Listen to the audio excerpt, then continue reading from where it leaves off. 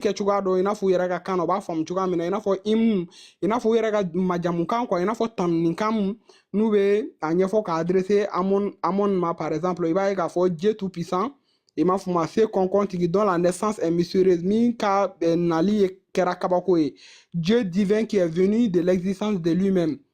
Donc danbaga min bɛ fɛn bɛɛ dɔn min nana ɲɛnamaya kɔnɔna na n'a yɛrɛ ye Dieu merveilleux aux multiples existences. Donc danbaga min ka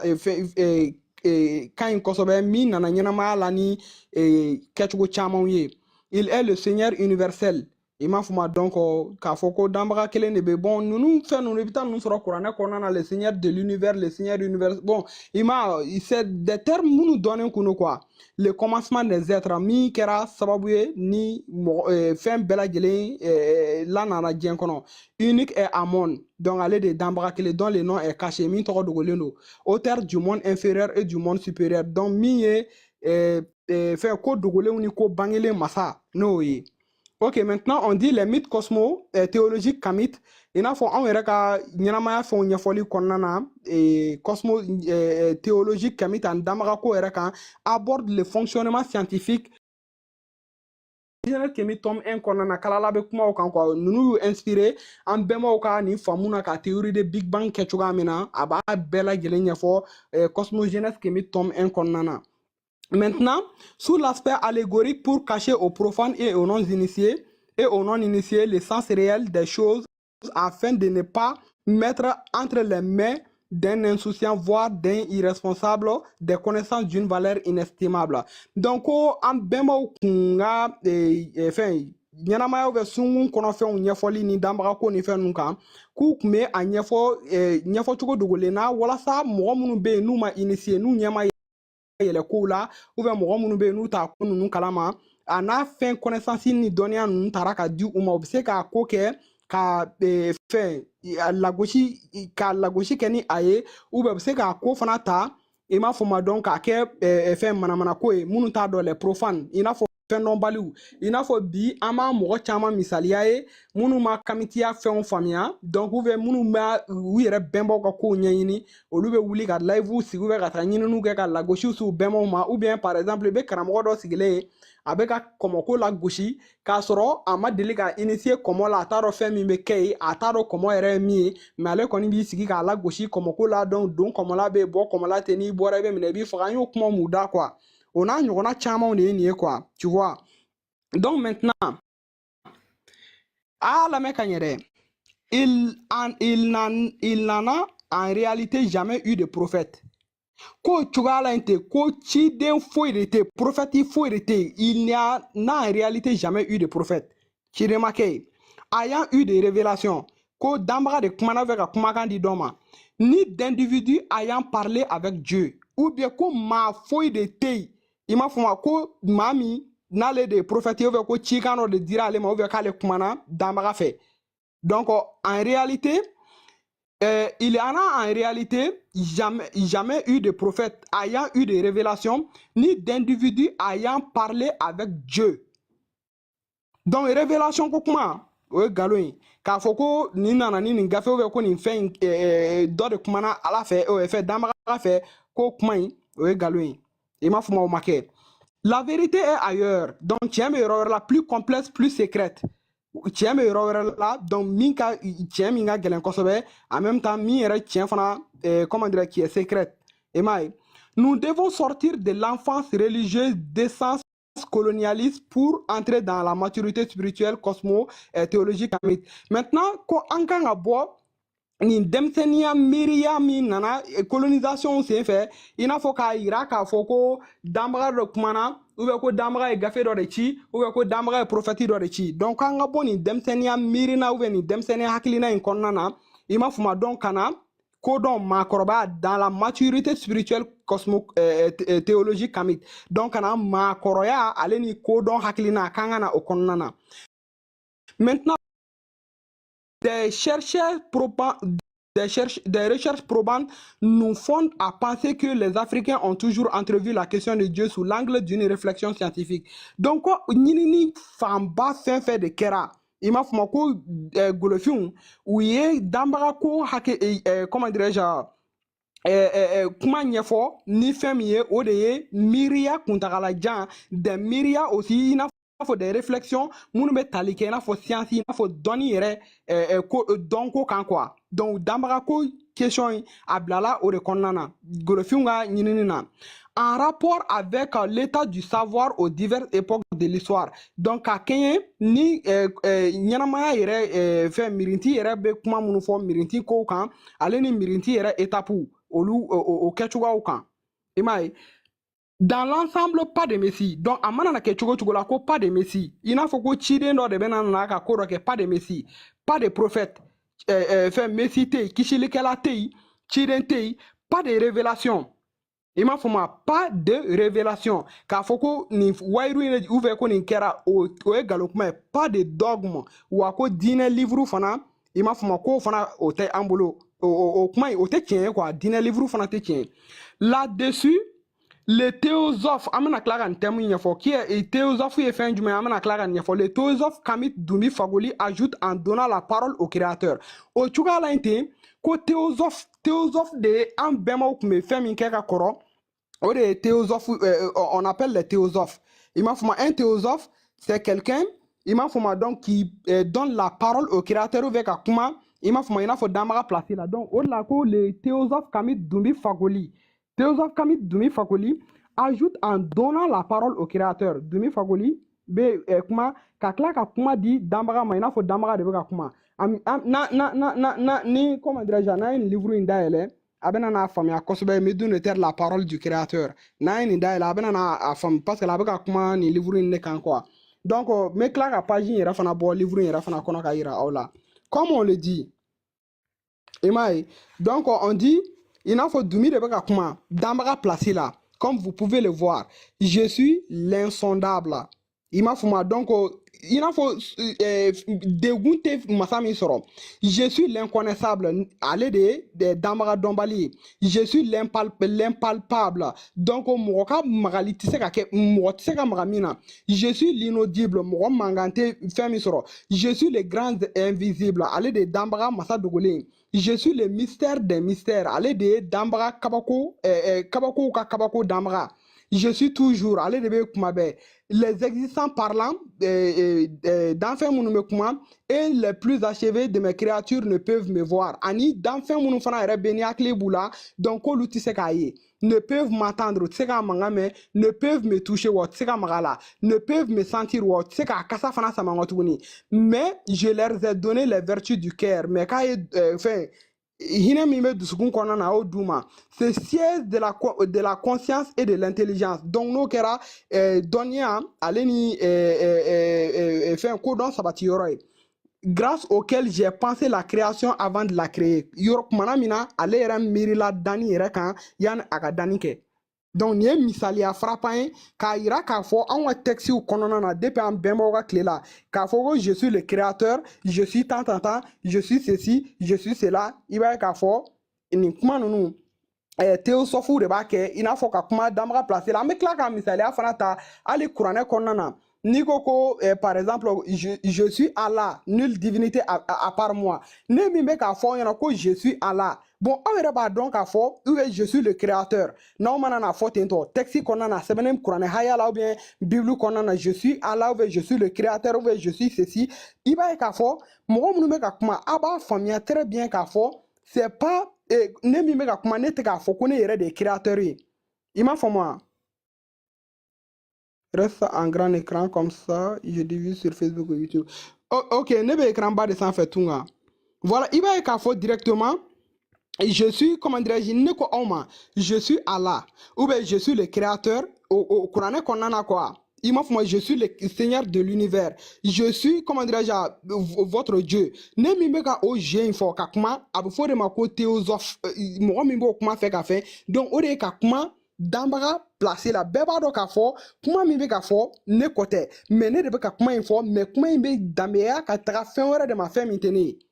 Est-ce que vous voyez? Donc c'est pour cela le théosophe Kamit Dumbi Fagoli a ye kuma di danbaga ma ka kuma ni bɛɛ lajɛlen nin ye Dumbi ka kuma de mais au nom de qui? Au nom du créateur. An ka taa ɲɛfɛ n kɔ tuguni a bɛna na comment dirais-je faamu dɔ fana kɛ min tɛ nin fana si ye min ka bon ni nin bɛɛ ye n kɔ tuguni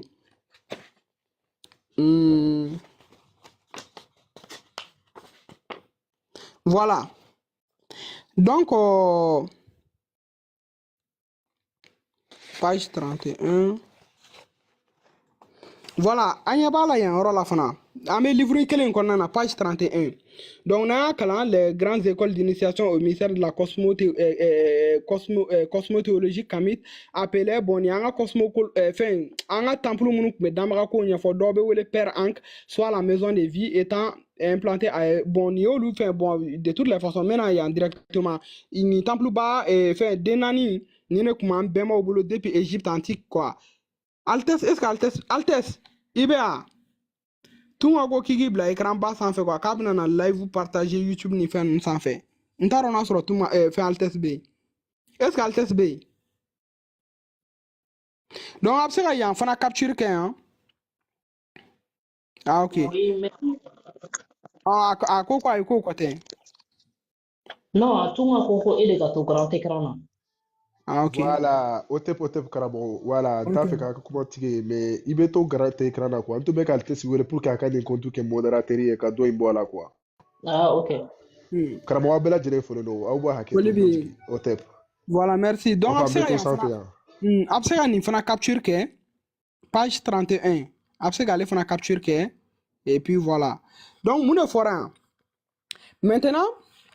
anw ni mɔgɔ ninnu gafe kɔrɔkalannaw ni anw différence ye fɛn min ye an bɛn'o de ɲɛfɔ yan'an ka kuma templuba 4 de tun bɛ depuis Égypte antique minnu bɛ danbaga ko ɲɛfɔ i n'a fɔ le temple d'Iniu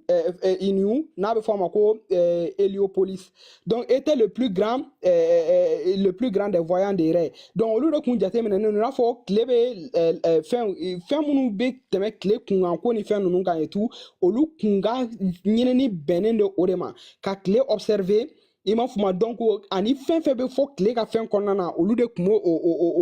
o fɛn ninnu ɲɛfɔ mɔgɔw ɲɛna après il y avait le temple de Menneferre donc n'a fɔ a ma ko Memphis donc était le chef des artisans divins donc olu fana de ni yeli ni fɛn ninnu tɛmɛnen kɔfɛ i b'a ye ninnu ka baara de tun ye ka singɔnw dilan i n'a fɔ i n'a taara an ka cosmogonie kɔnɔna na a b'a ye k'a fɔ a fɔra ko Amon-Ra ye Dieu caché il est l'invisible le caché min tɛ ye mais singon dɔ bɛ yen min b'a représenter k'a fɔ ko effectivement Amon-Ra donc a bɛ tan voilà d'une façon donc olu fana ka baara tun ye o ye.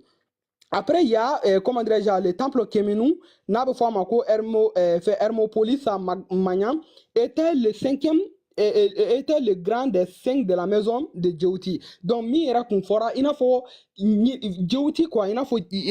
mi est le messager divin, n'a pas fait ou bien le script de l'éternel. Donc, au cas enseignement, au cas calamblou. Et que temple mun kɔnɔna de Kemenu. Donc après il y a Hypestut n'a pas fait bi ko Karnak était celui qui ouvre les portes du ciel. Donc o de ni ka sangolo yɛrɛ dayɛlɛ n'a fɔ ni mana na sangolo fɛn sanfɛla dayɛlɛ i m'a fɔ ma fɛn minnu bɛ sɔrɔ sanfɛ ani l'observe i n'a fɔ astronomes ka baaraw quoi ka olu fɛn ninnu lajɛ ni temple ba 4 de tun bɛ yen. Maintenant quelle est la différence entre le théologien et le cosmothéologien? Maintenant ko danfara jumɛn de bɛ théologien bi an bɛ olu de ye k'a fɔ a bɛ fɔ ko karisa ye théologien ye karisa ye théologie de kɛ théologien a bɛ na ɲɛfɔ ani cosmothéologien fana u danfara ye jumɛn en fait il s'agit de 2 mondes différents donc ninnu ye kumakan fila de ye fɛn minnu yɛrɛ u bɛ bɔ ɲɔgɔn ma si le théologien raconte une histoire tirée d'un texte sacré ko théologien de ye mɔgɔ ye n'a yirala k'a fɔ mɔgɔ min n'ale bɛ danbaga ko n'ale b'o ɲɛfɔ k'a ta ka bɔ gafe dɔ de kɔnɔ i n'a fɔ par exemple théologien dɔ bɛ yen n'ale bɛna na kuma sisan nɔ a bɛ se ka kuranɛ de ta ka kuranɛ ɲɛfɔ a bɛ fɔ minnu ma ko les érudits les exégètes ou bien les théologiens olu b'u sinsin sɛbɛnni dɔ bɛ kuranɛ kɔnɔna na ka na ni faamu dɔw kan faamu min bɛ se ka mɔgɔw la convaincre ou bien ka na ni exemple dɔ ye ka exemple min kɛ n'a bɛ ta k'a fara i n'a fɔ hali ni fɛn ma k'a ɲɛna min y'a hakili la baara ka danbaga ko ɲɛɲini dɔɔni donc o tigilamɔgɔ mana na kuma min fɔ a bɛ fɔ o de ma ko théologien mais ale ka base de ye k'i sinsin gafe dɔ kan i m'a fɔ ma donc o gafe kɔnɔ kuma ɲɛfɔ i n'a fɔ diinɛ lasela puis disserte celui-ci en mettant en avant la sagesse divine et les vertus morales de Maat. I b'a ye k'a fɔ k'o de ye mɔgɔ ye mɔgɔ min yɛrɛ b'i sigi san nɔ k'o kuma ninnu k'o ta k'o ɲɛfɔ ka kodɔn bila ɲɛfɛ ani ka i n'a fɔ misaliyala ka Maati fana kumasenw k'olu ta i m'a fɔ ma k'olu ajouter i n'a fɔ maaya kumaw k'olu ta k'a kɛ ka diinɛ dɛmɛ ka diinɛ dafa ka o faamu di o de théologien ka baara ye maintenant le cosmothéologien an bɛ a bɛ fɔ o de ma ko hakili ka sebagaya le cosmothéologien lui est le seul à connaître les fondements scientifiques donc théologien min nana kuma min ɲɛfɔ sisan nɔ cosmothéologien ale de b'a fɔ nin kuma in a ɲɛtɔnɔ ye nin ye nin kuma in a bɛ fɛ ka nin de kɛ donc afin k'a expérimenter scientifiquement a bɛ se ka ɲɛfɔ cogoya fasugu jumɛn na d'une manière scientifique i n'a fɔ dɔnko yɛrɛ kaman kɔnɔna na donc o de ye cosmothéologien ka baara ye i m'a ye les fondements scientifiques du récit et son origine céleste donc nin kumakan in fɔra donc a bɔra sanfɛ ka jigin kun jumɛn de la a fɔra kun jumɛn de la cosmothéologien ale o ni théologien différencié o ye par conséquent si toutes ces histoires ne sont que des allégories servant à masquer d'impressions phénomènes cosmothéoriques volontairement cachés aux néophytes, quelle doit être notre conclusion. Donc, on ni kuma nunu fɛn fɛn ɲɛfɔlen filɛ nin k'a yirila k'a fɔ ko ciden ma ci i n'a fɔ an y'a a fɛn cogoya min na danbaga ma kuma révélation ma kɛ messi ma kɛ nin fɛn fo ninnu si tɛ tiɲɛ ye mɔgɔw sigira k'u miiri u ye observation kɛ cogoya min na ka kow dɔn cogoya min na par les cosmothéologiens olu ka walawalaliw bolo ma u ye dɔnni ni fɛn minnu sɔrɔ k'a ɲɛfɔ n'o de sabatira k'a fɔ fana dɔnni minnu don mɔgɔ minnu tun bɛ taa u initié k'u ɲɛ yɛlɛ a ko la olu de tun b'a fɛn dɔn maintenant ko an ka conclusion kuma datugu kuma la an ka kuma bɛna na kɛ jumɛn kalala Omotunne ko eh bien il n'y a jamais eu dans l'histoire humaine des révélations ɲɛnamaya yɛrɛ kuruntu bɛ ɲɛnamaya yɛrɛ mirinti kɔnɔna yɛrɛ la ko n'i mana taa ta k'a lajɛ voilà ko révélation k'a fɔ ko kuma dɔ de bɔra sanfɛ ka jigin ka na o ma deli ka kɛ ɲɛnamaya yɛrɛ mirinti yɛrɛ kɔnɔna na ni d'individus ayant eu une discussion avec Dieu ko wa ko maa foyi fana tɛ dugukolo kan k'a fɔ ko nin tigi de bɛ se ka sabatiya k'a fɔ k'ale ni danbaga ye kuma dɔ sɔrɔ u ni ɲɔgɔn cɛ ou bien ka kuma dɔ fɔ i m'a faamu wa donc o tɛ yen tout cela a été inventé pour masquer une réalité ni fɛn fɛn bɛ k'a fɔ danbaga kumana dɛ révélation dɛ prophète dɛ donc ko o fɛn bɛɛ lajɛlen mɔgɔw ka dilan fɛn de ye walasa ka se ka tiɲɛ dɔ dogo plus complexe et satisfaire des esprits faibles donc ka tiɲɛ dɔ dogo walasa maa minnu hakili ma kɔgɔ ka se ka olu hakili datugu réfractaire de la science i m'a fɔ ma donc ka maaw hakili datugu ka dɔnko yɛrɛ n'o ye science ye k'o sira tunu ka bɔ mɔgɔw kunkolo la pewu donc k'a fɔ ko danbaga kumana prophète cira fɛn kɛra nin kalala ka kuma ye Dieu est un défi donc i b'a ye ko danbaga ye défi de ye lancé à l'intelligence divine de l'homme donc danbaga ko o ye défi de ye défi min yɛrɛ ni a lancera mɔgɔw yɛrɛ kunkolo de kɔnɔna na i m'a fɔ ma de l'homme mɔgɔw ka kodɔn yɛrɛ kɔnɔna na parce que n'i sera nin fɛn in ma i mana ɲɛfɔ cogo o cogo la i b'a ye k'a fɔ yɔrɔ dɔ bɛ yen o y'i dan ye i hakili mana na wurunki ka taa cogo o cogo la i m'a ye et seul celui qui parvient à discerner les multiples contours de la loi transversale qui régit et l'harmonie dans toutes les dimensions de l'univers soit mat commencera alors à percevoir des valeurs axiologiques et celui qui est l'acteur, concepteur, initiateur de cette harmonie. Donc, tu vois là, ni mami de sera ka hakili kɛ ka baara kɛ ka ɲɛnamaya yɛrɛ ta k'a jateminɛ k'a kɔnɔ kow sariya minnu bɛ sunkun kɔnɔna na k'olu ɲɛɲini k'olu dɔn ka kow ni ɲɔgɔn cɛ sariya minnu b'olu ni ɲɔgɔn cɛ k'olu dɔn ka maati la sabati o tigilamɔgɔ de bɛ commencer sisan nɔ ka kow sigi ɲɛ k'olu dɔn en même temps ka tila k'a dɔn l'auteur concepteur initiateur de cette harmonie donc il bɛ sɔrɔ k'a dɔn fɛn jumɛn ou bien hakilija ou bien intelligence jumɛn de ye nin kɛwale in kɛ ye ou bien fɛn dɔn comment dire kotigi jumɛn de ye nin ko ninnu dilan k'u sigi ɲɔgɔn kan cogoya min na ok donc ni kun ye comment dirais-je passage ye n ka tuguni même par exemple car le silence est le témoin de son éternité i m'a ye danbaga ka kumabaliya o de ye a yiralen fana k'a fɔ ko danbaga il existe à tout i n'a fɔ daminɛ ni daminɛbali fɛn ninnu t'a la quoi parce que n'i ko ko ala kumana période dɔ la ka taga bila période dɔ la i mana na bɔ o période kɔfɛ ni période wɛrɛ tɛmɛna ni danbaga tɛ ka kuma o y'o salen de ye ni danbaga kumana depuis diɲɛ daminɛ na o kuma in kun kan ka continuer fo diɲɛ bɛ ban wagati min na ala kumana ala ka kuma man ka dan Jésus la a man ka dan Moïse la a man ka dan Mamadu la ala ka kuma kan ka parce que an n'olu tɛ tile kelen na an tɛ ka ala dun ka kuma sɔrɔ an dun ka bi tile o ni kunu tile mɔgɔw ka tile tɛ kelen ye donc fo diyagoya la ka na anw kɛlɛ de ko an ka faamuyali kɛ i n'a fɔ 7e siècle mɔgɔw bɛ faamuyali kɛ cogoya min na o ye kɛlɛtigɛ kuma de ye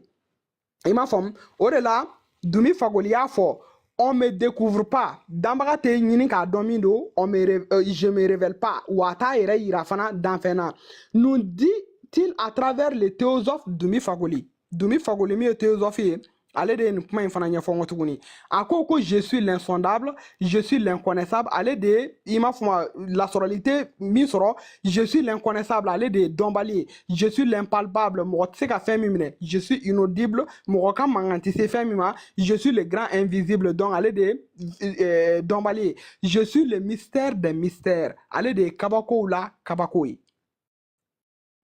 je pense que kuma in a bɛ faamu ok maintenant n'an bɔra o kɔnɔna na an tɛ da o dɔrɔn ma kɔ tuguni an bɛna na comment dirais-je Cheikh Anta Diop ka civilisation ou barbarie kɔnɔna fana na n bɛna na page attendez nga voilà donc page 392 a bɛ se k'ale fana capture kɛ page 392 civilisation ou barbarie Cheikh Anta Diop ka civilisation ou barbarie. Donc, on entend au Conan, on dit la conception de l'être. Il faut un bémoka famuna, glana choga fasugmena. On dit selon la pensée égyptienne, égyptien ga famuna, l'être est composé de 3 principes. Donc, on glané noni sharia kun sabadi, auquel on pourrait en ajouter un 4e. Il faut sharia kun sabafanana, amseka nanina do faraga no ombru na bfo mako ja. Donc, à follow les Z ou les quêtes. Donc, Z ou les quêtes qui se décomposent après la mort. Donc, farsogo mime toli, mora saya kofe. Après, il y a les bas. Le bas qui est l'âme corporelle. Donc, bas ou les ni. Il y a le double du corps. Il faut farkolo tokelindo. Dans les restes de l'Afrique des Noirs, il faut Afrique, comment dirais-je, il faut ni taran fe gulofina to konana. Comme il doit cosmogonie livre ten qui a fait n'yora sonon mais ni wala li fana yira wala ina fo jani ani jani kekun ale ni nyama donc on a besoin ko ni fana en fait donc le double de l'âme. Après il y a l'ombre de l'être ani mo ja. Après cela il y a le cas principe immortel qui rejoint la divinité. Donc principe mu na lete sa ni ale beta gwankun abor la divinité au ciel rejoint la divinité au ciel mi beta gwankun dambagala après la mort. Donc il va y avoir des Cheikh Anta Diop yɛrɛ ka nin fɛn kɔnɔna na a bɛ k'o fɔ ni bɔra donc a bɛ taga i ma sɔnna min jansalen bɛ taa Gwanku danbaga la. Ainsi est fondé selon sur le plan ontologique i n'a fɔ voilà an ka ɲɛnama ɲɛfɔ kuruntu ɲɛfɔ cogo la o sigilen bɛ o de kan l'immortalité de l'être k'a yira k'a fɔ ko ni ka sabaliya o sɛbɛntiyara ko ni tɛ sa 3000 ans avant la naissance des religions dites et révélées. Donc, on bembo dans 100, comment dirais-je,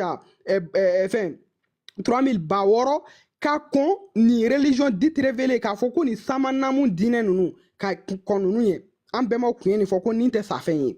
Ok. Chaque homme possède une parcelle de la divinité. Donc, moi, kele, d'ambara n'y aura partie d'obe ila, qui remplit le cosmos. Mime nyanama yɛrɛ fɛ kuruntu yɛrɛ kɔnɔna na et qui les rend intelligibles à l'esprit. Donc ni hakili yɛrɛ fana bɛ se ka fɛn min lasɔrɔ a walawalali bolo ma. Maintenant Cheikh Anta Diop ka kuma lamɛn. C'est peut-être à ce titre ko o hakilina in kɔnɔna na dans la fait que la cosmogonie égyptienne an yɛrɛ ka cosmogonie égyptienne yɛrɛ ye min fɔ fait dire à Dieu. Donc, en cosmogonie égyptien, fait dire, le verbe faire, fait dire à Dieu, donc au lieu de fort, Damara Toala, qu'il a fait l'homme à son image. Donc, toujours c'est les théosophes, au lieu de Kumata, Damara placé là, qu'a fort, que Damara est ni Ketchugaina. Oba Irana Ngotuni, ko Damara Makuma. Maintenant si ça non nunu ka kuma min bɛ yen yan'an ka kuma datuguni Dumi Fagoli ka kuma ye o de n'i taara fɛn hymne prière fɛn Kamit n'i taara o kɔnɔna na donc i n'a fɔ page 23 donc voilà ni hymne prière bɛ mɔgɔ minnu bolo n'a taara o lajɛ ah ok karamɔgɔ i bɛ problème foyi t'a la problème t'a la karamɔgɔ be donc hymne prière ye volume 2 ye donc hymne prière comment dirais-je volume 1b tome 1b i n'a fɔ a tome 2 fana be cogoya min na donc a fila bɛɛ lajɛlen kɔnɔna na a bɛ kuma notion de prophète kan olu kɔnɔna na donc n'a taara o kɔnɔna na donc kalala b'a yira k'a fɔ i n'a fɔ a bɛ Taotep ta comme un prophète donc k'a fɔ selon comment dirais-je le prophète Taotep ou bien selon le prophète comment dirais-je Mirikare ani a ɲɔgɔnna caman wɛrɛw donc voilà kalala b'o o kuma ninnu fɔ pourquoi kalala y'a fɔ ko a ka nin gafe ninnu kɔnɔna na an bɔra k'a yira cogoya min na il y a jamais eu de prophète ni de révélation ni Dieu a parlé qui que ce soit an bɔra k'o yira sisan nɔ mun la hymne prière kɔnɔna na kalala ye a fɔ ko comment dirais-je nin mɔgɔ ninnu tun ye prophète ye ni mɔgɔ ninnu tun ye nin ye donc b'aw invité bɛɛ lajɛlen parce que la prochaine fois ni mɔgɔ minnu ko k'u y'a faamuya n'aw nana an bɛ tila k'aw ɲininka kalala ka video dɔ bɛ fɛn sanfɛ an tɛna se ka video nin kɔni bɛɛ jɛ yan bi donc o video in kɔnɔna na a b'a yira k'a fɔ pourquoi ale notion de prophète ni fɛn ninnu choisi pourquoi a ka video in tɔgɔ ko la Bible top bɛɛ bɛ se ka taa taper sur YouTube donc video in ye 50 de minutes à partir de 30 ou bien 40 minutes ninnu kɔnɔna yɛrɛ la n'i mana n'a file ka bila yen mais video in ɲɛtɔnɔ ka bon kosɛbɛ kalala b'a yira k'a ɲɛfɔ o comment dirais-je o kɔnɔna na enseignement fɛn fɛn bɛ yen que ça soit dans la Bible que ça soit dans le Coran que ça soit livre fɛn fɛn de bɛ k'a révélé la et tout donc i b'a ye k'a fɔ a kumakan ninnu u y'a ta k'a attribuer mɔgɔ la mɔgɔ minnu yɛrɛ tɛ mɔgɔ minnu yɛrɛ bɛ jigiya k'a fɔ ko ninnu existera mais kumakan ninnu u y'a ta ka bɔ mɔgɔ minnu na n'olu y'an bɛnbaw ye normalement na si n'u mɔgɔw kan ka honnêteté sɔrɔ u mɔgɔw u kan k'a fɔ le prophète karisa le prophète karisa le prophète karisa mais vu qu'o m'o kɛ c'est comment dire provocation de do envers kalala omotunde ka mɔgɔ ninnu jaabi k'a fɔ en même temps hali n'a taara ka hymne prière kɔnɔna na a b'a yira aw la k'a fɔ an ka prophète de ye nin fɔ n'o de ye Mirikare ale de ye nin kuma in fɔ maintenant i bɛ t'o kumakan kelen ɲɔgɔnna sɔrɔ Bible kɔnɔna na wa i bɛ t'o ɲɔgɔnna fana sɔrɔ kuranɛ kɔnɔna na donc mɔgɔ min kumana kuranɛ kɔnɔna na k'ale ye révélation sɔrɔ bon n'o kumakan ɲɔgɔnna dun fɔra mɔgɔ dɔ fɛ dun qui est le prophète maintenant entre ces gens là donc c'est à partir de cela c'est faire croire au diinɛmɔgɔ minnu bɛ yen k'a yirula k'a fɔ a bɛ ka taa focaliser ko Mamadu ye prophète ye dɛ ou bien ni karisa fa karisa ye prophète ye dɛ k'o kuma in de ye nkalon kuma ye mɛnɛ ni prophète bɛ yen ni golofunw kan k'u disi gosi an bɛnbaw ye kuma minnu fɔ u hakilina kɔnɔna na dɛ o de taara k'o sinsin aw ka livre ninnu kɔnɔna na d'où il n'y a jamais eu de prophète, il n'y a jamais eu de révélation, il n'y a jamais eu de... Comment dire, Dieu n'a parlé avec qui que ce soit. Il n'a fait un bora ka kalala yɛrɛ ka gafe kɔnɔna na k'a yira la cogoya min na. Ok, maintenant, an bɛ kuma datuguni min ye ka kuma di mɔgɔw ma o de ye comment dirais-je Dumi Fakoli ka nin livre fana ko le Médiunétaire, la parole du créateur. An ye a ye hakili suru mɔgɔ dɔw fana bolo u bɛ nin livre in couverture de ta k'a fɔ ko danbaga kumana k'a fɔra ko le Médiunétaire, la parole du créateur. Ok, comme kalala yi sinsin nin livre in kan ka misaliya caman ta donc an b'a essayer an bɛ don livre in kɔnɔna na. Ok, bon, nin ye un peu l'introduction par rapport à un calendrier sisan ka kɔrɔli ni fɛn ninnu mais partie m'a intéressé kosɛbɛ o de page 8 n'aw nana page 8 kɔnɔna na ok an b'a daminɛ yan yɔrɔ la bon nin de b'an nafa kosɛbɛ bon Dieu tout naturellement ayant tous les êtres existants et parlant fruit des œuvres de la femme noire et de son compagnon des milliers d'années l'homme noir i n'a fɔ donc voilà a bɛ kuma i n'a fɔ danbaga ye danni kɛ i m'a fɔ surtout mɔgɔ minnu bɛ dan o danni fɛn danfɛn minnu bɛ kuma n'olu yɛrɛ bɔli lasuru bɔra muso dɔ de la donc n'o muso fana ni cɛw kun b'a bolo depuis ni cɛ kun b'a bolo depuis dans les milliers d'années donc n'o cɛ fana donc homme noir i n'a fɔ a bɛ fɛ k'a yira k'a fɔ nin parenthèse in kɔnɔna na ɲɛnamaya bɛɛ lajɛlen daminɛna i m'a fɔ golofinw de la voilà des trucs comme ça là parce que la page 7 là a b'o kumaw de fɔ quoi ça c'est juste comment dirais-je la conclusion maintenant on dit mais par l'honnêteté intellectuelle ils se sont toujours abstenus d'avancer l'idée saugrenue selon laquelle le Créateur s'est révélé et a parlé à un membre du peuple kamite. An bɛnbaw u ka tilennenya ale n'u ka kodɔn bolo ma k'u y'u jɛ u ma sɔn ka ni maa lankolon hakilina in fɔ k'a yira k'a fɔ ko danbaga nani yɛrɛ yira ou bien ko danbaga kumana u ka fɛ kamiti dɔ de fɛ an bɛmaw u ka ladiriya n'u ka hɔrɔnya an'u ka tilennenya kama u ma sɔn ka nin maalangolo hakilina in fɔ.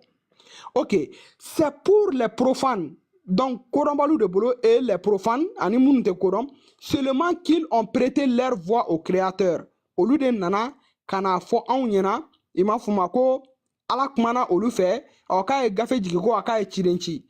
Donc, le créateur, l'inconnaissable, créateur min n'a mankutu la n'a bɛ fɔ dɔnbali,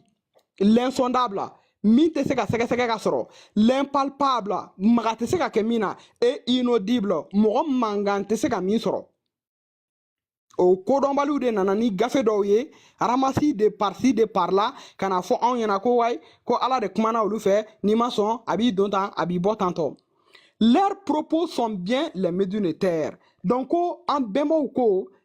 ni kuma bɛ comment dirais-je danbaga la ko de médunitaires ye parole divine. I m'a fɔ ma médunitaire o de bɛ se ka kɛ danbaga kumakan ye. Je pense que bɛɛ bɛ médunitaire dɔn n'a taara médunitaire ta k'a lajɛ danbaga ka danfɛnw ale ni sunkun kɔnɔfɛnw de bɛ médunitaire kɔnɔna na. Que le créateur que le créateur aurait tenu. Donc ni a bɛ fɔ ko nin de danbaga kumakan ye o bɛ jateminɛ a ka danfɛnw de la o yɛrɛ k'a bɛ se ka kɛ ko de danbaga kumakan ye s'il devait se manifester et à parler aux existants humains. Donc ni danbaga bɛ se ka kuma ou bien ka kuma dɔ fɔ a ka danfɛnw ɲɛna o bɛ dɔn danbaga ka danfɛnw de la n'i y'olu lajɛ.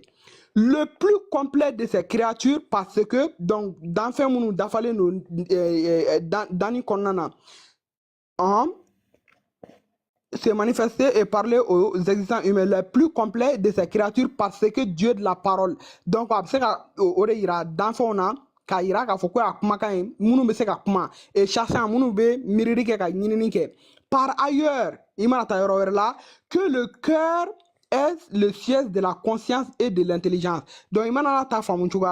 donc, il va y avoir que dusukun, o de hakili sabati yɔrɔ ye. Il m'a fumé ni kodon sabati yɔrɔ ye. Les textes de ces livres sont donc les paroles du Créateur arrachées de son silence assourdissant par nos vénérables ancêtres. Donc, ko cogoya in ten, ko kumakan minnu bɛ nin gafe in kɔnɔna na, o kumakan ninnu k'olu taara ka bɔ danbaga ka kumabaliya de la a ka makun kɔnɔna de la donc ni comment dirais-je an bɛnba kodɔnna ou bien an bɛnba mɔgɔlɔmaw n'u ye kuma min fɔ. Voilà, et tout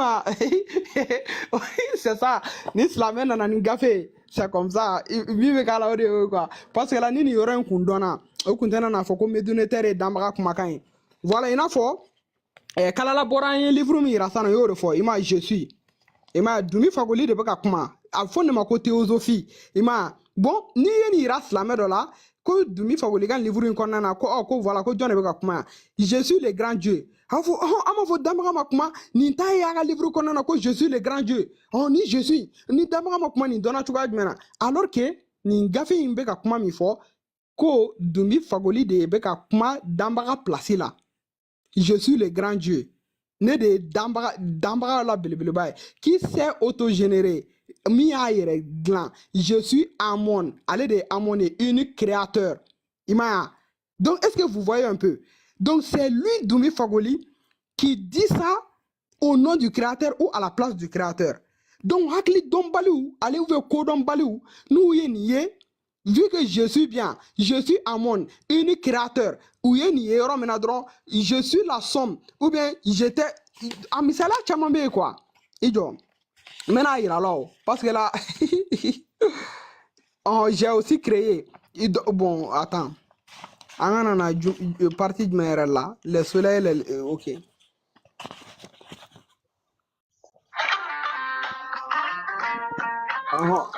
Karamɔgɔ ye fɛlen don ne yɛrɛ tun bɛ yɛrɛ o tɛ an b'a tugu ɲɔgɔn na joona directement quoi pour que Arama ka lecture kana tiɲɛ karamɔgɔba a fɔlen don Mahat ka fara i yɛrɛ kan Altesse voilà i bɛ ka kuma jeu min kan sisan Arama i bɛ se ka micro dayɛlɛ donc o jeu min filɛ nin ye n'i bɛ ka jeu in kuma fɔ o jeu in c'est pour dire aux gens que i filɛ ka passage minnu kalan mɔgɔ minnu ye Bible rédiger olu ye nin document ninnu de sɔrɔ k'u kalan donc plus un document est plus proche de la source est plus proche de la vérité Du moment où un document est plus loin de l'original, est plus loin de la vérité. C'est pourquoi les Juifs, nous le avons à la coca 600. Eux qui se mettent au loup à placer là. Ils parlent comme si il va faire il n'a pas ancêtre ou tantôt. Donc, au loup G bla. Mais le G, moi, je G un calanque, G un kanté alema quoi. Franchement, malheureusement, c'est ce que les Arabes, ils ont eu des problèmes avec ce système. Donc, il faut que mi fo tantôt l'Américain beka fam ou ka do suratul bakara konona la yoro mina ala beka kuma c'est-à-dire que Qur'an tara kata verset biblique dota kana expliquer ala beka kuma yahudia au fait mina. Là, vous allez voir le verset 40 et le verset 47. La Bible, c'est-à-dire que ça, je vais lire dans le Coran, mais ces versets concernent Allah Yahuda beka kuma chugomi. Ko Allah ko ya bani Israël, oh les enfants d'Israël, uzkuru ni'matiya, rappelez-vous mon bienfait. Mais ne mi meka aya kalansi ça, ne a fait un instant comme mon bienfait. Mais le moi qui est là, il ne s'agit pas de moi.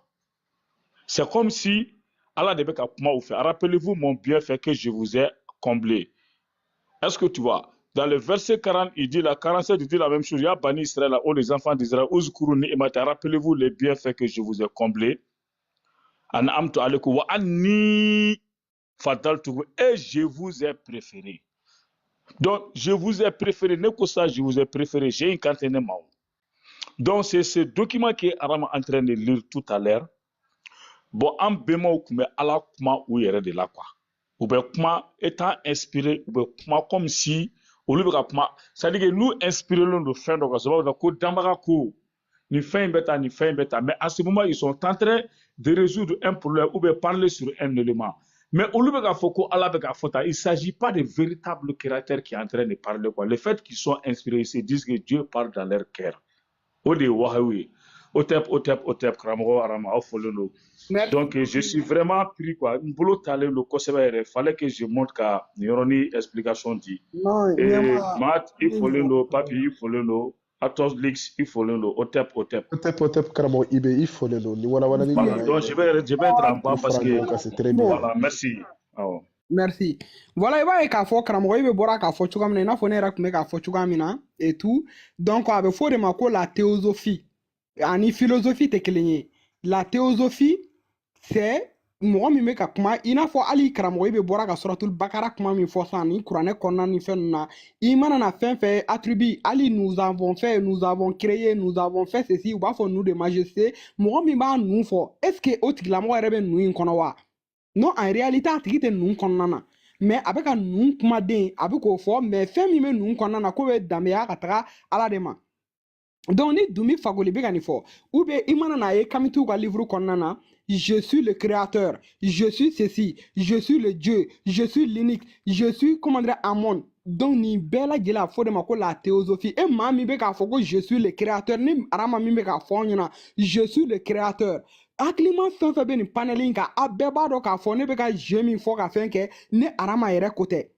N bɛ ka kuma i ma fuma n bɛ ka théosophiya de kɛ n bɛ ka kuma à la place du créateur mais hakilimaw b'a faamu k'a fɔ effectivement c'est pas le créateur qui parle mais c'est arama qui parle à la place du créateur. Donc danbaga tɛ ka kuma mais arama de bɛ ka kuma danbaga place la. Dumi y'o de démonstration kɛ Medu Neter livre kɔnɔna na ka kalala ka nin kuma in k'a corroborer. Donc, à la page 6, c'est ce qui est dit. Page 16, donc page 16, donc voilà, Kalala, les grands livres célestes. Donc page 16, vous pouvez voir, donc,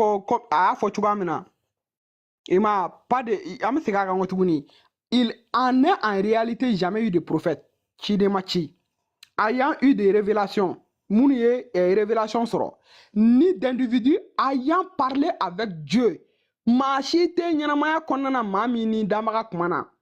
Donc la vérité est ailleurs. Maintenant, bon voilà,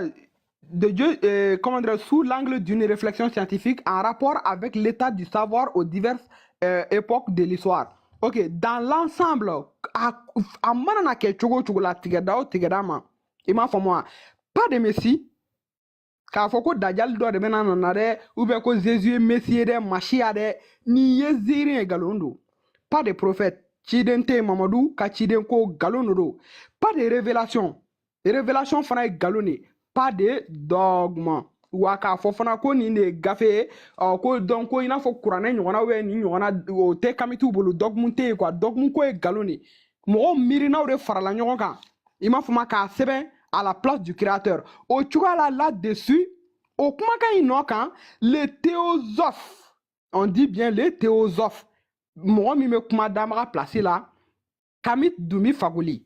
théosophe Kamit Dumi Fagoli n'o y'an yɛrɛ bɛnbakɛ Dumi ye ajoute en donnant ka kuma di en donnant la parole au créateur a ye kuma di damaga ma donc i ma denni kɛlen filɛ n'a kunna o ye référence de Dumi Fagoli ka livre in yɛrɛ de filɛ Dumi Fagoli Médium de terre la parole du créateur Amon-Ra i ma donc an bɔra k'o de yira Médium de terre an y'o de kalan aw ɲɛna la parole du créateur Amon-Ra donc a bɛ ka kuma min fɔ a taara ka b'o de kɔnɔna na o ye livre sɛbɛn sariya dɔ ye n'i ye fɛn dɔ ta min ma bɔ yɔrɔ la i b'o de fɔ i b'a tigi ka fɛn citer i m'a ye donc a b'a je nu ye je suis l'insondable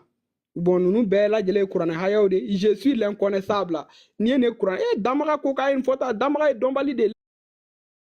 l'inaudible le grand évident ala tɛ ye ala bɛ tan donc tu vois e mɔgɔ min bɛ k'o kuma fɔ mais est ce que e de ala bɛ ala de y'o fɔ a bɛ ma ko la théosophie i m'a faamu donc il y a une différence entre un théologien an bɔra k'o ɲɛfɔ min bɛ gafe kɔrɔ kalan ka sagesse ni maaya kumaw ta ka diinɛw dilan an y'a misaliya baden anw fɛ yen o mɔgɔw bɛ yen cosmothéologiens an bɛ baara kɛ ni o de a bɛ fɔ o de ma ko lili ka sebagaya ani ninnu bɛ ka taa fɛn sɔnimakɔrɔni dunkan min fɔ u tɛ kelen ye dɛ donc n t'a dɔn n'a sɔrɔ karamɔgɔ minnu ye ɲininkali ninnu kɛ n'u ka ɲininkaliw jaabira ou bien panel kan an minnu bɛ yen donc n'a bɛ fɛ ka kuma dɔw fana fɔ ka fara nin kan et tout donc voilà i n'a fɔ an y'a yira cogoya min na aw la révélation ko ye nkalon ye danbaga ma kuma mɔgɔ fɛ ciden ko ye nkalon ye prophète ko ye nkalon ye hakilina min bɛ kɛla ka livre kɔnɔna na fana a ye hakilina in ɲɛfɔ k'a sɛbɛntiya k'a éclairer n'a ma ɲɛ k'a fɔ k'aw taara mɔgɔw ka kumaw de suɲɛ ka n'o kɛ k'aw ka gafew dilan donc n'a ko ko aw ka mɔgɔ dɔ de y'o prophète ko révélation kumaw fɔ o ye ziirikan de donc a ye kow lasegin u tigiw ma a bɛ ka minnu fɔ k'olu ye prophète ye dɛ olu ye anw bɛnbaw de ye hakilina ye nin de ye n t'a dɔn n'a sɔrɔ a bɛ faamu donc ni maa fɛn fɛn bɛ fɛ ka nin kuma in sɔsɔ o bɛ se ka na ni a ye donc nin kɔni ye fɛn ye kamitiw k'an yɛrɛ ka gafew san k'u kalan k'a kɔnɔkow dɔn n'o kɛra mɔgɔ minnu débat ka d'u ye i m'a fɔ ma silamɛya hukumu kan ou bien fɛn minnu donc vraiment c'est dommage quoi a bɛ an ka gafew de kalan ninnu bɛ kuma minnu yɛrɛ fɔ a jaabi bɛ gafe ninnu yɛrɛ camanw yɛrɛ kɔnɔna na dɔw bɛ ne yɛrɛ y'a ye débat dɔ la Dumi Fagoli ka nin livre in couverture Médium de terre la parole du créateur nin livre in couverture la je vous jure mais n kale nin bɔkolo la n y'a ye silamɛ saga maganturani dɔ da a ye nin livre in couverture kɛ internet kan k'a yira k'a fɔ ko Médium de terre parole du créateur wa don mɔgɔ min n'a tun bɛ débat la o ma livre in kalan ale yɛrɛ ma livre in kalan donc ma sɔsɔli kɛ i ma Tunga n ye livre in dayɛlɛ page 8 yɛrɛ an y'o kalan Tunga yɛrɛ ko ko n'a sɔrɔ k'u kun ye nin livre in kalan k'u kun t'a yira comme exemple voilà c'est comme ça i ma page de bɛ ninnu bolo quoi des pages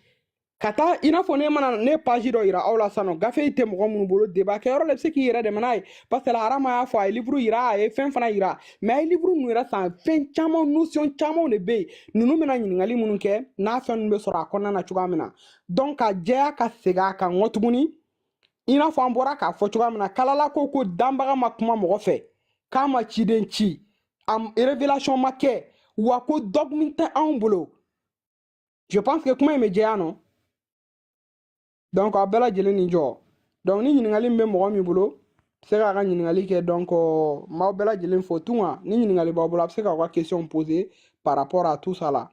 an bɛ taga ɲɛfɛ karamɔgɔ Jalo nana bɛn ni nin fɛn bannen dɛ voilà yanni n ka kuma yɛrɛ d'aw ma diɲɛ don o don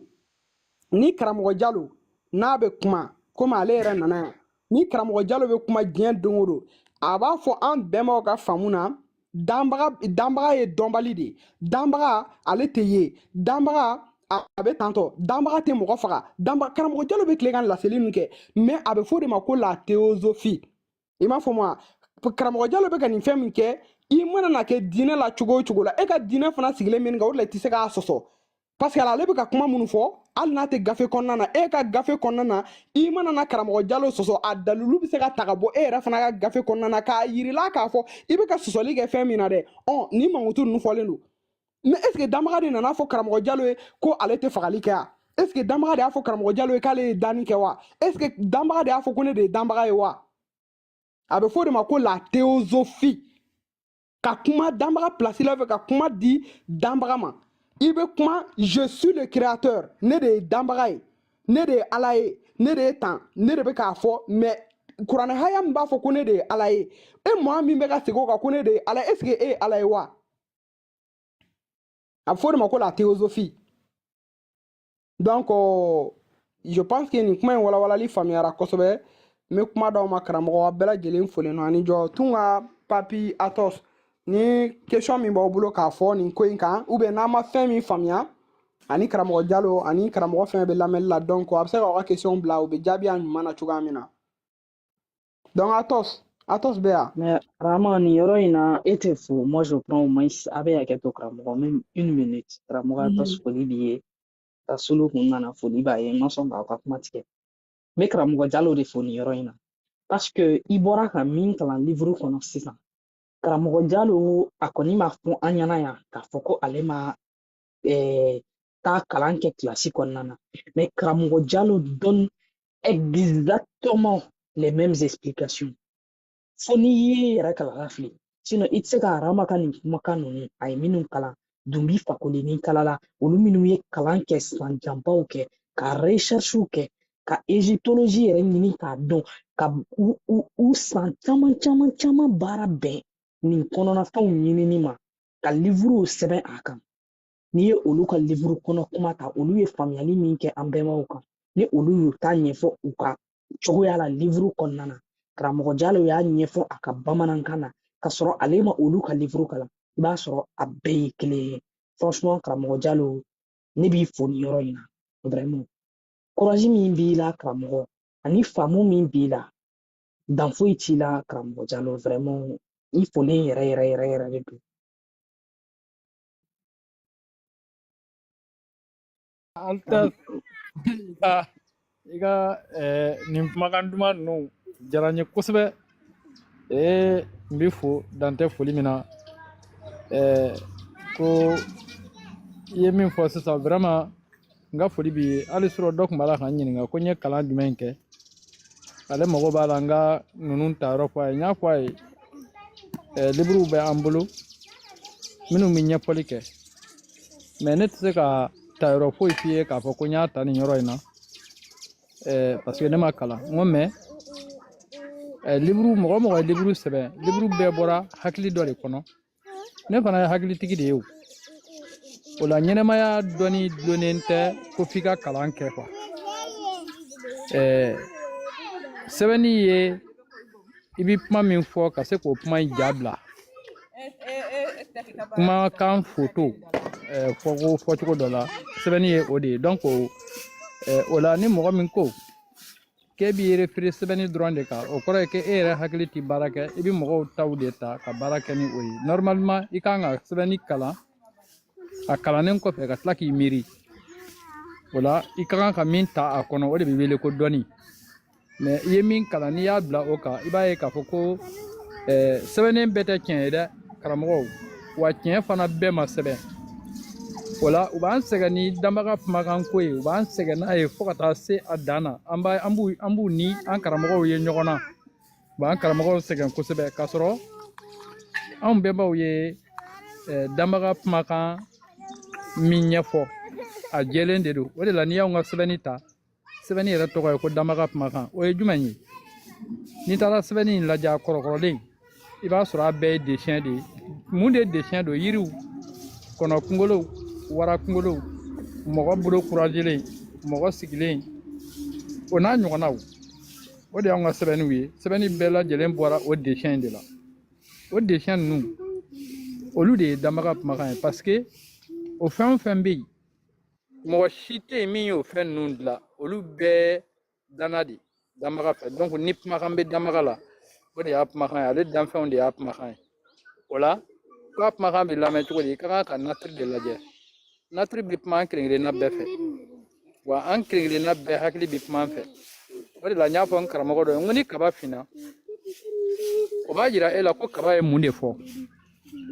hakilima e kɛlen don ka fɛn dɔ bila tile la pour que a ka ja mais i y'a ye kaba finna ɔ danbaga ye kuma dɔ de f'i ye o wa ɲɛnɛmaya ye o n'a ɲɔgɔnnaw de ye dɔnni o de wele ko dɔnni o dulonnen tɛ kalan dɔ la quoi o ye dɔnni de ye hakili bi baara kɛ min kɔnɔ ka se ka faamu sɔrɔ donc n ka foli bɛ aw ye kosɛbɛ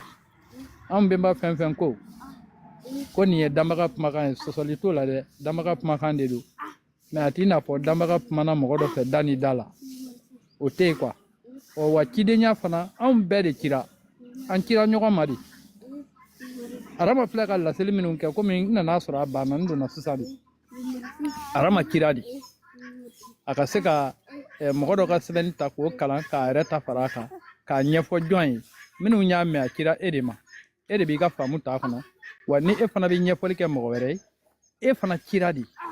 e b'o ɲɛfɔli in kɛ i ka faamu na i ma min faamu aramatala i b'o bila i b'i ka faamu fara a kan o cidenya ye o de ye quoi cidenya bɛɛ lajɛlen ye o de ye wa an bɛɛ de ye ciden ye danfɛn bɛɛ ye ciden ye wa danfɛn bɛɛ bi kuma bɛɛ tɛ dalafɔli ye quoi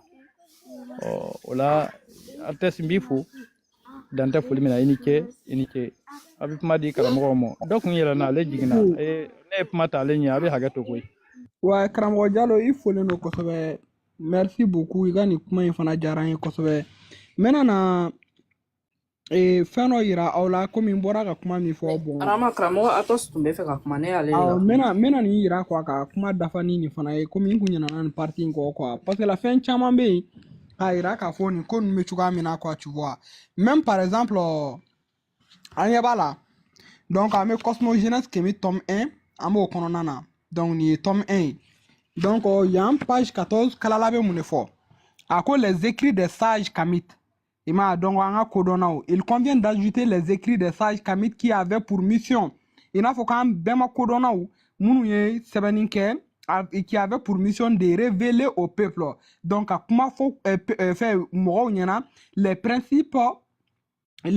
et préceptes divins donc damrako lihala ana kunya okolu nyefo leur garantissant la résurrection de leur âme voilà ça kaira ka fo ko ni be fait réincarnation quoi il a fo ni me saka kunomike par ceci nous pouvons citer olu tugala mseka mo citer les enseignements de Ptahotep vers moins 2600 ans. Moïse Ptahotep ka enseignement oui. Les traités du savoir de vivre de Kagami. Donc il a fait Maya era konana kan a vitura mina moins 2600 ans avant comment dirais-je nous anga biklenye. Les enseignements de Mirikare fana ka enseignement moins 2120. Imai. L'avertissement du père moins 2160 à moins 1785 ans. L'enseignement d'Amenehat à son fils Sésostris. Amenana klaka Sésostris ka histoire fana nyefo dona natala ni ku zirin fana e ziri min fana Sésostris ka ni zirin comment dirais-je abe talike kosobe ina fo Ibrahima ka zirin yɛrɛ fana fanba caman tara ka bɔ Sésostris ka kɔnti kɔnɔna na an bɛna na comme an bɛɛ ka zirinw fana bɛ an bɛna na zirin yɛrɛ fana ɲɛfɔ zirin tun bɛ ɲɛfɔ cogoya min na ni enseignement min bɛ zirin kɔnɔna na na don o don n'an kumana Sésostris ka fɛn kɔnɔna na i mana taa Ibrahima ka kisa ta a ma den sɔrɔ a y'a donc Sésostris fana ka fɛn kɔnɔna na c'est les mêmes principes les mêmes mots et puis les mêmes choses an bɛna tila k'o fana ɲɛfɔ le traité de sagesse d'Amenopée o fana o ye sagesse dɔ ye les Maxime Dani o fana bɛ le livre de sagesse de Pétoséris donc o fana bɛ donc on va en parler de tout ça là dans les jours à venir. Maintenant, tu vas voir, nous préférons les termes de sage. Donc, le terme sage, donc, on est à celui de prophète. Beaucoup de leurs textes, ont été plagiés dans la Bible actuelle. Donc, nous le verrons plus loin. donc an bɔra ka Cosmo Jeunesse kɛmɛ tome 2 min kalan a b'olu walawalalu de kɛ en même temps n'i taara fo hymne et prière kɔnɔna na donc ni kumasen ninnu jaabi bɛ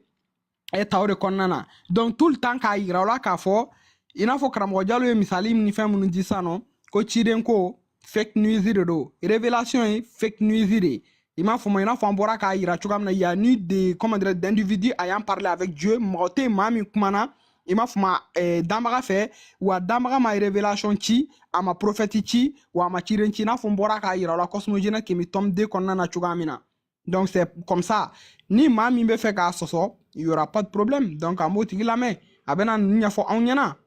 donc voilà karamɔgɔ min bɛ fɛ k'o de yira o la a bɛ se ka capture fana kɛ livre tɛ mɔgɔ minnu bolo et puis k'a zoomer et puis voilà quoi k'a kalan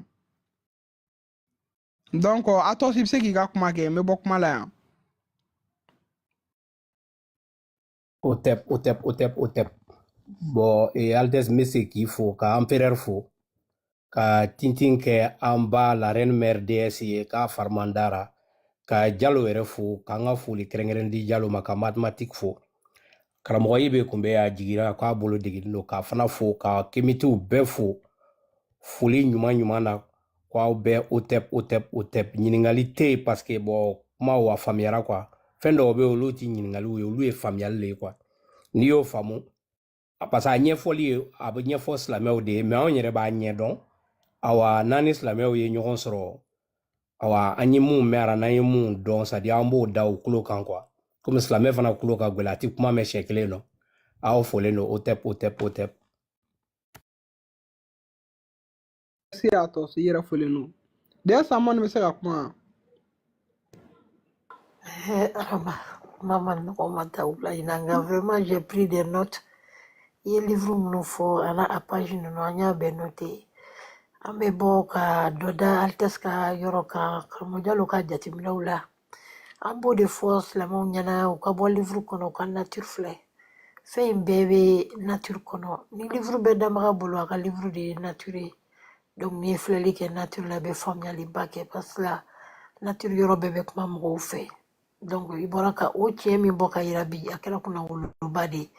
silamɛw bi yaala ka na an dakɔrɔbɔ ka na kuma caman fɔ a ma jaabi bɛɛ lajɛlen bɛ aramaya bɛɛ labɔ bi k'i fo k'i bolo kɔrɔta k'a to fo ka mathematique fo ale min bɛ k'a bila youtube kan ka karamɔgɔ Jalo fo k'i yɛrɛ fo kosɛbɛ arama ani Altesse aw folen balo tɔ tɛ na de ne tɛ kuma ka di n ye c'est très contente malgré que ce que j'ai malgré Mangene quoi, très contente, vraiment fière de toi Arama.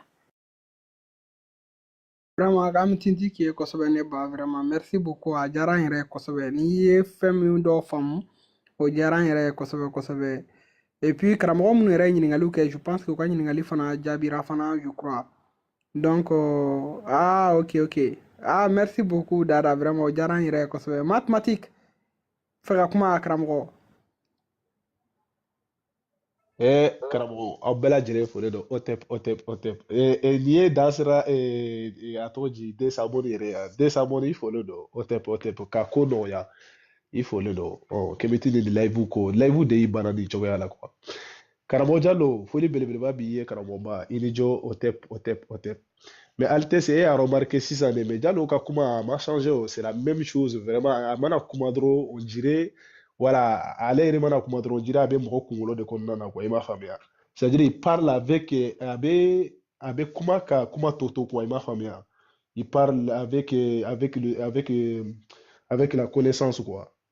hali mana Jalo ka kuma cogo ye i b'a ye ko nin ma taa école la ko mais ko c'est-à-dire que a bɛ se donni min b'a la vraiment a ka fisa ni mɔgɔ minnu taara école la yɛrɛ des fois quoi i m'a ye mais en tout cas karamɔgɔ i folen don otep karamɔgɔ Jalo i ni jɔ karamɔgɔ Atos Lux i folen don karamɔgɔba i ni jɔ dan sira i yɛrɛ folen don otep bon Arama après an ye faamuyali sɔrɔ o kɔnɔ ne kɔni ye faamuyali belebeleba de sɔrɔ nin na quoi bon moi c'est pas mon point fort de lire les livres quoi parce que ka livre kalan k'i sigi ka livre kalan fɔlɔ la n tun b'a kɛ mais maintenant c'est pas trop mon domaine quoi voilà ne bɛ livre soit n b'a audio lamɛn ou sinon voilà mais c'est un peu compliqué pour moi quoi i m'a ye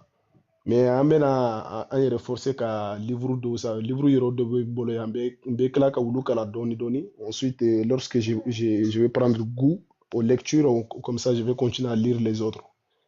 Imaya. Mais Karamoa Bella Jelen Foden, en tout cas, Arama ni vidéo, moi je vais me servir à ni Slamé Donata Fouko, Donata Burata Ko, et Atoji, Ko Medionatere Ko et Daba Maka Kumaka et Donata Borate. Bon, au moins la vidéo elle est là, il est enregistré donc on est Nanamba Irula. Voilà, on connaît référence ou Bella Jelen, fait bébé à Konana quoi, ou qu'on te sera fou galon de l'eau. Je pense que le livre il m'a calé quoi, il y a couverture de l'autre cala. Il a fait nya fi tu vois maintenant. Ils ont juste lu la couverture. Il m'a après ou dans nos drones ma. Bon. misaliya dɔ d'i ma sanɔ ninnu ka faamu na par exemple n bɛna livre dɔ yiri la nin dɛ donc tu vois mun de sɛbɛnnen don Bilal le mais mun na t'a fɔ ko Bilal ye kira ye Ah, il m'a non, han il veut faire ta femme meilleur arrangé droit. Voilà. k'a fɔ mun na o t'a fɔ ko Bilal ye kira ye En tout cas, ce live ça met fin au débat en tout cas o maintenant. hakilila ko kamiti document ye Yeah. ko Adisa de ye quoi donc dɔ ye dɔ ye fu ye dɔ salen non ni min bɛn'i ma i b'o ta quoi c'est pas comme ça. Et moi, donc nous on parle avec la connaissance et le savoir. Il m'a ante baraka ni danaya ye quoi. Ni comme ti a foko ton ɲɛ de do. I bɛ taa ni ka segin kɛ a la. Bon san nɔ kɔni.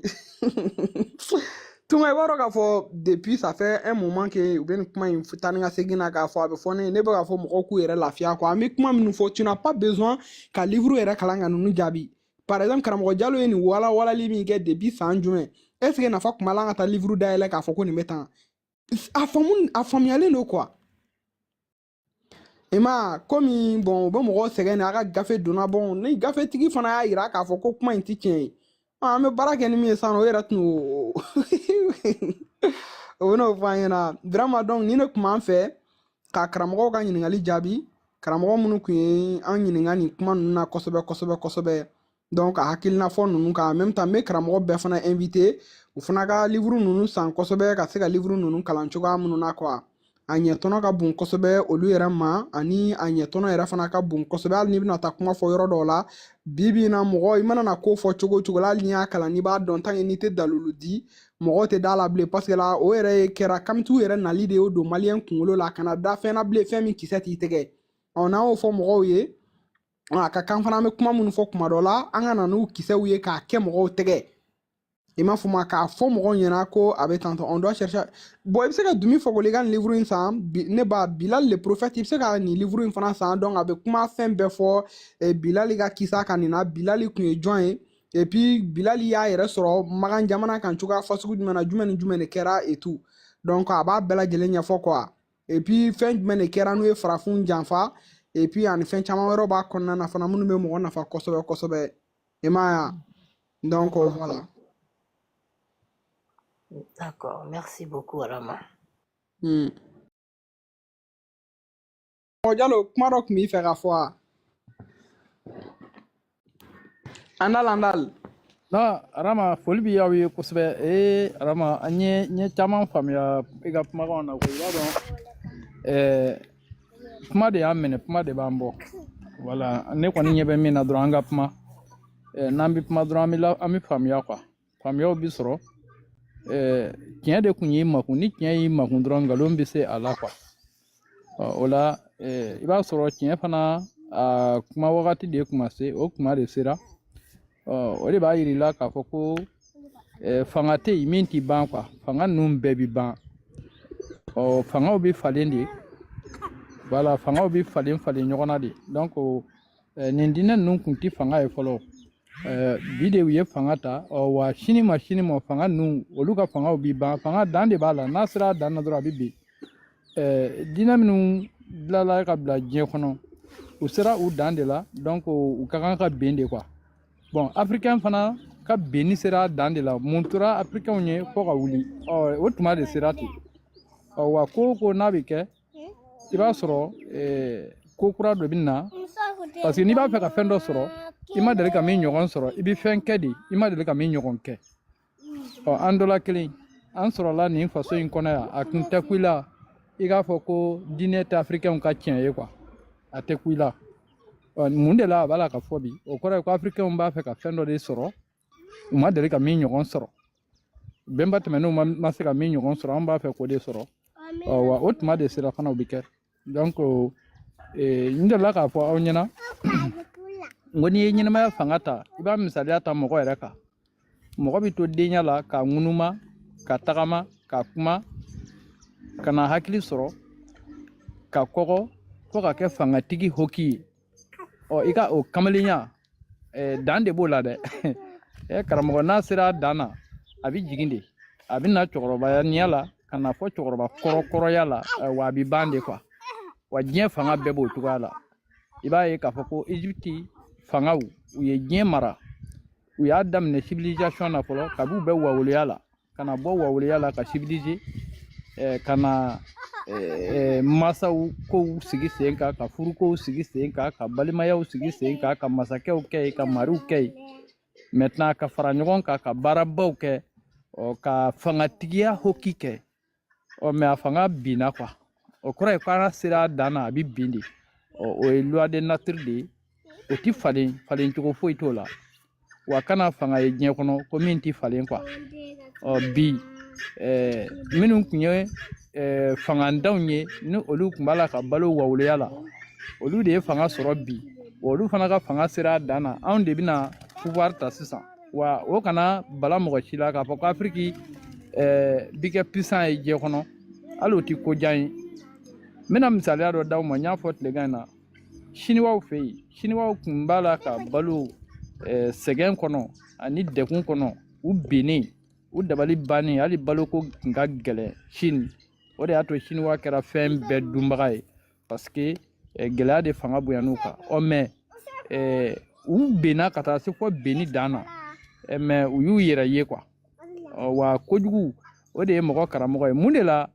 Afiriki ɲɛ yɛlɛla bi mun de la Mali yɛrɛ ɲɛ yɛlɛla bi mun na parce que an ye gɛlɛya dɔ de sɔrɔ gɛlɛya ye mɔgɔ ka karamɔgɔ de ye quoi Maliyɛnw y'a ye diinɛ a b'a la ka min kɛ kɛnɛ kan a b'a la ka min kɛ dugu la a b'a la ka min kɛ sira bɛɛ fɛ hali an ka fanga sira fɛ Maliyɛnw y'o de ye o de la Maliyɛnw y'u hakili dayɛlɛ parce que a ma kɛ k'a fɔ ko n y'a mɛn dɛ a kɛr'u la de quoi donc fɛn min kɛra maa na o de bɛ kɛ walanda i bolo min jɛlen don o de y'an bila ka kuma wa o de b'an bila ka fɛn fɔ fɛn min n'a jɛlen don sɔsɔcogo tɛ a la o la an ka kuma mais an ka kuma ni dalilu de ye quoi i ti fɛn fɛn dɔnniya t'i la ni ɲininkara la fɔ nin yɔrɔ in dɔnniya ti ne na o ti baasi foyi ye o de la mɔgɔ ninnu b'a ɲini ka wo bɔ an na waati bɛɛ mais wo ti anw na quoi wo foyi ti anw na ne m'a fɔ mɔgɔ wɛrɛ ne ni mɔgɔ si ti kɛlɛ ne t'i nɛni n t'i dɔgɔya ni ɲininkali ka di ye i bɛ se k'a kɛ ne na quoi taa ni ye kɔfɛ ni ɲininkali ka di ye i bɛ se k'a kɛ n na ni seko ye jaabi min ye n b'o k'i la mais n'i ma ɲɛ k'i bɛ ne ka kuma sɔsɔ i b'a sɔsɔ ni dalilu de ye o de la surɔ n y'a fɔ karamɔgɔ dɔ ye n'a ma ɲɛ k'a bɛ ne sɔsɔ a k'i jija a ka n sɔsɔ ni dalilu ye min b'i ka minɛ bɔ n ko sinon n sɔsɔ ka ko a ko yalima n ye n ka kumakan ninnu ale tɛ se ka fɛn sɔsɔ a la mais ni n y'a ta yɔrɔ fɔ ale yɛrɛ bɛ taa kalan ale tɛ se ka ne kumakan minɛ ten n ko a ma n ko a yɛrɛ ye hakilima de ye a bɛ se k'i sigi k'i miiri n'a sɔrɔla a bɛ se ka sɛbɛnni kɛ a bɛ se ka sɛbɛnni kɛ mais k'a fɔ ko ne bɛ taa yɔrɔ dɔ f'i ye ne tɛ taa yɔrɔ f'i ye ne ti yɔrɔ si f'i ye ko n y'a ta nin yɔrɔ in na mais i k'a dɔn ko mɔgɔ o mɔgɔ ye sɛbɛnni kɛ a tigi ye sɛbɛnni ta ka bɔ a hakili de kɔnɔ n ko bon e fana ye hakilima de ye wa hakili tɔnɔ de ye hakili ka se ka baara kɛ ni hakili ma se ka baara kɛ fɔ mɔgɔ dɔ ka fɔlen kɔrɔ e hakili de danna o la karamɔgɔ i ka ɲɛnɛmaya kɔni n t'a fɔ n ko a ye nafa dilan an kelen-kelenna nana de an ka se ka ko dɔ de kɛ an ka ko dɔ de nɔ to yen wa an kelen-kelenna ka kan k'an jija de an kana balo faso si kɔnɔ ka sa i salen kɔfɛ k'a ti fɔ k'a ye nin ko in kɛ n'o kɛra dɔrɔn i ka ɲɛnɛmaya depuis i sara don min na o dugujɛ ɲinɛn bɛ k'i kɔ quoi f'a ka sɔrɔ i ye ko dɔ kɛ mɔgɔw ɲɛ bɛ jɔ min na hali n'i tɛ yen u b'a dɔn ko vraiment k'a ye nin kɛ yan an ka kan ka an nɔ de to yen an nɔjɛ an ka kan k'o de to quoi donc an nɔjɛ ye baaraw de ye ka fara kuma kan baara tɛ se ka kɛ ni kuma tɛ an k'an jija o la kosɛbɛ u b'a la ka ko fɔ bi an ka hakili ta ka bɔ o kɔnɔ an k'a dɔn ko masa min y'an kɛ yen ale tɛ segin ka na ko wɛrɛ kɛ ka fara a ka kɛlen kan n'o kɛra dɔrɔn o kɔrɔ ye ko ale ma dafa de n b'a fɛ k'a fɔ n'a y'a sɔrɔ masa min ye kɛli kɛ ye ko ale bɛ segin ka na mɔgɔ dɔ dɛmɛ mɔgɔ dɔ kan ka na dɛmɛ lase mɔgɔ dɔ de ma parce que k'o y'o dɛmɛ in ɲini ale fɛ o kɔrɔ ye k'a ka kɛli ale ma dafa de quoi nin yɔrɔ de la i b'a ye k'a fɔ ko ale masa in ale ye fɛn bɛɛ de dakɛɲɛnen kɛ automatique de don a y'a bɛɛ bila automatiquement hakili bɛ fɛn o fɛn sɔrɔ ko bɛ mago ɲɛ ɲɛnɛmaya ye i k'a dɔn k'o bɛ yen e de b'a ɲini sisan o juru de b'an bɛɛ la wa ale ka bon bato ma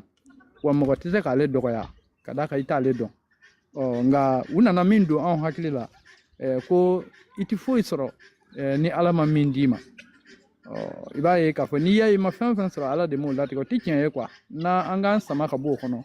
diɲɛ peuple si tɛ yen k'o développelen don k'o basé bɛ nin mot in kan nin mot in de y'anw bi wa ko ala de b'an bɔ nin mot in yɛrɛ de y'an bi o de la bi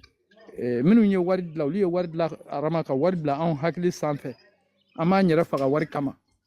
an bɛ sɔn kojugu bɛɛ ma an b'an faso janfa wari kama an b'an balimaw faga wari kama k'a sɔrɔ dɔnni dɛsɛ de ye wari dilanla ni dɔnniya dɔ de ye ala ma wari dilan dɔnniya dɔ de ye wari dilan k'a bila hakili sira fɛ a bɛ ɲini ni hakili de ye n'i ye dɔnniya sɔrɔ wari b'i ɲini quoi se foyi tɛ wari ye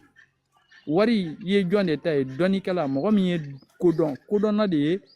waritigi ye ka d'a kan n'i ye kodɔn i ka jala ka bon ni waritigi ta ye waritigi n'a ka waritigi a bɛ e de sɛgɛrɛ n'a ka wari ye o ye temps de ye quoi parce que n'i ye kodɔn i bɛ baara minnu sigi sen kan siga foyi tɛ a la o baara ninnu na waritigiw b'i sɛgɛrɛ c'est comme wala a bɛ n'a fɔ Altesse y'a sɛbɛn kuma dɔ ko Hayidara wa a karamɔgɔ Hayidara filɛ nin ye kodɔnna de don a ye ko minnu sigi sen kan diɲɛ waritigi bɛɛ lajɛlen ɲɛsin b'a ma wa ale ka valeur ka bon ni waritigiya ye bi o ye kodɔnna de ye a ye mɔgɔw hakili minɛ ni sira min ye diɲɛ bɛɛ ye o dankɛnɛmaya mali dɔrɔn tɛ dɛ mali n'a lamini jamana bɛɛ africain bɛɛ ɲɛsinnen don a ma bɛɛ sɔnnen don a ye wa bɛɛ b'a la ka u ka wari ta ka d'a ma kodɔn de y'o kɛ quoi mɔgɔ ka kan ka kɛ ten de n'i kɛlen ye fantan ye dɔrɔn karamɔgɔ hakili de dɛsɛra ni hakili dɛsɛra dɔrɔn i bɛ kɛ fantan ye wa ni hakili dɛsɛra i bɛ tigɛ i yɛrɛ la o de la i b'i yɛrɛ janfa parce que yɛrɛ janfa ye mun ye i bɛ don ko dɔ la k'a fɔ ko ala b'i bɔ i bɛ sa o la quoi i b'i yɛrɛ don ko dɔ la k'a fɔ ko n bɛ a ko to ala ma ni n bɔra nin na n bɛna nin sɔrɔ i bɛ bana o la tuma dɔ la i b'i sɛgɛn o bana in na kosɛbɛ nin gɛlɛya de b'an kan an ka kan k'an yɛrɛ sama ka bɔ nin ko ninnu kɔnɔ an k'an yɛrɛ garanti ka da an yɛrɛ la ka sɔn an yɛrɛ ye o la an bɛ ko o ko ɲini sa an k'a ɲini a ɲini cogo yɛrɛ la o la an bɛ faamuyali sɔrɔ ɲɛnɛmaya la an b'a jɔsenw fana faamu o cogo in na sinon an filɛ ka taa sira min fɛ nin ye an t'an yɛrɛ ye nin sira ninnu si la an ka bɔ nin sira ninnu kɔnɔ an ka segin an yɛrɛ ma siniwaw y'o de kɛ ka segin u yɛrɛ ma ka sɔn u yɛrɛ ye ka baara kɛ u yɛrɛ ye wa u ye diɲɛ technologie bɛɛ lajɛlen kunna ka bi a bɛ jamana caman ɲɛfɛ bi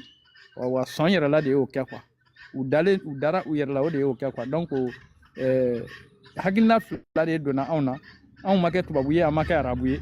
u y'o hakilina ninnu ta ka n'o don an na k'an fɔ ɲɔgɔn kɔ pour que ka se k'u sago sɔrɔ ka balo an na parce que balo yɔrɔ t'u bolo anw dun fɛn bɛɛ b'an bolo fɛn bɛɛ o de la i t'a ye ko afiriki benna dugu si kan nka diɲɛ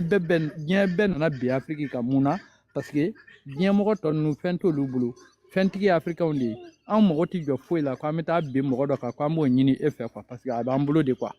donc an mago tun bɛ développement de la an mago tun bɛ mɔgɔ bɛɛ hakilina de la an y'o bɛɛ y'a min ta o de kɛra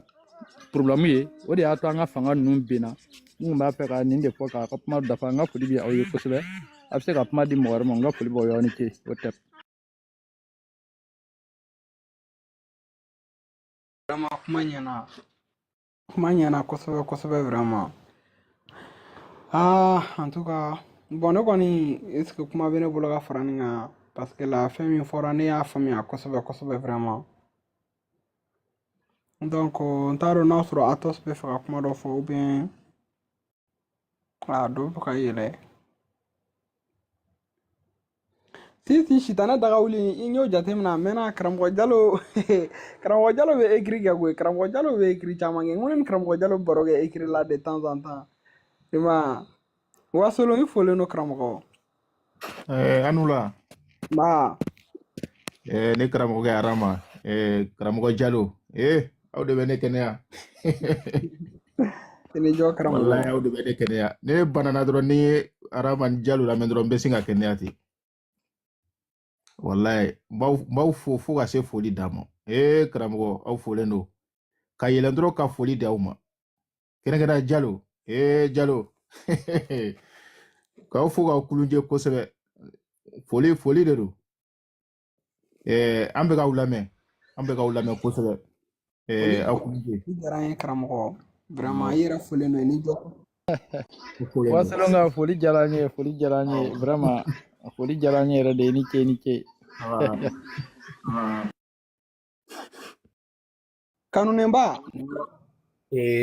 ok I know kuma foyi tɛ ka fara kuma kan quoi c'est à dire ne yɛrɛ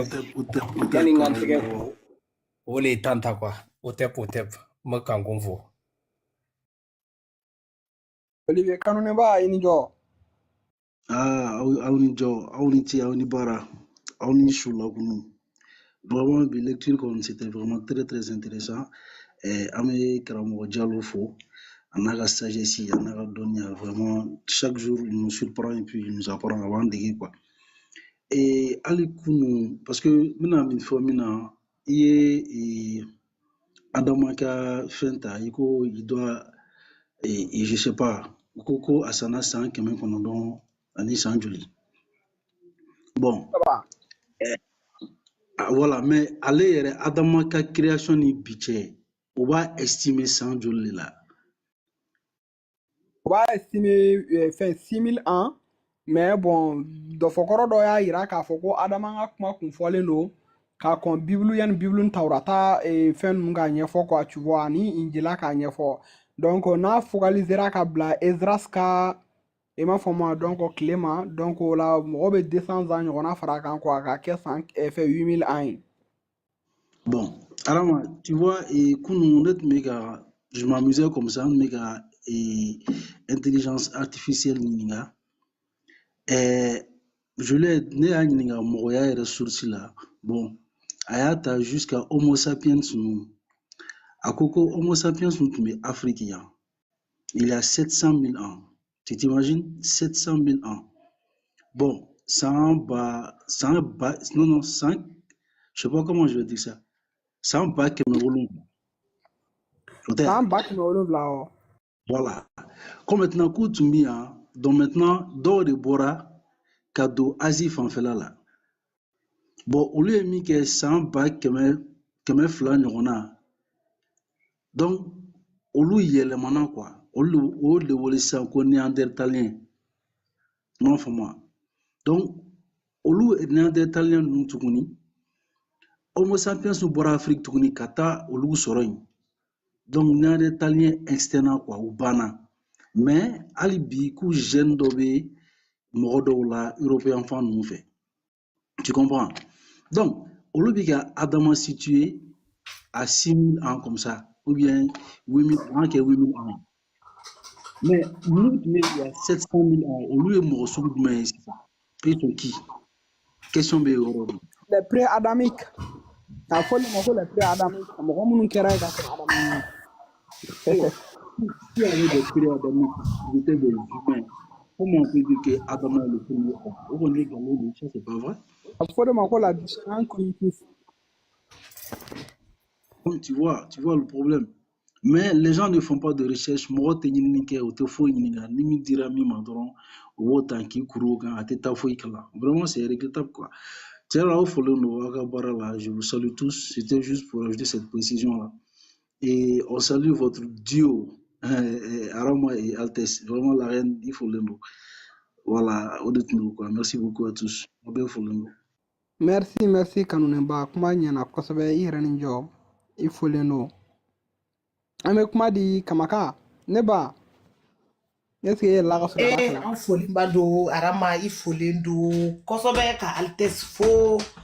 vraiment sɛgɛnbali ɲinɛbalo an ka foli b'aw ye an kɔni bɛ se k'aw fo dɔrɔn de wala o de b'an bolo ka d'aw ma k'aw fo ka mathématique fo ka la DS Amu fo karamɔgɔ Andal k'i fo ka Atos fo kosɛbɛ ka kanunenba fo donc an ye bi bɛɛ kɛ voilà an kɔni ye caman lamɛn mais pas le matin en fait le matin Ntu me live wɛrɛ la mais mɔgɔw kun bɛ k'i féliciter aw féliciter quoi donc mais ne ma bɛn n'olu yɔrɔw ye quoi mais je sais quand même que k'a fɔ voilà nin ye don o don de ye quoi voilà nin ye don o don de ye baara in donc an bɛ foli dɔrɔn de di aw ma aw folenba don min ye karamɔgɔ kanuniba Néandertal ni ma fili tubabuw bɔra ale de la quoi ni ma fili dɛ ni ma ɲina tɔgɔ ninnu kɔ je pense que effectivement ale de jɛra ma ni ma fili Néandertal Néandertal ni Homo sapiens kɛlen ka rencontre ni fɛn minnu kɛ source dɔ y'a yira k'a fɔ k'olu ye descendant min sɔrɔ a fɔli de ma ko les Yamnaya et m'a fɔ à travers les Yamnaya maintenant olu ye développement minnu kɛ ka na fɔ Cro-Magnon ni a ɲɔgɔnna caman na donc exactement olu laseliw bɔra olu de la quoi voilà donc k'u ye cɛw faga ka Homo sapiens n'a muso n'ale Europe a ye k'u ye cɛw faga ka musow jɛni musow ye ka tubabu ninnu bɔra o de la quoi ni ma fili donc Néandertal a sushi dɔ voilà a tubabu ancêtre dɔ don quoi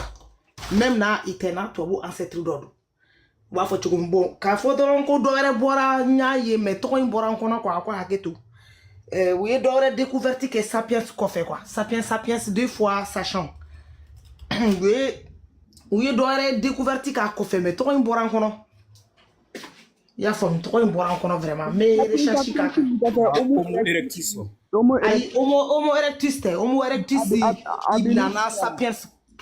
homo erectus nana yanni sapiens ka na de erectus tɛ dɔ wɛrɛ ye min wulila k'a jɔ a sen fila kan ouais mais fɛn habilis fana tɛ habilis ye dɔrɔn de min ye outil dilan min ye gabakurun fɔlɔ ninnu dilan k'a kɛ ni pierrew ni kirikaraw ye et o ye homme habilis ye donc les premiers artisans en fait donc o kɔfɛ de sapiens nana kɔfɛ sapiens wɛrɛ ka na donc sapiens mais yɔrɔ a bɛ fɔ k'an bɔra sapiens de la mais u ye dɔ fɛnɛ découverte kɛ entre anw ni sapiens quoi au fait ni ma fili soit c'est entre anw ni sapiens ou bien sapiens filaw ni ɲɔgɔn cɛ u y'a kɛ a ma mɛn kosɛbɛ ten mais tɔgɔ in bɔra an kɔnɔ quoi a dun ka di de n'i sera k'a tɔgɔ fɔ mais voilà vous allez peut-être tomber dessus un jour Homo ninnu fana ka ca ko yana des milliers de a ka ca ne ye livre belebele dɔ san a kama mais karamɔgɔw a b'a dɔn kalan fo temps de ka k'i bolo quoi au fait fo temps de ka k'i bolo donc karamɔgɔ ni ah non m'o livre t'an bilen n ye dɔ in de ta trésor d'Égypte a ko hakɛ to voilà donc aw folen don karamɔgɔw n ka micro minɛ ka o tɛ merci beaucoup Loba kuma ɲɛna kosɛbɛ Cro-Magnon ye jumɛn ye o la don non les Cro-Magnons olu ye Homo ninnu descendants de ye donc ni tubabu yɛrɛ ka existence yɛrɛ bɛ ta ka lié ale la rapidement quoi tu vois donc ale fana mɔgɔ lafulenma jɛman dɔrɔn ye tout d'une manière la n'i y'a tapé à l'internet kan ko les Cro-Magnons o b'a yira la Cro-Magnon kɛra i n'a fɔ minnu mâchoire comment dire wagalen don minnu mâchoire ka bon i n'a fɔ a tɔgɔ yɛrɛ b'a fɔ cogoya min na gros magnon gros Cro-Magnon voilà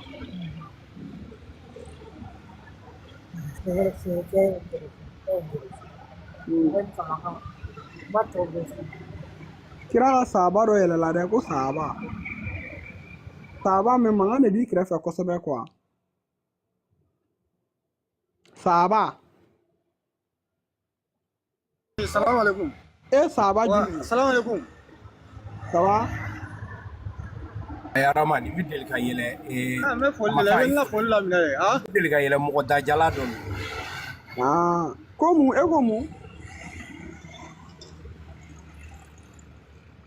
ne ko ko ne na ne ka foli kɛ i bɛ la minɛ de fɔlɔ kɛ mais folen don tɛ laminɛli ye de fɛnɛ k'e laminɛ cogo di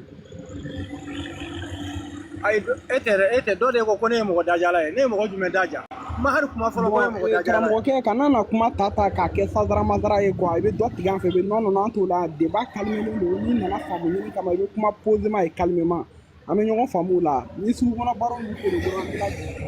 temps foyi t'an bolo o ko ninnu na ya voilà Ntaro mɔgɔ min y'a lajigin mais la personne a bien fait. Tɛ kuma kɛ sadara mazara ye quoi i n'a fɔ i ye misi juru tigɛlen i bɛ dɔ tigɛ an fɛ i bɛ dɔ tigɛ an fɛ o sadara mazara ninnu t'an bolo. Donc dès ce moment hali n'i y'a tapé sur internet tu vois donc le Cro-Magnon donc il bɛ se ka Cro-Magnon ye quoi tu vois donc à quoi il ressemble un Cro-Magnon. D'accord. Karamɔgɔ Kumi Jose kɔni mon père i ye mɔgɔ bila trop vraiment a kɔni a ko kɛra bonya degunnen ye sa hali karamɔgɔ Kumi Jose tɛ yen a bɛna foli kɛ dɔrɔn paf a bɛ taa est ce que nin ka ɲi karamɔgɔ Kumi Jose an tun bɛ ka aw Hayidaraw ka histoire ɲɛfɔ bi mais i kun tɛ yen ok problème t'a la i folen don kosɛbɛ kosɛbɛ Kamaga tun bɛ fɛ ka laseli dɔ kɛ yan. Fɛngɛ Arama n tɛna se ka laseli kɛ o kuma kɛlen don k'an biɛli kule k'a bila yan fɔlɔ an bɛ to lamɛnni la an bɛ to lamɛnni la an sɛgɛnnen don bi quoi an sɛgɛnnen don n ma kuma bi sa nka baara kelen k'an sɛgɛn kosɛbɛ an bɛ lamɛnni kɛ yanni an ka inspiration sɔrɔ ou bien yanni silamɛ dɔ kana na baga an ma. Non, bon, il va nous live nous sigi c'est très rare que silamɛ ka na parce que la ni silamɛ min nana au contraire an b'o kalan de n'an y'a kalan kuma na a b'o cɔmi quoi o dun man d'u ye ayi an b'a kalan quoi a b'a tranquilliser a bɛ enseignement ta ka sɔrɔ ka jigin a kunkolo falen quoi a bɛ t'i miiri o la silamɛ ka yɛlɛlen an ka panel kan c'est très rare i m'o jateminɛ o bɛ bali ka na kelen kelen ni min juru tigɛlen don n'a nana n'an y'a a ladilan k'a fɛn dɔrɔn i b'a ye o bɛ fɛɛrɛ kɛ o bɛ jigin a b'a fɔ n bɛ taa ɲinini kɛ ka na a bɛɛ bɛ bɔ yan n'o de ye quoi silamɛ fɛn fɛn bɛ yɛlɛ yan. Non, hakili dɔgɔya yɛrɛ de mana na mɔgɔ sɔrɔ a ɲɔgɔn bana jugu tɛ. Jɔ. Silamɛ jama salam aleykum. Karamɔgɔ jɔ i bloqué wagati sera dɛ ka dumi fakoli bila i ka profil la ka na ko salam aleykum. Han? Foli b'i ye ni fama. Komi silamɛ tɔgɔ na bon. Non silamɛ ko dɛsɛ t'an na dɛ silamɛw bɛ lamɛnni la mais silamɛ kodɔnna de tɛ yen. I ma o de la u bɛ ka siran ka yɛlɛ quoi tu vois donc a kodɔnna de tɛ yen quoi o siran de b'u la u bɛ yan u bɛ lamɛnni la u bɛ yen ni 120 119 nin bɛɛ tɛ kamiti ye nin silamɛw bɛ ka lamɛnni kɛ mais siran de bɛ ka u bali ka yɛlɛ. An ye min faamu a ye ni ce a bɛɛ ni wula. I yɛrɛ fana ni fama i tununa o jɔ. I kun taara ne bɛ kɛ duguma lamɛnni na cɛw. I ni Sunjata aw taara muso furu de la a kɛra cogo di de. Non ne bɛ an bɛ kila lamɛnni na duguma waati lolo bɛ kila lamɛnni na mais bon comme ye kila baara di yan waati dɔ la n bɛna na salaya bɛ kila n'a ka yɛlɛ layifu kan o le dɔrɔn a kɛra sinon juguman si tɛ yen. Ok foli b'i yɛrɛ. N famana karamɔgɔba kumakan ma karamɔgɔ kun bi Jose ale yɛrɛ bɛ duguma karamɔgɔ Atos Kamaka Andal n t'a lɔn Kaniba Arama Papi Mata i bɛɛ folen don ka la reine Altesse kan i ni ce la timinandiya la ka foli lase i bɛɛ lajɛlen ma k'a dan sɔgɔ i dan sira. I folen don kosɛbɛ karamɔgɔ jɔ. Kamaga i b'a dɔn ko karamɔgɔ jɔ ye maninka de ye e ka mankan na i b'a fɔ ko cɛkɔrɔba qui a 40 ans ou bien 60 ans alors que jɔ ye denmisɛnnin de ye quoi il n'a même pas 20 ans. Il n'a pas 20 ans. A ɲininka fɛn t'a ya. Jɔ kana ko kana joli la dɛ. Dɔ la ni san mugan dɔ bɛ san mugan kan bolo.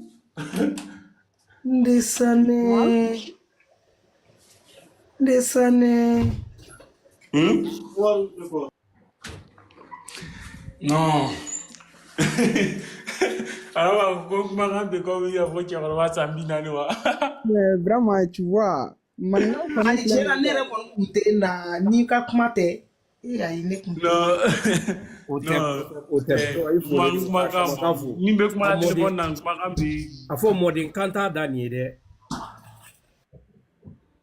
N ko mɔdenkan t'i da nin ye dɛ n'i ye kumakan mɛnna dɔrɔn a ko komi awa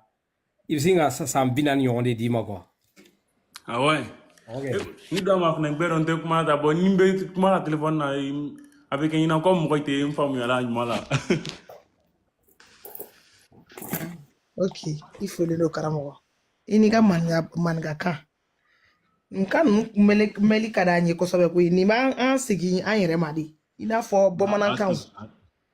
bamanankan segu bamanankan façon ndo ati mais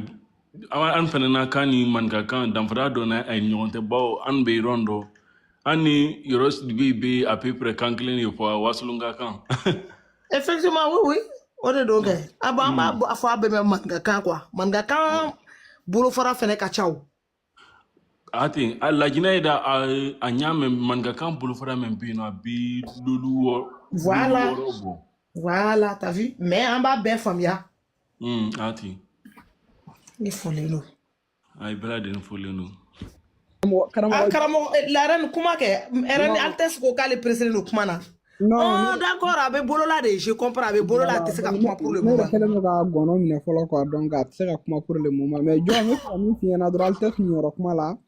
a bɛ fɛ k'a f'i ye k'ale denkɛ ko kan jumɛn de bɛ yen komi olu de b'aw dilan quoi tu vois a bɛ fɛ k'o de fɔ i ɲɛna i ma ne tun b'a fɛ ka yɔrɔnin dɔ remarquer a bɔra ka jɔn in bɔra ka terme dɔ fɔ sisan a ko ko a ten a ka a ten maninkaw bɛ a ten fɔ cogoya wɛrɛ jumɛnw fana na ne bɛ se ka o damadɔni farafasiya an ye quoi i fɔlen don jɔ an bamuso ye fɔlen don ko a ten wa ale i n'a fɔ ko bamanan b'a fɔ ko n t'a dɔn n b'a fɔ ɲan kan ko a bɛ ten ou bien an fɛ yen nɔ di b'a fɔ ko Altesse filɛ k'a fɔ la reine Altesse filɛ k'a fɔ ko alo di u b'a fɔ awɔ ale y'o di ale y'o di yɔrɔ sidi bɛ ale b'a fɔ la ale y'o di wasolonga u b'a fɔ la ko ale y'o di maninka ile ko a ten fana b'a fɔ ko o ten o ten d'accord non OTEP de ka surun ne bolo quoi ça veut dire que OTEP veut dire être content être en paix être à l'aise donc ale kuma in fana b'olu bɛɛ de signifier ka na quoi jumɛn OTEP wa ni OTEP de ka surun ne ɲɛna quoi effectivement d'accord ne b'a ni OTEP de ye ɲɔgɔn kɛrɛfɛ quoi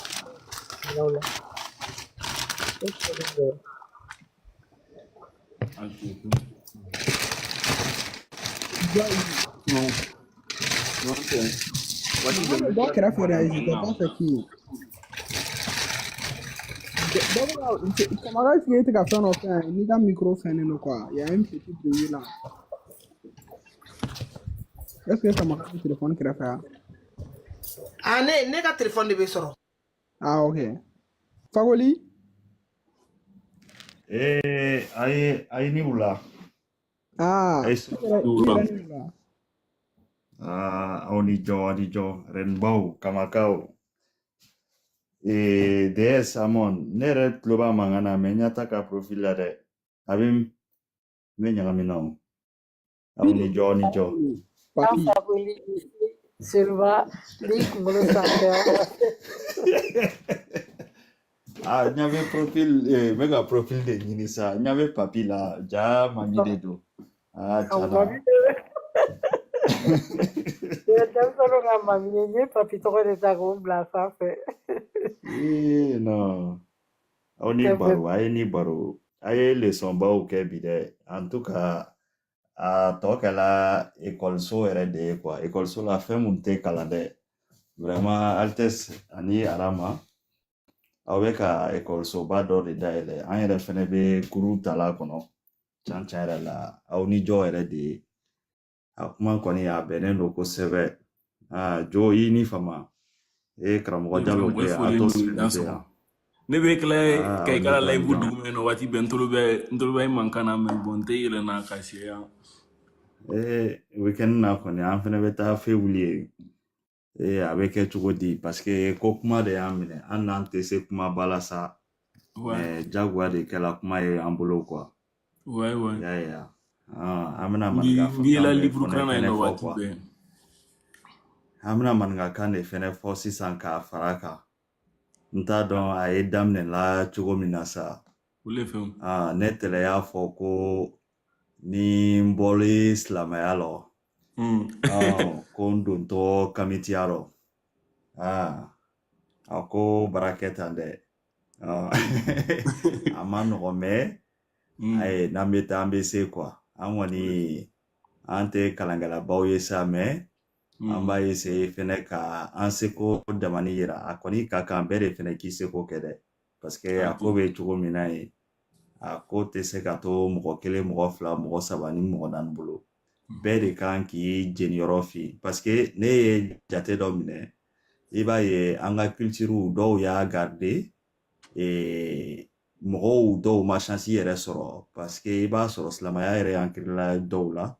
olu ma se ka chance yɛrɛ sɔrɔ hali u danbe yɛrɛ ko la o tɛ yen bilen ça n'existe plus olu ta effacera yɛrɛ de mais n y'a ye kamakaw la a mɔgɔw sugu bɛɛ b'a la n'i b'a sugu ɲini kɔni i bɛna sɔrɔ kamakaw fɛ yan donc silamɛw a k'aw toloma jɔ a ka lamɛnniw kɛ a ka kɛ ni hakilisigi ye ni dususuma ye an t'u kɔ dɛ mais fɛn min dira aw ma dɛ an b'a preuve de bɔ ka yira la k'a fɔ ko nkalon don an t'a fɔ ziiri n'o bilen voilà nkalon de don u y'u ka ko namara ka fara ɲɔgɔn kan ka na aw jɔnya n'a ye donc an kɔni bɔla kisɛ camanba de kalama sur tous les plans a dati o a kɛyɔrɔ o mɔgɔ sugu jumɛn de dilanna o mɔgɔ sugu jumɛn de fɛnkɛla ten o an y'a bɛɛ sɛgɛsɛgɛ cana wasa quoi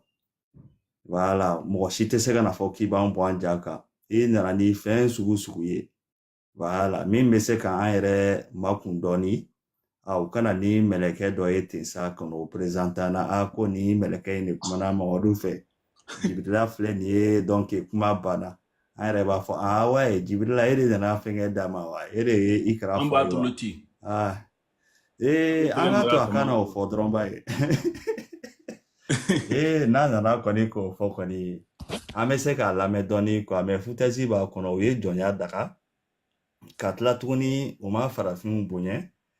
ka tila tuguni ka Mamadu ka musoko d'u ka kuranna kɔnɔ ka tila tuguni ka nkalon yɛrɛ tigɛ manifinya yɛrɛ dancogo la aw yɛrɛ tun bɛ ka kuma manifinw ka recherchew kan olu yɛrɛ ye ko min dɔn Mamadu ma se k'a dɔn a ma se k'a dɔn dɛ parce que mɔgɔw taala bɔ a yɛrɛ bɛ ka homo sapien homo habilis homo tatati sapien kuma caman ba hali Cheikh Anta Diop ka livre dɔ bɛ ne bolo a bɛ kuma nin semani ninnu kan quoi mais c'est très très intéressant mais i yɛrɛ b'a ye k'a fɔ ko gɔnw ka kɔrɔ n'an ye mais silamɛw bolo k'a fɔ ko tubabuw ka fɛnkɛ la recherche la olu bolo k'an bɔla gɔn na an ma bɔ gɔn na dɛ mais ko on est des mêmes an bɛɛ ye mammifères kelenw ye mais on est familier d'une manière quoi mais c'est pas comme an bɔla gɔn na quoi. Non, on va faire on a un ancêtre commun, c'est-à-dire voilà, en Igon, on a un ancêtre commun. Mais la reine a keto la kuma la tɛgɛ tɛ mais tubabu ni arabu i kala a ye suruma Congo kɔnɔ fɛn na ka tɛmɛ an kan sura mɛn o de a bɛ fɔla min ma ko senza ni macaque mais tubabu suruma o la ka tɛmɛ an kan ni ka senzi fɛn fɛn ye an fɛn nɔ farafinna ne ka fɛn fɛn a bɛ blonde ni brune ne di a bɛ gbɛma ne di.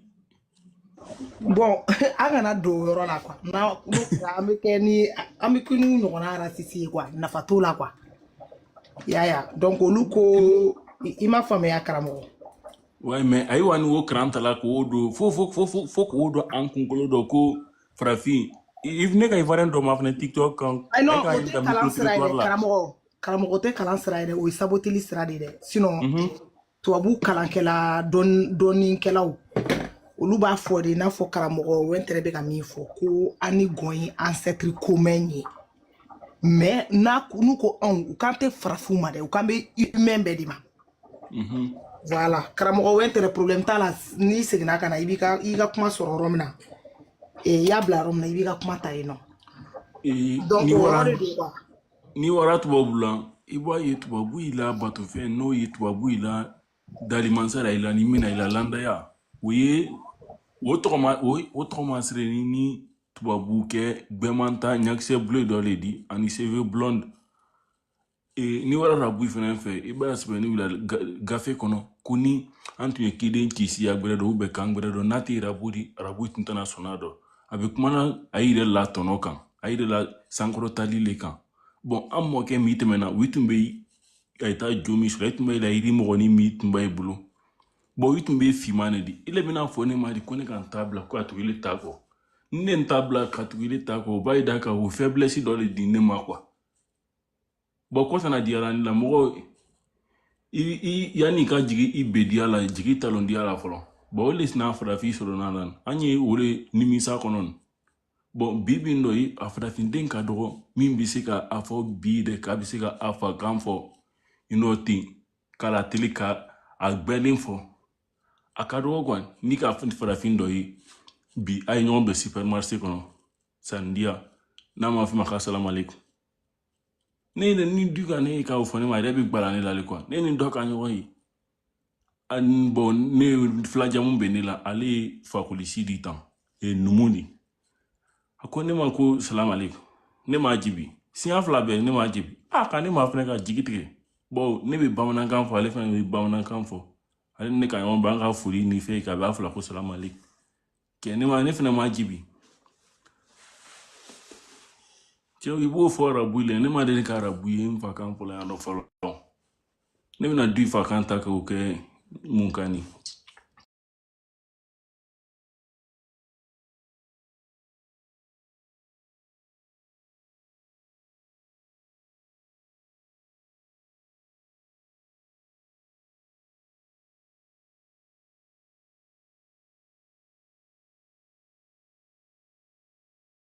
En tout cas, foli b'i ye kosɛbɛ karamɔgɔ jɔ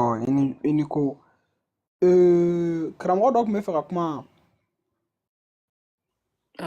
Ramon tun bɛ fɛ k'a fɔ Desa mun nana tun bɛ ka ɲininkali min kɛ en fait a bɛ fɔ de ko o ten. O ten. Ah, ok. Oui, effectivement. O ten ani ale de odi. Ale de odi. O b'o de fɔ. O fana bɛ yen nɔ. Ale de odi ani o ten. ani atin fana bɛɛ kelen Aten bɛ yen o ten bɛ yen. Aw bɛɛ ye kelen ye. Voilà, Altesse.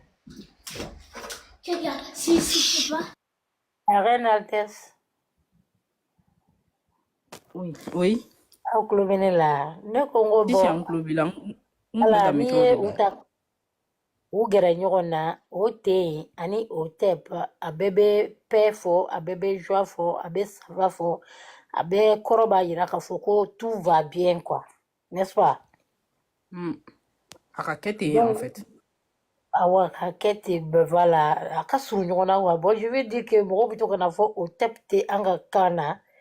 mais ne bɛ to ka miiri a yɔrɔnin na sɔn parce que ne mɔmusow bɛ bɔ La Guinée olu bɛ n toyi de olu b'a fɔ ko o ten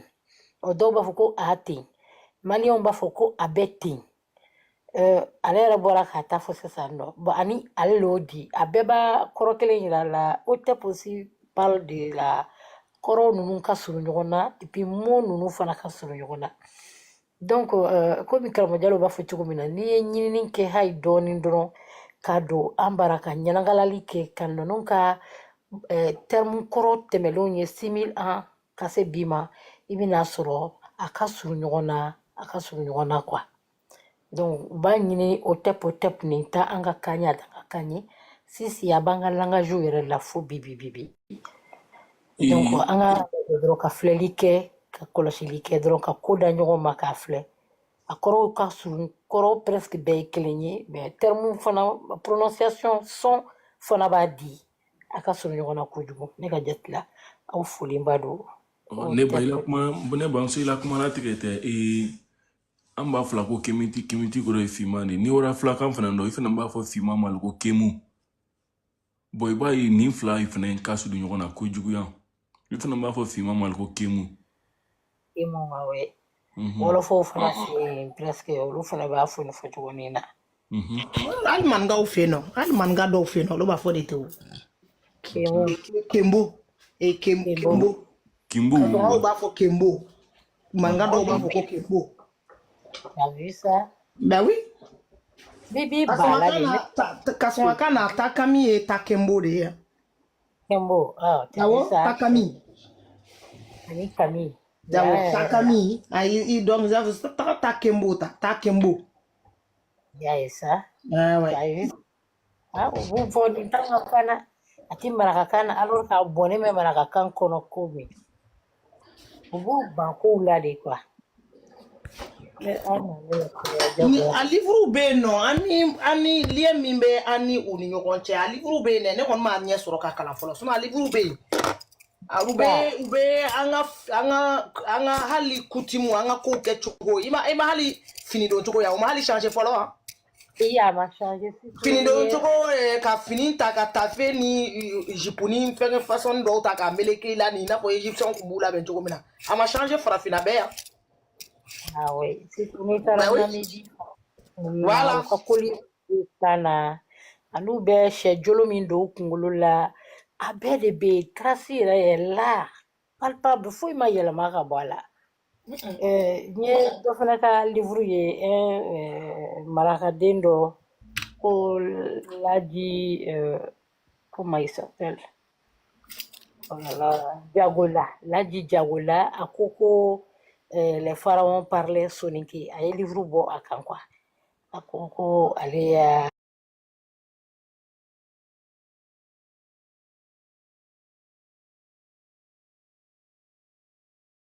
fana ka livre bɛ yen mais ne ma san fɔlɔ k'a lajɛ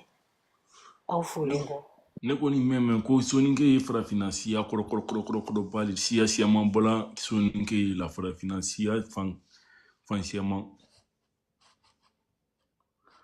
ko siya baden namu Egypte kɔrɔ namu siyaman ye nɔ witoni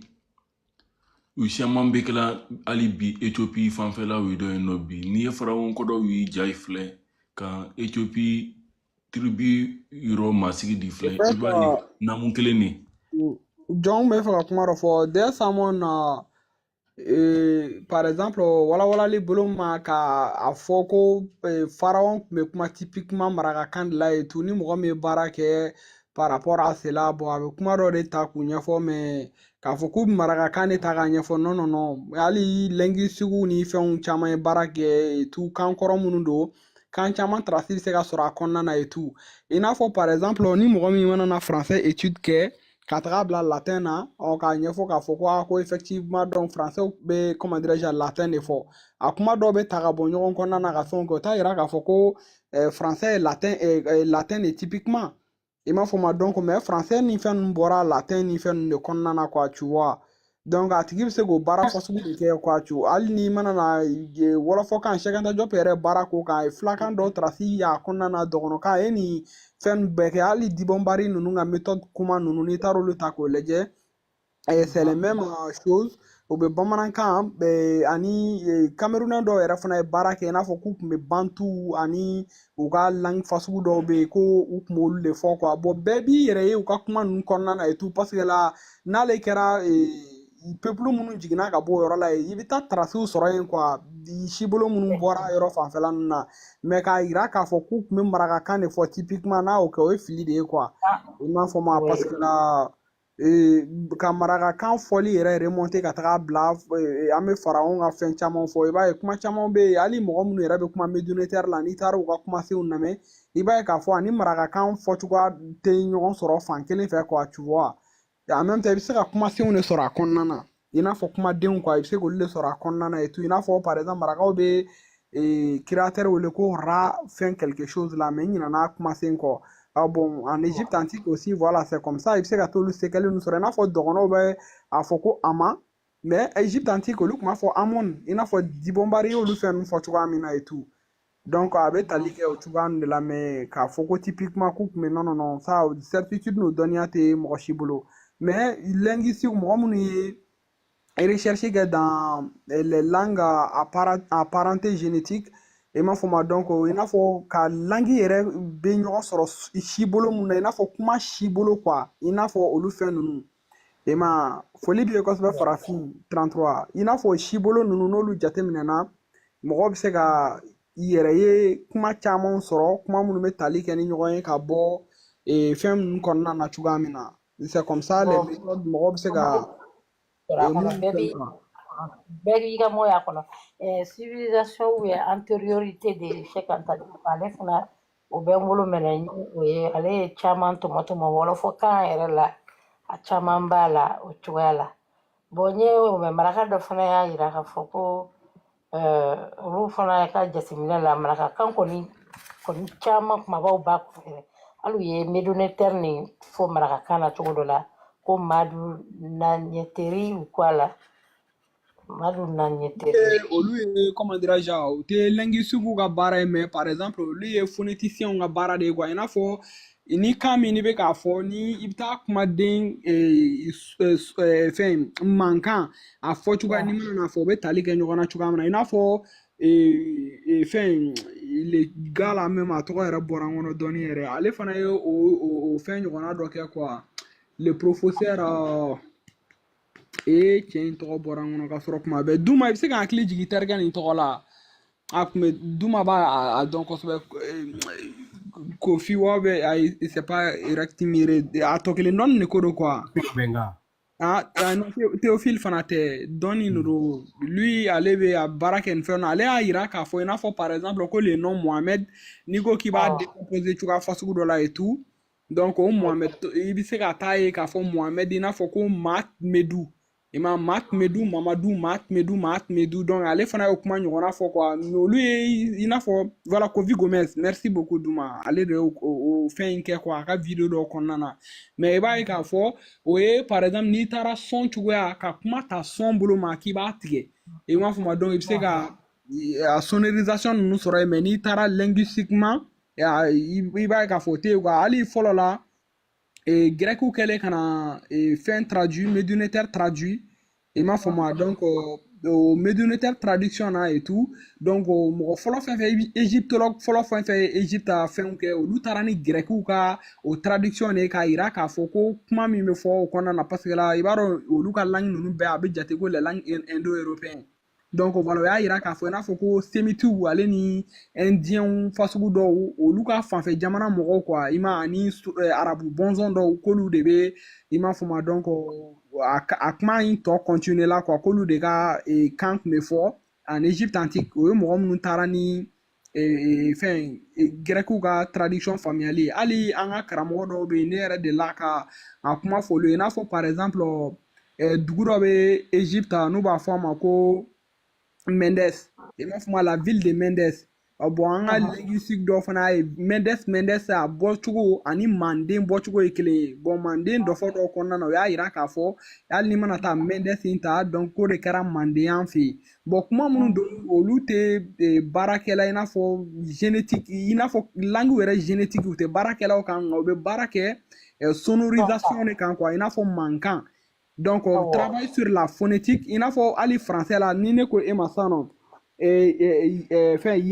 ya bɛ bamanankan na ya an bɛ ya fɔ o bɛ bamanankan na et tout mais n'i taara français kɔnɔna na ya fana bɛ yen mais o ya il y a ou bien o ya fɛn fasugu min bɛ est ce que ani bamanankan ta bɛ kɛ kelen mais phonétiquement fɛn ouais phonétiquement u sɔn bɛ ɲɔgɔn di mais n'i taara parenté génétique yɛrɛ t'u ni ɲɔgɔn cɛ kanw bɛ tali kɛ ɲɔgɔn kɔnɔna na o cogoya la yen ten mais o t'a yira k'a fɔ k'a bɛ tan o de la Cheikh Anta Diop ninnu ye a baara génétiquement ka langue yɛrɛ génétique yɛrɛ kɛ quoi i n'a fɔ gène kɔnɔna na a bɛ tali kɛ nin cogoya la et tout o cogoya la quoi voilà. Adama n bɛ se ka kuma kelen fɔ nin yɔrɔ in na komi n bɛ lamɛnni na mais n bolo ferekelen don dɔɔnin quoi tubabukan na a bɛ fɔ safinɛ ma cogo di? Savon. Safinɛ. Savon. Savon. I b'a ye k'a fɔ ko marakakan na olu n'i ma fili marakaw b'a fɔ ko sabun de fulaw fana b'a fɔ o cogo kelen na n'i dun taara bamanankan na olu ka fɔcogo ye fila ye dɔw b'a fɔ sɛgɛ dɔw b'a fɔ ko safinɛ sɛgɛ ati dɔw b'a fɔ sɛgɛ dɔw b'a fɔ ko safinɛ mais sɛgɛ ye foroba tɔgɔ ye quoi mais safinɛ yɛrɛ de don safinɛ y'a fɔcogo de ye n'i ko sɛgɛ fɛn wɛrɛ bɛ yen min ye sɛgɛ min t'ale safinɛ ye quoi nka n'i taara i b'a ye kan camanba de b'an fɛ yan u bɛɛ ye ɲɔgɔn sɔrɔ safinɛ tɔgɔ la nin cogo kelen na i n'a fɔ an ni tubabuw ye ɲɔgɔn sɔrɔ a la cogoya min na bon nin de la i b'a ye kanko ye ko ferekelenba de ye quoi fɔ kanko yɛrɛ kalan de bɛ a danna ni mɔgɔ min y'a kalan kɛ a danna e de bɛ a kow ta yɔrɔw dɔn parce que pour que ka se k'a dɔn nin bɔra min fɔ a ka sɔrɔ i bɛ kanko kalama ye olu de bɛ se ka ɲɛfɔli kɛ kanko la parce que kan bɛ transformer de a bɛ bɔ a minɛn kɔnɔ a bɛ yɛlɛma bɔn kan minnu ti fɔcogo tɛ kelen ye n'u gɛrɛla ɲɔgɔn na dɔrɔn i b'a ye u bɛ tali kɛ ɲɔgɔn na quoi donc olu fana bɛ développer o cogo kelen na kan b'o cogoya de la quoi donc o de la n'i ko ko tɛpu ye kan jumɛn ye i bɛ sin k'a fɔ ten ko farafinkan de don n'i ko farafinkan don mɔgɔw b'a faamuya minnu b'a fɛ k'a faamu b'a faamuya o la mais min t'a fɛ k'a faamu fo ale bɛ fɛ ka sɔsɔli de kɛ ale b'a fɛ ka kan dɔ de tɔgɔ fɔ or que nin bɛ kɛ tile min na a y'a sɔrɔ kanw man ca kosɛbɛ quoi kan kun tɛ tɛmɛ 2 ou bien 3 n'a cayara kan 4 i bɛ taa sɔrɔ dɔrɔn de bɛ fɔ mais ni mɔgɔw cayara mɔgɔw yɛrɛ kɛra kan bi caya hali ni ye denmisɛnnin 2 ta ka bila kungo kɔnɔ sisan o ni mɔgɔ si kana ɲɔgɔn ye n'u mɔna ɲɔgɔn fɛ u bɛ se k'u ka kan créer u bɛ se k'u ka kan créer u b'u ka kan créer u yɛrɛ ye quoi wa kanko bɛ o cogoya de la quoi o la i b'a ye Afiriki yan nɔ kan 3 de bɛ yen minnu ye kan kɔrɔw ye a tɔgɔ ye di ka se kan 4 ma dɔgɔnɔkan marakakan ani bamanankan ni miyankakan nin kan 4 ninnu ka kɔrɔ Afiriki yan kosɛbɛ kosɛbɛ miyankakan yɛrɛ ye kan belebeleba de ye kan min kɔrɔlen don kosɛbɛ kan caman bɔra ale kɔnɔ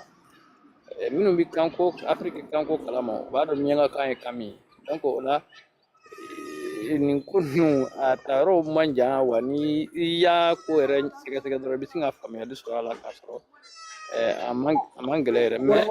ni mɔgɔ minnu ye an ka langue classé o b'an ka o kan bɛɛ ta k'a fɔ ko les langues Niger Congo an ka kan bɛ jateminɛ olu de kɔnɔna na quoi ko les langues Niger Congo donc an fɛn fɛn bɛ o secteur ninnu kɔnɔna na et tout an bɛɛ ka kan bɛ ɲɔgɔn sɔrɔ par exemple n'i mana na Hausa kan mɛn kosɛbɛ ka Hausa kan ta i b'a ye k'a fɔ an ka kan ninnu caman bɛ yen u bɛ t'u yɛrɛ sɔrɔ Hausa kɔnɔna na est-ce que tu vois Hausa fɔcogo ni fɛn ninnu na o de la hali ya proposition kɛra k'a yira k'a fɔ ko n'a sɔrɔ farafinw kan ka kan kelen ta bi bi in na k'u ka baara kɛ n'o ye i n'a fɔ ni États-Unis d'Afrique kɛra cogoya min na donc ko mɔgɔw bɛ se k'u focaliser fɛn Swahili de kan i n'a fɔ Hausa kan parce que la Hausa kan la langue Swahili o de ye kan ye kan min fɔlen don ka tɛmɛ kan bɛɛ lajɛlen kan comment dirais-je Afiriki yɛrɛ kɔnɔna na mɔgɔ minnu bɛ Hausa kan fɔ o de kan fɔbaga ka ca ka tɛmɛ kan bɛɛ lajɛlen kan et tout bon ni an ka kanw fana taara k'u sigi ɲɔgɔn kan et tout donc a caman bɛ yen i bɛ taa u lasulu sɔrɔ fɛn Hausa kan kɔnɔna na i b'a ye k'a fɔ o fana ye kan kɔrɔbaw ye en même temps n'i taara Hausaw yɛrɛ ta k'u lajɛ génétiquement i m'a fɔ ma donc terrain min b'u la u ni Éthiopiens ka terrainw bɔlen don en même temps hali n'i taara pharaon u ka coiffure n'u ka fɛnw kɛcogoya i b'a ye k'a fɔ u b'olu représenter d'une manière quoi ani soudanais fana bɛ cogoya min na et tout tu vois un peu donc o ye kanw nacogo ye mais an bɛ nin fɛn ninnu caman ye bon généralement silamɛ milieu kɔnɔna na sisan nɔ vu que preuve évidente nana k'a yira k'a fɔ fɛn foyi tɛ se ka sɔsɔ k'a fɔ ko farafin kɔni tun ye pharaon de ye ka dilan cogo min ɲini o la sisan nɔ o bɛ pharaon dɔ ta i n'a fɔ u ye adisa dɔ ta cogoya min na ka dɔ bila o bɛ pharaon dɔ couleur ta cogoya dɔ la ka pharaon dɔ bila cogoya fasugu dɔ la ka tila ka pharaon ka kan bɔn nin donyɔrɔ ni nin bɔyɔrɔ bɛɛ bɛ fɛn mais o bɛ tila nin bɛɛ lajɛlen na an minnu y'a kuma fɔ o bɛ tila ka n'an ɲininka wa an bɛ tila k'u bilasira quoi i m'a ye wa donc an ma ɲininkali dɔ bɛ n fɛ ka tenku i la au fait ko Swahili mɛn suraka kan ka siya Swahili dɔn ne ye o kuma mɛn dɔɔnin bɔn ni mɔgɔ d'i ye ka Swahili fɔ mɛ ko suraka kan ka siya dɔ arabukan non ça c'est comment dirais-je pas très identique o y'a ye mɔgɔ minnu bɛ yen n'u silamɛyara i n'a fɔ bamanankan kɔnɔna na bi i bɛ taa arabukan kumaden baden sɔrɔ bamanankan kɔnɔna na ani voilà o ye islamisation o ye côté comment dirais-je minnu silamɛyara k'u kɛ silamɛw ye n'u b'a kan ninnu fɔ quoi donc a bɛ o cogoya de la yen ten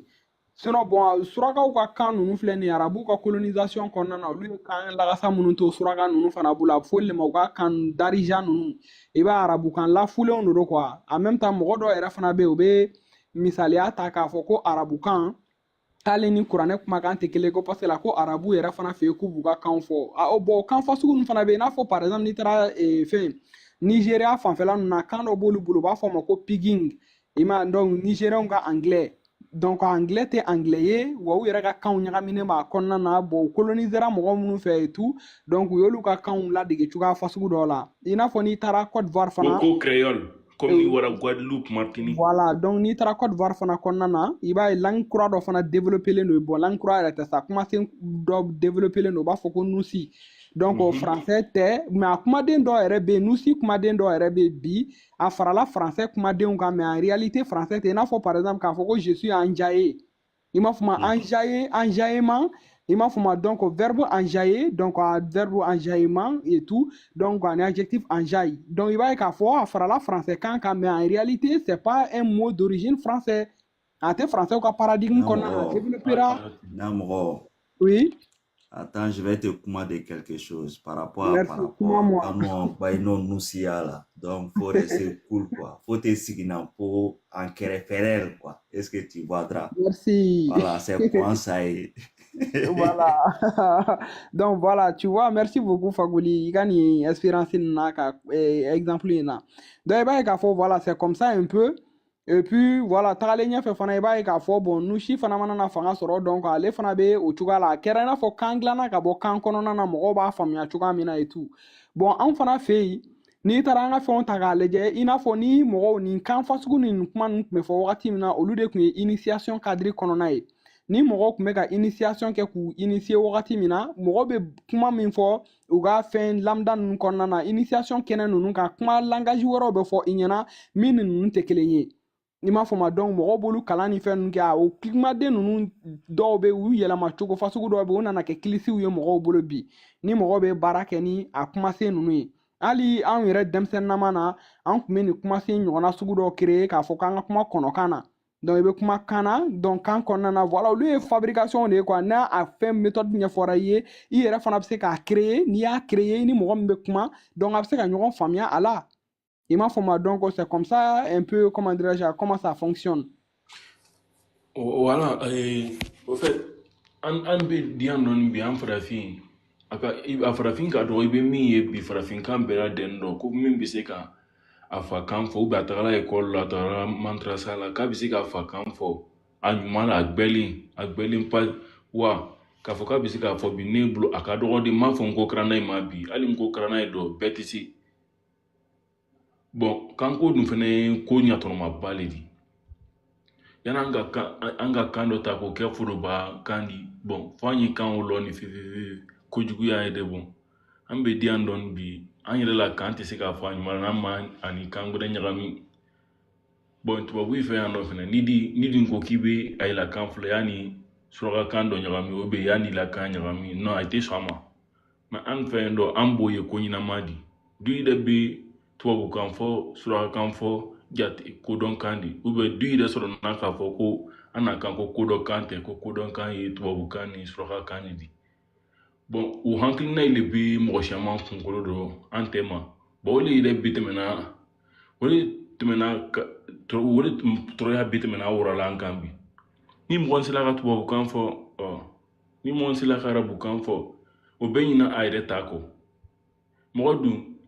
i bɛ kɛ mɔgɔ ko bɛ diɲɛ si ma i tɛ kɛ mɔgɔ wɛrɛ di f'e sɔn i yɛrɛ ɲɛli fɔlɔ ne kɔni bolo yɛrɛ lɔn kɔni o ɲatɔnɔ kɔni ka bon mais kan ko ɲatɔnɔ ka bon a tɛ ban diɲɛ kɔnɔ nin bɛɛ bɛ fɛsɛfɛsɛ avec le temps k'a sababuya kɛ i b'a ye k'a fɔ tuma de bɛ nin fɛn ninnu fɛn quoi donc yɛrɛya sira min ni mɔgɔ bɛ k'a ta dɔɔni dɔɔni i b'a ye mɔgɔw bɛ na b'u yɛrɛ kalama an ka fɛnw bɛ na ta ba la dɔɔni dɔɔni parce que la tellement que colonisation effet bonyana an kan an bɛɛ lajɛlen coloniselen don d'une manière à autre mɔgɔ fɛn fɛn bɛ yen tubabukan ni français kan yɛrɛ i tɛ se k'i ka kuma yɛrɛ journée yɛrɛ kɔnɔna na yɛrɛ an bɛ kumasen minnu fɔ ni français yɛrɛ tigɛra ka bɔ a la ka arabu yɛrɛ tigɛ ka bɔ a la i b'a ye k'a fɔ kumasen min n'an yɛrɛ b'a fɔ an yɛrɛ ka kan yɛrɛ kɔnɔna na a tɛ tɛmɛ i n'a fɔ 2 phrases 3 phrases a tɛ tɛmɛ o ɲɛnama yɛrɛ kan. Arama kanko tɛ se ka bɔ ɲɔgɔn na sa i b'a dɔn mɔgɔ caman bɛ yen o de ma kanko faamuya quoi kanw bɛ ɲɔgɔn kɔnɔ de o ye wajibi de ye quoi sinon n ko kalandenw yɛrɛ bɛ kan dɔ fɔ n'u bɛ fɛ ka min fɔ piripiri i n'a fɔ an b'a fɔ min ko piripiri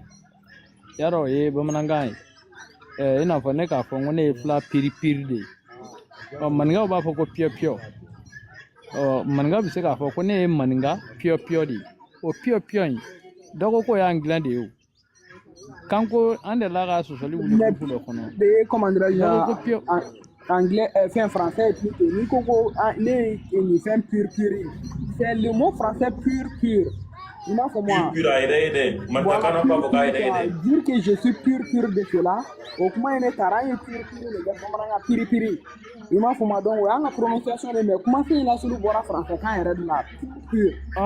voilà mi fera voilà mi fera ka fiye fana o min lasili bora français la de i b'a ye k'a fɔ ko pio in fana o lasili bora anglais de la fana quoi donc i b'a ye kan b'o cogoya de la quoi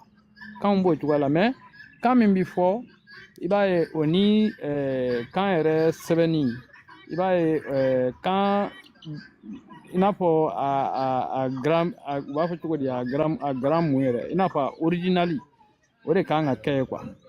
donc o ni min bi fɔ i b'a sɔrɔ u tɛ kelen ye i n'a fɔ bamanankan na an bɛ se k'a fɔ ko forobafiliw bɛ yen kan o bɛ kan caman kɔnɔ quoi parce que n'i ye muso dɔ ye ko den b'a bolo i bɛ se k'a fɔ ko denbatigi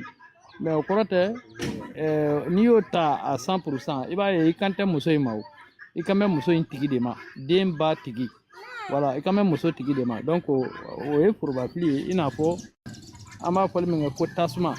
n'i ko ta o bɛ faamuya mais est ce que n'a sumana a bɛ kɛ ta ye donc o fana origine bɛ a la quoi k'a fɔ ko tasuma origine b'o la parce que dɔ y'a fɔ ɲɛna ko fɔlɔ tile la ta kun bɛ mɛnɛ duguw de la dugu bɔɲɔgɔnmaw parce que tasuma kun man ca i bɛ taa sɔrɔ dugu dɔ de bɛ kɛrɛnkɛrɛn yirikuru bɛ ɲini ka ta mɛnɛ k'a gidi i n'a fɔ dugutigi ka yɔrɔ o n'a ɲɔgɔnnaw donc buguda sigida minnu bɛ kɛrɛdaw fɛ ni ta mangena yɔrɔ o yɔrɔ u b'a fɔ ko donc o ta kɔni mangera an ka bugu fiyɛ la a ye taa tasunba la tasunba i ka taa ta ka na o de la tasunba la o de yɛlɛmana k'o tɔgɔ ye k'a fɔ ko tasuma k'a sɔrɔ o tɛ quoi donc originali bɛ se ka o y'a kan grammaire de ye quoi o de kan ka kɛ yen nɔ kanko la et puis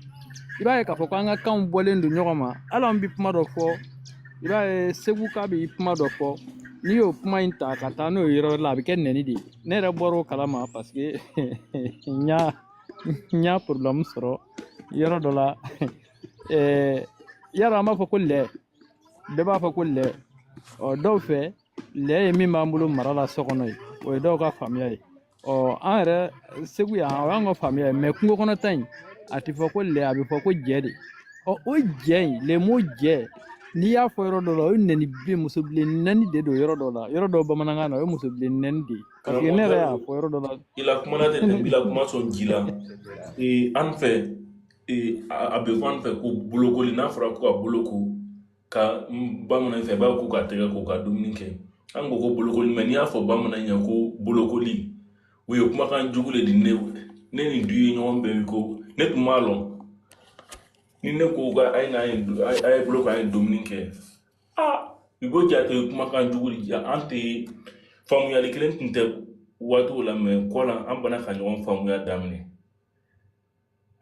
bon bolokoli ne tun b'a lɔn ko kuma jugu de di bɛɛ ni bamanan fɛ an yɛrɛ tun bɛ ka kan de fɔ koyi an tun bɛ ka dugawu k'a kan fɔ Jalo i bɛ ka segukaw fɔ n ko seguka musomanin fila delila ka i yɛlɛ ne ma cogo dɔ la ne natuma Bamakɔ o y'a sɔrɔ n tɛ bamanankan mɛn ten o ye ne tɔɔrɔ ne ko n ko min fata i bɛna lɔn kɔ an ka ivoirien tabusi kan u yɛrɛ ɲuman na n ko min fata dɔ in y'i kanto dɔ in ma ko nin yɛrɛ ye a bɛ k'a fɔ segukan na ko ne bɛ ka mun de fɔ nin ye ten donc ne ko n bɛ ka n ka bamanankan fɔ ja ninnu bɛ ka ne kɛ mɔgɔ sugu wɛrɛ de ye o y'a sɔrɔ ivoirien kan de bɛ ne da n ko min fata parce que an ta hali jo yɛrɛ bɔra ka bolokoli min fɔ c'est pareil ya ne tun b'o de fɔ mais ja lajinɛ fana bolokoli bɛ fɔ donc ça veut dire k'an y'a ta o de Fakoli a bɛ ten kosɛbɛ n bɛna histoire wɛrɛ ɲɛfɔ aw ye ne yɛrɛ ka mɔgɔ dɔ n'a bɛ baara kɛ ONG kelen na cɛkɔrɔba de don dɛ cɛkɔrɔba yɛrɛ de don ale taara Sikaso i b'a dɔn woso ka ca Sikaso u jɔra a ye woso san a ye woso san sungurudenni min fɛ ale y'i kɔ don sungurudenni ko Nfa itina nana ye mena furunto doni do ife. Bon, il va donner ko mena furunto do ife. En fait, ni faut se comme on ya neni quoi. Ali Bamako ka o neni en fait. Voilà. Furunto do Voilà, ife. donc Yana. ni faut se comme ya neni. Et puis nya kola si sika so mara la, ali akara nyara la. Nga nga so fien dogale. Lo mi fien do ife. Bon, il va y avoir mais Par contre, c'est vrai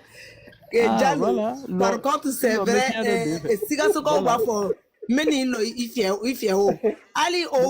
ali Burkinabe do be a ɲɔgɔn fɔ. En fait, à Norway, ni mi a fait qu'on a un bolo de fait. Ça dit, a dit nous y a mené à l'école. Mais comme avec dépend boro fɛnɛ na kɛ mɔgɔ dɔw bɛ yen nɔ Sikasokaw mana nin f'i ye i b'a dɔn k'olu ta tɛ neni ye mais Bamakɔka mana f'i ye k'i jɔ k'an bolo don i fɛ i b'a dɔn yɔrɔnin kelen ko ye neni ye ko bi kɛ neni. Mais la reine ni Gambie fana kuma la Gambie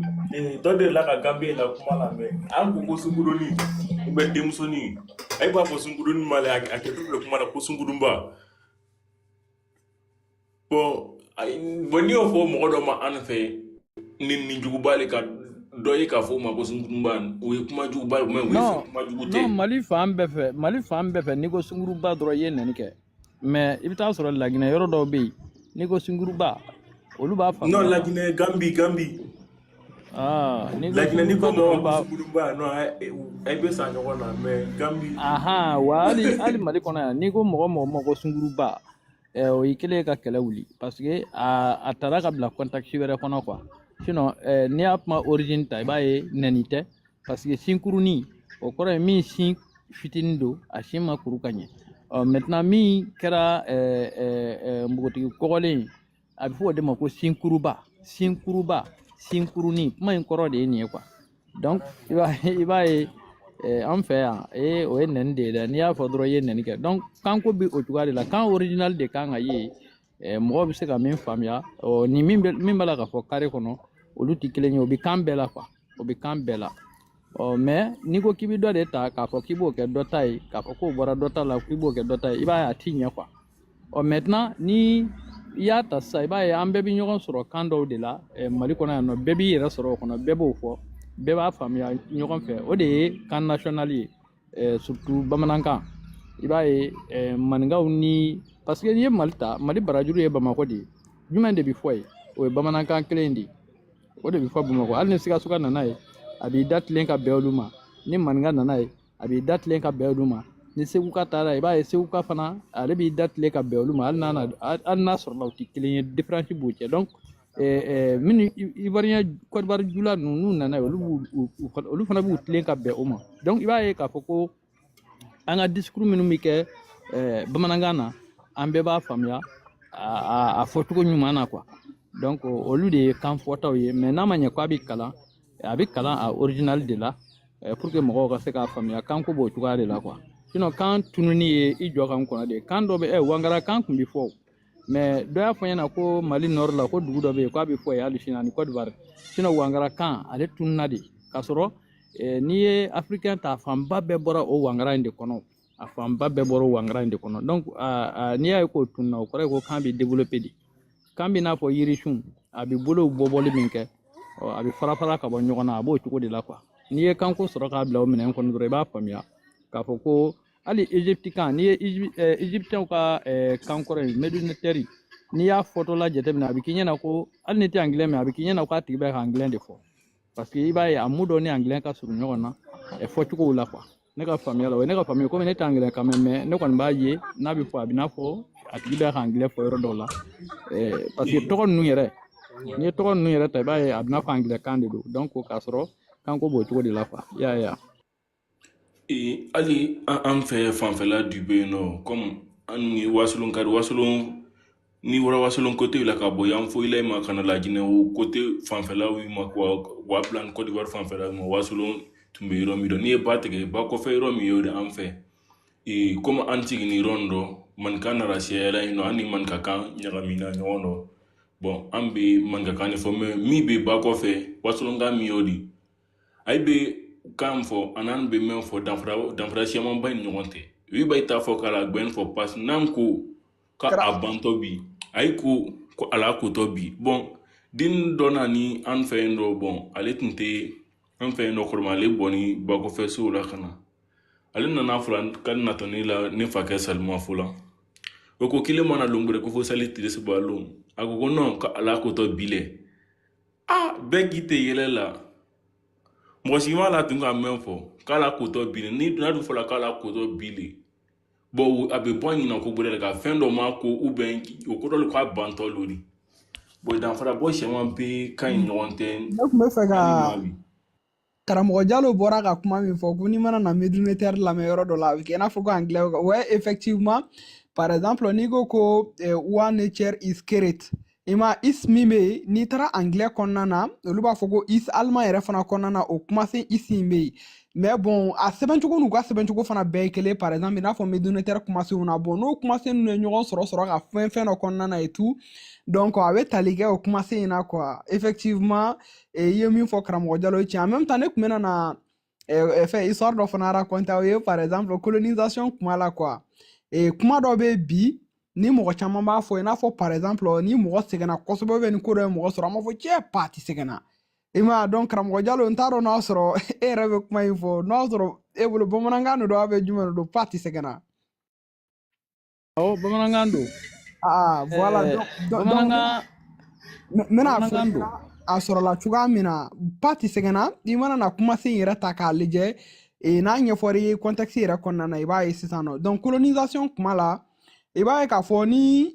fɛn wagati min na ni jelibɔn kun kɛra an ka mɔgɔ minnu taara deuxième guerre mondiale participer ni jelibɔn kɛra ou bien ni fɛn dɔ kɛra et tout tubabu tun b'a fɔ ko la partie sanglante tubabukan na quoi u tun bɛ to k'a fɔ la partie sanglante i m'a faamu vu que an ka tirailleurs minnu taara olu tun t'o kuma in ni fɛn ninnu faamuya et tout donc olu tirailleurs ninnu tun b'a fɔ u ka retour la tubabukɛ bɛ kuma min fɔ k'u bɛ segin a kan quoi la partie sanglante olu tun b'a fɔ parti sɛgɛnna pour dire la partie sanglante i m'a faamu donc parti sɛgɛnna o de la ni kobilen kɛra anw fɛ yen directement ou bien ni fɛn dɔ kɛra dɔrɔn i b'a ye mɔgɔw bɛ a korali kɛ ka ɲɛsin nin de ma quoi tu vois parti sɛgɛnna cɛ parti sɛgɛnna e ma nin ya parti sɛgɛnna tu vois donc a sɔrɔla ni jelibɔn kun kɛra pendant la colonisation mɔgɔ kun b'a fɔ partie sanglante jelibɔn kɛra cɛ la partie sanglante ici là c'est la partie donc tu vois o kumasen ninnu fana de tora an ka fɛn na fo bi an yɛrɛ fana b'o kuma fɔ a kɛra i n'a fɔ ko bamanankan yɛrɛ quoi tu vois donc n tun bɛ fɛ ka o de fɔ quoi Adama i b'a dɔn ni kuma nin fɔ ne ko n ko bamanankan don ne tun bɛna a kɔrɔ di kuma dɔ ma parce que ne y'a mɛn o mɛn cogo de la quoi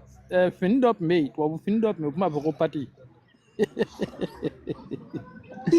pati i bɛ pati dɔ wala gɛrɛgɛrɛ misɛnnin merci merci sisan o pati ko cɛkɔrɔbaw de tun b'a fɔ ko pati sɛgɛnna ko gɛlɛnkɛla ka misɛn ko mɛ ko kunti sen da ko kunkolo bɛ don fɛ ko pati sɛgɛnna dɛ o pati sɛgɛnna ko a origine ye o ye mɛ e filɛ ka nin min fɔ nin ye nin ye tiɲɛ de ye dɛ par exemple n'i taara les français parler des tirailleurs i m'a faamu gafe dɔ yɛrɛ bɛ yen min bɛ kuma nin fɛn ninnu kan nin kumasen ninnu ɲɔgɔnna caman bɛ yen i m'a faamu tirailleurs yɛrɛ tun bɛ kuma cogoya min na ka français kan ladege i b'a kumasen camanw ye n'a transformera ka na an ka bamanankan kɔnɔ i n'a fɔ Kamaka bɛ k'a fɔ cogoya min na i b'a ɲɔgɔnna caman baw de sɔrɔ bamanankan yɛrɛ fana kɔnɔna na o cogoya la yen ten parce que la i b'a dɔn bamanankan filɛ nin ye quoi o de la ni langue nationale bɛ ta ka kɛ Mali la langue nationale ye bamanankan de don parce que la bamanankan formule la cogoya fasugu min na i b'a ye k'a fɔ a bɛ kan bɛɛ kɔnɔ wa kan bɛɛ b'i yɛrɛ sɔrɔ a la dɔɔni donc si on peut désigner une langue comme langue comment dirais-je commune au Mali bɛɛ bɛ se k'i yɛrɛ kuma min kɔnɔna na bamanankan kɔfɛ i tɛ kumafɛn foyi sɔrɔ hali dɔgɔnɔkan yɛrɛ la kuma dɔw bɛ yen n'a walawalali ma bonya cogoya fasugu dɔ la i b'a ye k'a fɔ misaliya bɛ ta bamanankan de la ka bamanankan b'o kuma jidi i n'a fɔ par exemple ne bɛ n ka kuma la sisan nɔ komi ne ye français de kalan ka fɛn kɛ donc ne bɛ to ka français kumaw bɛ n'u ɲɔgɔn sɔrɔ ne ka kuma kɔnɔna na ka caya cogoya min na donc n'i bɛ ka dɔgɔnɔ fana fɔ kuma dɔw la ni kuma dɔw tora cogoya dɔw la i bɛ a bamanankanisé o cogoya la quoi tu vois donc c'est comme ça un peu bon nin fɛn ninnu filɛ nin ye bon o gafe in yɛrɛ vraiment o kalanni nafa ka dɔgɔ yan kosɛbɛ parce que la n'i taara o gafe kalan k'i sigi k'a ye k'a fɔ tubabu y'an bɛnbaw kɛ i n'a fɔ sagamɔnɛ i n'a fɔ kan tɛ mɔgɔw bolo cogoya min na quoi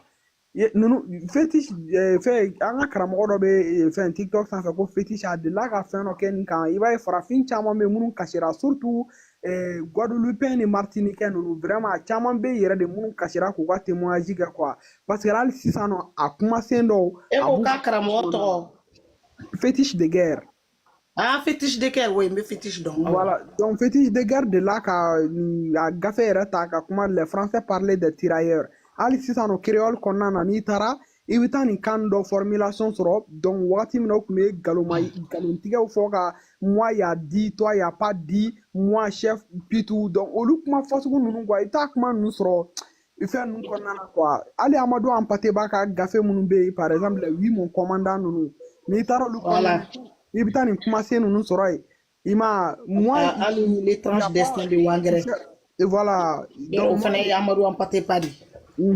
effectivement le clan de la rafiengo les trilogies ngi ko kalanga son ajayi les trilogies de Kuta gafe photo ci ma fɛn sanfɛ ni n taara tamiri la prochaine fois ni n ka tɛmɛli bɔra yen ma donc ni y'a sɛbɛ trilogie de Kunta Massa Maka Jabate ni ma fili ale de y'a sɛbɛ ni ma fili il y a le lieutenant de Kuta le coiffeur de Kuta et le boucher de Kuta. Donc a kuma ni ma fili a bɛ ninnu dɔw kɔnɔ film dɔw bɛ yen nɔ ko f'u y'a film bɔ sur le camp de Charoy Charoy tirailleurs sénégalais minnu tun bɛ Charoy yan'u k'olu faga donc u ye film in bɔ o kan ni film in lajɛ aw bɛ ka mot minnu fɔ caman ba den de b'a kɔnɔ o caman de b'a kɔnɔ donc a bɛ kan anw yɛrɛ b'a utiliser a bɛ k'an ɲɛna k'an ka kan don ka sɔrɔ si Kamaka i b'a dɔn coiffeur de Kuta ni boucher de Kuta c'est l'histoire d'un tirailleur qui est revenu en fait donc exactement village kɔnɔna na i n'a fɔ Rama bɛ k'a fɔ cogoya min na jargon ninnu ale fana bɛna ka na yira sisan k'ale ka na a ka tubabuya yira quoi voilà donc a bɛ to ka terme ninnu dɔw fɔ même si a tilennen tɛ bon le fait que tɔw village kɔnɔ olu ta terme ninnu dɔn donc olu fana dabali bɛɛ bɛ ban ale la ka na kɛ mɔgɔba yɛrɛ ye village kɔnɔna na fo a bɛ npogotiginin dɔ minɛ ten bon après u bɛ na ale yɛrɛ berner ko in kɔnɔna na an ye nin interprétation kɛ école la n'est-ce pas Arama ka di dɛ yɛlɛ ka di e min ye dun dɔɔni n'i y'a kalan yɛlɛ ko baden de b'a kɔnɔ histoire ɲɔgɔnna dɔ mais n fana bɛ n'o raconter aw ye quoi l'histoire des 3 paysans n t'a dɔn n'a sɔrɔ a delila ka les 3 paysans ka histoire mais ko paysan 3 fana tun bɛ yen u bɔra k'u bɛ taa duguba de kɔnɔna na fɛn ɲini na quoi donc u tagalen u ka o fɛn ɲini sen fɛ donc ces 3 paysans u taara dugudenni minnu u y'a kɛ yanni k'u se duguba yɛrɛ kɔnɔna na donc u tɛmɛna dugu dɔ la donc o dugu in kɔnɔna na comment dirais-je u taara sɔrɔ dɔ de bɛ ka français kan fɔ yen yɔrɔ la donc paysan dɔ bɛ yen ale hakili tora kuma kelen dɔrɔn de la u ka kuma kɔnɔna na ko ninnu i m'a fɔ ma donc ale hakili tor'o la donc u tɛmɛna ka bɔ u taara se dugudenni wɛrɛ la i m'a fɔ ma donc comme voilà u taara se dugudenni wɛrɛ la u selen o dugudenni na donc den dɔ de y'i kanto a ba ma ko comment dirais-je maman ko voici les 3 paysans donc o fana ye les 3 paysans i m'a fɔ ma o de bila a kunkolo la i m'a donc comment dirais-je u taara se dugu dɔ la dɔw tun bɛ discute la dɔ y'i kanto ma ko tanpi tɔ kelen dɔ fana o tanpi kumaden o fana sera k'o dɔrɔn de maîtriser maintenant sisan nɔ k'u to yan'u ka se duguba la yen tout donc u bɛnna ni bandiw de ye fɛn fagali kɛ quoi ka mɔgɔ dɔ faga i m'a fɔ ma o kɛlen ka mɔgɔ dɔ faga donc a ko kɛra paysan ninnu ɲɛna u ye bandi ninnu gɛn u ma bandi ninnu sɔrɔ quoi donc gendarmew nalen ka na ɲininkali kɛ mɔgɔ la ko nin ko in kɛra cogoya jumɛn na ko jɔn de b'a kalama donc paysan ninnu fana k'u bɛ taa français a ɲɛfɔ olu ko jɔn de b'a kalama paysan min ye nu mɛn ale sina k'a fɔ ko nu i m'a fɔ ma ale kɛlen k'a fɔ ko nu commissaire ko mais ko qui a fait ça i m'a fɔ ma min ko comment dirais-je les 3 paysans min y'o mɛn ale sina k'i kanto ten les 3 paysans i m'a fɔ ma ale kɛlen k'a fɔ ko les 3 paysans donc dɔ sina k'i kanto si tu n'as pas content tant pis si tu n'as pas content tant pis u y'u minɛ ka taa n'u ye ka t'u don wucu la quoi donc u ye kumasen minnu ta wali kumakan kɔnɔna na o de kɛra sababu ye ka comment dire u yɛrɛ piéger donc an kun bɛ to ka nin compte fana kɛ en même temps l'histoire aussi de Tobroko les bûcherons donc je pense qu'à kan ka Tobroko les bûcherons fana ka histoire mais aux pauvres bûcherons nin fɛn ninnu i b'a dɔn l'école coloniale yɛrɛ ban wagati u nana nin enseignement ni nin fɛn ninnu de congo mɔgɔw kunna ni mɔgɔ caman yɛrɛ kun bɛ baara kɛ par rapport à cela quoi bon ninnu bɛɛ lagosi de ye anw ma etc et tout i ye livre min fɔ fana kama k'an bɛna essayer ka livre nin ɲini vraiment parce que là j'aime ce genre de comédie mais bon hali n'a ko bɛ cogoya fasugu dɔ la quoi. Vraiment, i ye kuma dɔ fɔ sisan kuma in tiɲɛ na ne kɔni i ye medunetɛri kumaden dɔ fɔ kuma in ye ne bila ka taa mɔgɔ fila ka kan de la quoi mianga walima bɔbɔ n t'a fila si kan mɛn dɛ mais i y'a cɛrɛkun cogo sugu dɔ la dɛ a ye ne bila ka taa o de fan fɛ quoi a ye ne bila ka taa ye a cɛrɛkun y'a fɔ cogo dɔ la dɛ medunatɛri kumaden bi sɔrɔ mianga kan kɔnɔ mianga kan ye kan kɔrɔ de a bi sɔrɔ ale kɔnɔ quoi nature roi is spirit voilà olu de bɛ so ka cɛrɛ wala olu bɛ nin cɛrɛ pɛrɛ olu b'a fɔ kana siga la parce que i bɛ mɔgɔw lamɛn don dɔ la ne tora live dɔ kɔnɔ dugu jɛla ka taa n sɔrɔ live dɔ kɔnɔ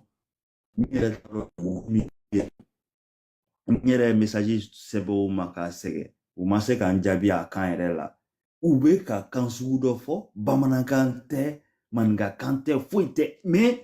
a b'i n'a fɔ ne bɛ k'u ka kuma mɛn quoi a ka kuma in u ka kumakan sigicogo a b'i n'a fɔ n ko b'a kɔnɔ quoi mais ne ma se ka ninnu ka dugu karamɔgɔ i ka hakɛ to i ka kuma tigɛ la e dun b'a fɔ ko ka ko foyi tɛ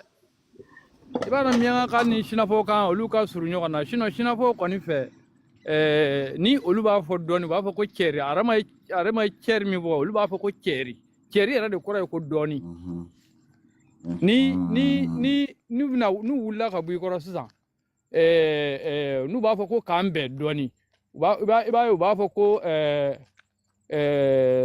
orabi cɛri peut-être sinafɔ kan mɛnna dɔ bɛ se ka sɔrɔ yan u b'a fɔ ko orabi cɛri o kɔrɔ ye ko k'an bɛn dɔɔni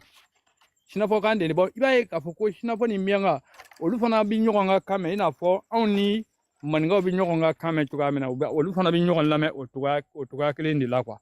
o de la kanko ninnu kɔni ni mɔgɔ min bɛ kan ninnu dɔn an ka kanw bɛɛ kalan dɛ an k'an ka kanw bɛɛ kalan kodi dɔ bɛ kan in kɔnɔ ni filakan fɔlɔw marakan fɔlɔw i yɛrɛ ye kuma dɔ fɔ dɛ ko wangarakan bɛ sɔrɔ hali bi mɔgɔ dɔw ka kan na an mako b'o kan in na quoi parce que o kan in kodi dɔw b'a kɔnɔ farafindenw mako b'a la ni a bɛ kan min na an ka jija an ka kan in an n'a bɛ fɛ ka sa an ka bila vie la c'est très important pour nous quoi.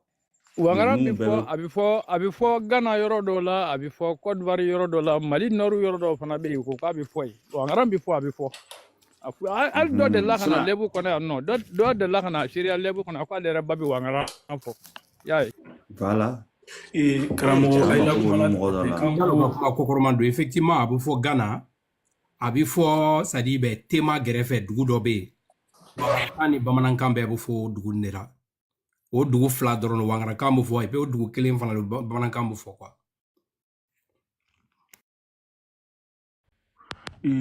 wangarakan ye a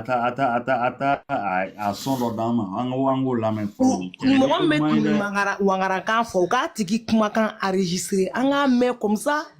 an b'a dɔn nin de ye wangarakan ye hali n'an y'a ɲɔgɔn dɔn mɛn yɔrɔ dɔ la an bɛ sɔmi i m'a faamuya.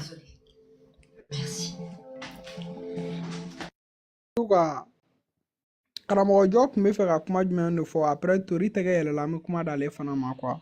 n tun b'a fɛ k'a fɔ dɔrɔn ko kan ko tɔnɔ ka bɔ hali faransi yɔrɔ dɔ bɛ yen nɔ comme a fɔlɔfɔlɔlamaw ye pays kɔrɔma min tun bɛ yen nɔ comme les Gaulois les Basques les Bernes ni Basques bon français bɛ yan nɔ bi u bɛ mɔgɔ i sarala ka a ye den kɛra a ye binba kɛ i la kan kɔrɔ i la kan wɛrɛ min ye i la kan in kana tunu ɲɔgɔn kan fɔlɔ tɛrɛ ko a diyagoya tɛrɛ a ye bɛɛ ka français de kan i bɛ se wa i tɛ se wa faransi dugu dɔ bɛ yan nɔ ni i tagala yen nɔ i tɔgɔ sɛbɛnni yɛrɛ sɛbɛnni ye français kan na sɛbɛnni bɛ voilà basque le dɔ ou bien Bernays Shaman be ten no bo kanko tono te bana ko wi shaman be kay la kan nyini bi kay la kan tono lo kay de kray la kan la be kan flakra ka wari sra de kay la kan ka mo sra wi kay de kray la kana bon an fana kana ɲina an ta ko an hankili ka jigin an ta ko waati bɛɛ an k'an ta kran ka dɔn ka dɔn a dɔn y'a yɛrɛ ma sinon n'an tora nin bolo kan waati dɔ bɛna si a bɛna tunu komi n'an ye jateya minɛ farafinna jamana siyama ma bi an na kan in bɛ ka tunu kuma dɔ siriya bolo ni wala Côte d'Ivoire bi Ivoirien den ka dɔgɔ min bɛ se ka kuma julakan yɛrɛ dɔ a gbɛnnen dɔ k'a fɔ k'a bɛ se ka kuma a gbɛnnen dɔ bon n'an tora nin bolo ma yanni san 10 ɲinan kɔ san 10 ɲinan kɔ bon julakan fɔlɔ julakan mɛnna bɛ dɔgɔya bɛɛ bɛ kɛ français bon an dun tɛna kɛla français di an t'an yɛrɛ sɔrɔ bon an tɔ min français min fɔlɔ an fɛ yen dɔ ani français min bɛ fɔ français fɛ yan dɔ kelen tɛ ni wara chinois fɛ u ye a yila kan kelen ta k'u kɛ forobakan di k'o diyagoya bɛɛ kan i wara arabu fɛ u b'a yila kan de fɔ bon fan fɛnɛ ka an yɛrɛ ta dɔ le ta k'o don da la mais n'an tora mɔgɔw ta ka mɔgɔw ta sankɔrɔta k'an yɛrɛ ta lafili an kɔ bon a bɛ an bɔguma dibi dɔ kɔ wale an n'a tun bɛ ne la k'o fɔ arama yani ka kuma n bɛ dɔ fara kan kimitiw vraiment a ka ɲi k'aw yɛrɛ fo k'aw yɛrɛ tigɛ kɔrɔta hali ni mɔgɔ ma kɔrɔta quoi k'o da mun kan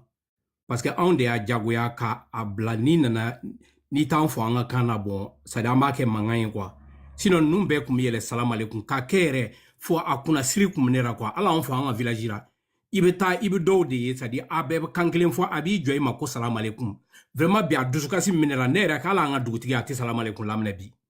ne de y'a jagoya k'a ɲɛfɔ a ɲɛna quoi n'i sera a b'a fɔ i b'an fo c'est à dire bɛ an ka kan de la i b'an ka kan mɛn i t'a mɛn i b'an fo bamanankan na mais k'a fɔ ko salam aleikum o kuma banna parce que ne y'a fɔ n ko bɔ a bɛ taara c'est à dire dingɛ dɔ de kɔnɔ nin dingɛ a bɛ bɛn a kɔnɔ a tɛ bɔ quoi k'a kɛ ala an ka foli kɛ kan yɛrɛ an t'o fɔ ko salam aleikum ko parce que k'o ye silamɛya foli ye n bon ni min tɛ silamɛya ye bon aw t'o fo a ka dugu kɔnɔ wa donc tu vois ninnu bɛɛ ye ko ɲumanw de ye parce que an bɛ kɛlɛ min na farafinya kɛlɛ bon a bakuruba ye ninnu de ye quoi parce que an ka kan n'an y'o bila bon déjà an tɔgɔ an banna an tɔgɔ ra bon jamu dɔrɔn banna bon an kun bɛna kɛ an ka folikan an bɛ fili o ma bon a bɛna kɛ an ka kanw yɛrɛ a tɛ fɔ tu vois fo an ka kanw fɔ kan o kan bɛ yen ni min nana n'a y'a fɔ n'a bayɛlɛmabaga bɛ yen a bɛ bayɛlɛma k'a ɲɛfɔ jama tɔ ye bon bamanankan an bɛ kɛlɛ k'o ra parce que bɛɛ b'o de mɛn quoi tu vois ne ko n b'o yɔrɔ de fara kan aw bɛɛ folen don n bɛ mɛn la ko kan n bɛ mɛn la o kan kuma dɔ an ka bamanankan gbɛnni fɔ a to an ka kuma di tori tɛgɛ ma s'il te plaît komi ale yɛlɛla fana a ma kuma quoi karamɔgɔba tori tɛgɛ i ni fama foli b'i ye karamɔgɔ aw bɛɛ ni wula ani su ani sagoma o tɛ karamɔgɔ arama a kɛra fama ye dɛ a kɛra fama ye ani kisɛ karamɔgɔ fɛn fɛn bɛ sanfɛ ka ta an karamɔgɔ Jalo la a fɛn fɛn bɛ sanfɛ n ka foli bɛ bɛɛ ye a bɛ babu min na n yɛlɛnna ka n ta dɔɔni fara kan kanko min filɛ ye n bɛna ɲinini de don n bɛna yɔrɔ kelen fɔ bɛɛ ka o bila hakili la n b'a daminɛ ni min ye fɔlɔ ni fili bɔ o yɔrɔ la bɛɛ k'o bila hakili la an ka bamanankan rɔ o ye an ka danbaga ko in ni ala ko in ye bɛɛ k'a bila hakili la a bɛ se ka kɛ karamɔgɔw b'u dɔn nka hakilijiginw don n'i taara fan o fan sisan ka gɛlɛn hali an minnu bɛ kɔrɔlen sira fɛ a ka gɛlɛn maaw ma u k'a fɔ k'u bi danbaga tɔgɔ fɔ n'u ma arabukan fɔ i ma ta yɔrɔ o yɔrɔ hali an ka laadatigiw n'an ka fɛn kan yɛrɛ de b'a fɛ ka tunu bɛɛ b'a fɔ ko ala hali n'i taara anw ka tontigiw n'an ka donsow fɛ i b'u mankan mɛn ko mangala o mangala in n b'o de yɔrɔnin fɔ mɔgɔ ye mangala tɛ arabuw fɔlɔ nanen anw fɛ ni maa min mɛn'i fɛ i ka ka bɛ tunu mangala a kun ti fɔ ko mangala dɛ a kun fɔ fɔlɔ de ko magale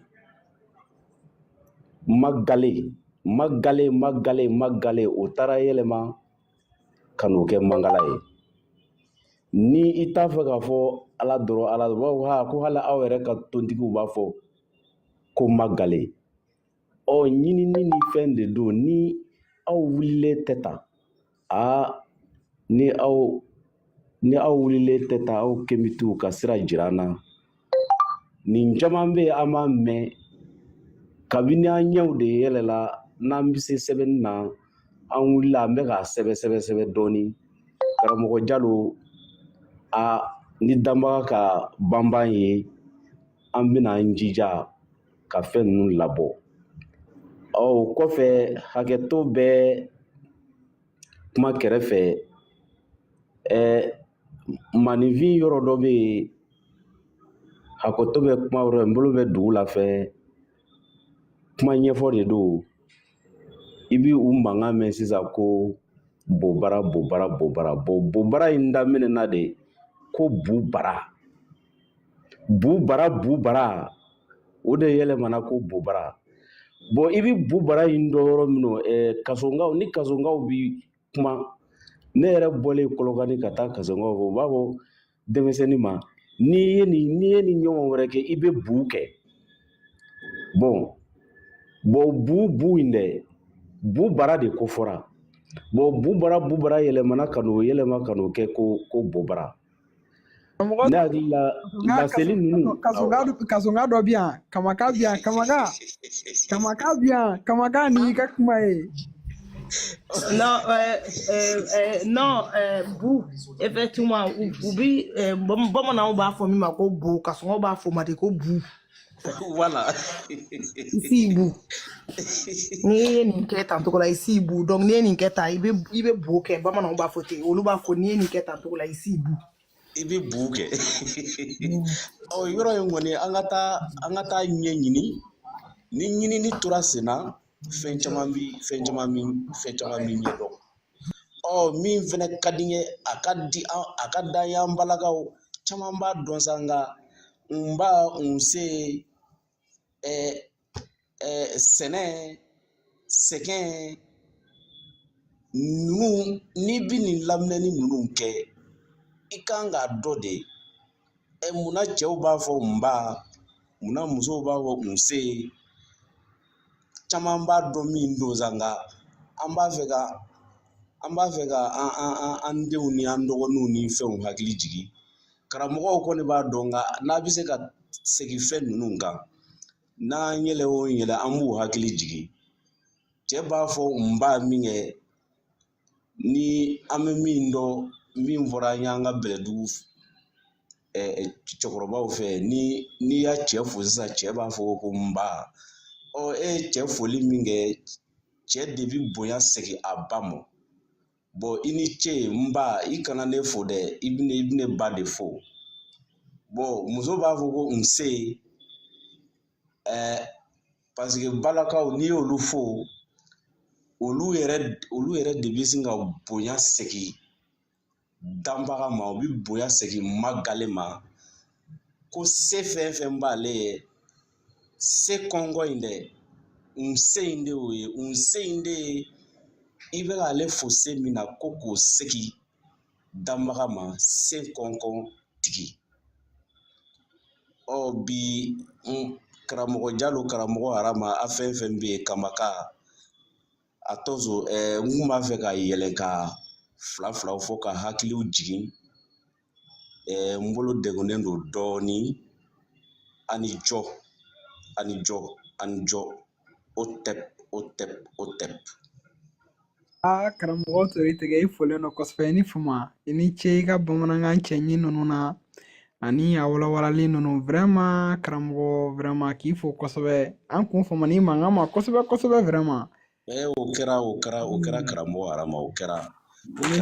an b'a lamɛn koyi foli yɛrɛ de b'aw ye Kamaka n ko ani a fɛn fɛn bɛ fɛn kan an b'a fo ka tila k'aw fo aw sɛgɛnbali an ce a yɛrɛ ye a ye taa fɛ ni danbaga ka banba ye ni danbaga ka se ye ni magale ka se ye se bi sɔrɔ se bi sɔrɔ karamɔgɔ Jalo n ka foli b'i ye. karamɔgɔ tori tigɛ i ni karamɔgɔ Black Justice vraiment a ka bamanankan n'aw kumana dɔrɔn mɔgɔ ni misi bɛ wasa vraiment a ka bamanankan kɔni a jɛlen yɛrɛ de don vraiment karamɔgɔ kuma dɔw la a kumakan ɲɛnafin bɛ to k'an minɛ i yɛrɛ kun famana an ma kosɛbɛ kosɛbɛ vraiment foli belebeleba b'i ye. Aw bɛɛ folen don n bolo degunnen don dɔɔni ni danba ka se yen n bɛ segin n bɛ jigin kan n bɛ to lamɛnni na karamɔgɔ Arama aw bɛɛ folen don. Tori tɛgɛ i fana i folenba don karamɔgɔ i folenba don karamɔgɔw ne bɛ na jigin b'aw fo kosɛbɛ mɛ i to lamɛnni la aw folenba don.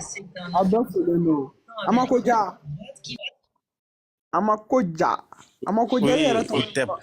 Amakoja e tɔgɔ ye dɔgɔnɔ tɔgɔ de ye wa bɛ jumɛn don Amakoja kɔrɔ. Ne tɔgɔ ye dɔgɔnɔ tɔgɔ ye ne tɔgɔ kɔrɔ ko danbaga k'a balo. Aw ka kan na quoi wala an ka dɔgɔnɔkan na kɔrɔ l'o ye quoi koja kɔrɔ de k'a balo quoi danbaga. Mankan ni mɔgɔ mankan bɔlen don i b'a dɔn wa. N'a tila n ye turamaga réincarnelen de ye quoi i mankan ni turamaga a ka kumaw tacogo bɛɛ lajɛlen bɔlen don trop. D'accord. Est-ce que e bɛ turamaga dɔn? Non, n tɛ turamagan dɔn. Non, ok, continue folen don. Ouais, sinon je suis Dogon et c'est un nom Dogon. Voilà, kɔrɔ ye danbaga k'a balo quoi. Amakoja m'a fɛ ka i ka nin yɔrɔnin walawalali kan Arama tu n'as pas fait i ma remarque dɔ k'a yɔrɔ la a ko a kɔrɔ ko a ma ka a balo i b'a ye an ka Uja nin an ka Uja o bɛ kuma in kɔnɔna la quoi ou bien Arama i ka jati ma ɲi. Donc voilà donc ouais il y a raisonnement oui. Amon Uja. A bɛ se ka k'o ye. Ko in bɛ an k'i ko fɔ quoi ja fɔ fana t'as vu ne bɛ faamuya o cogonin ninnu de la quoi. Au fait i b'a dɔn n yɛrɛ yɛlɛnna o de kama parce que an bɛ kanko kuma la. Au fait piège min bɛ kan kɔnɔ tɔw kɔnna k'o dɔn anw ɲɛ quoi. I b'a fɔ Jalo ye min fɔ i b'a dɔn ni e ma sigi ni janfa ye e t'a dɔn k'a fɔ ko mɔgɔ bɛ se ka na mɔgɔ ɲɔgɔn janfa k'a piéger k'a ta tiɲɛ donc ni e ma sigi n'o ye mɔgɔ min nana o kama ale préparelen nana pour la destruction quoi et a n'a ka plan nana quoi i b'a dɔn ninnu filɛ nin ye u ye expédition caman de kɛ ka taa Golofina expédition caman pour aller étudier la société mais pas pour aller étudier en bon ka taa ɲini k'a dɔn comment les détruire olu ye siècle caman de k'o la o y'a sɔrɔ an bɛnbaw sigilen don toujours u ka ɲuman fɔ ni ɲuman kɛ ni juguman t'o la donc i bɛ an bɛ kanko kuma min na sisan n bɛna misali dɔ di n'i y'a fɔ mɔgɔ mɔgɔ bɛ bamanankan jɛlen mɛn n'i y'a fɔ a ye ko dabagama a b'a faamu automatiquement que tu fais référence au créateur mais n'i y'a fɔ a ye ko Ala a t'a dɔn donc u ye kan in bɔ an bolo mun kama u y'an ka kanw bɔ an bolo mun kama souvent yɛrɛ u y'an yɛrɛ de bila an ka ɲɔgɔn lagosi ni ɲɔgɔn ka kan ye pour que kanw ka se ka latunu tout à l'heure Altesse y'a fɔ ko tori tɛgɛ ka bamanankan fɔcogo ka d'ale ye mais Altesse il y a 40 ans de cela mɔgɔ min tun bɛ bamanankan fɔ tan n'i y'a fɔ Bamakɔ mɔgɔw tun bɛ yɛlɛ i ma de les gens complexaient ka u ka bamanankan girinma in fɔ quoi i b'a fɔ fulaw bɛ maloya k'u ka bamanankan fɔ fulakan fɔ la dɔgɔnɔw filɛ nin hali sini anw bɛ lagosi ni an bamanankan fɔcogo ye mais tout le monde est à l'aise de parler en français ou bien de parler en arabe. L'objectif recherché, c'est ça, pour que nos langues puissent mourir. Donc, doni mi be anga kan kono, o doni be tunu kan nove.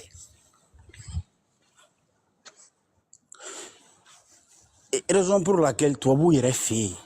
u kelen bɛ k'u ka kan bɛɛ protéger hali u ka dialecte u delila k'a fɔ ko deuxième guerre mondiale kɛlen saya caman kɛra donc siya dɔw sara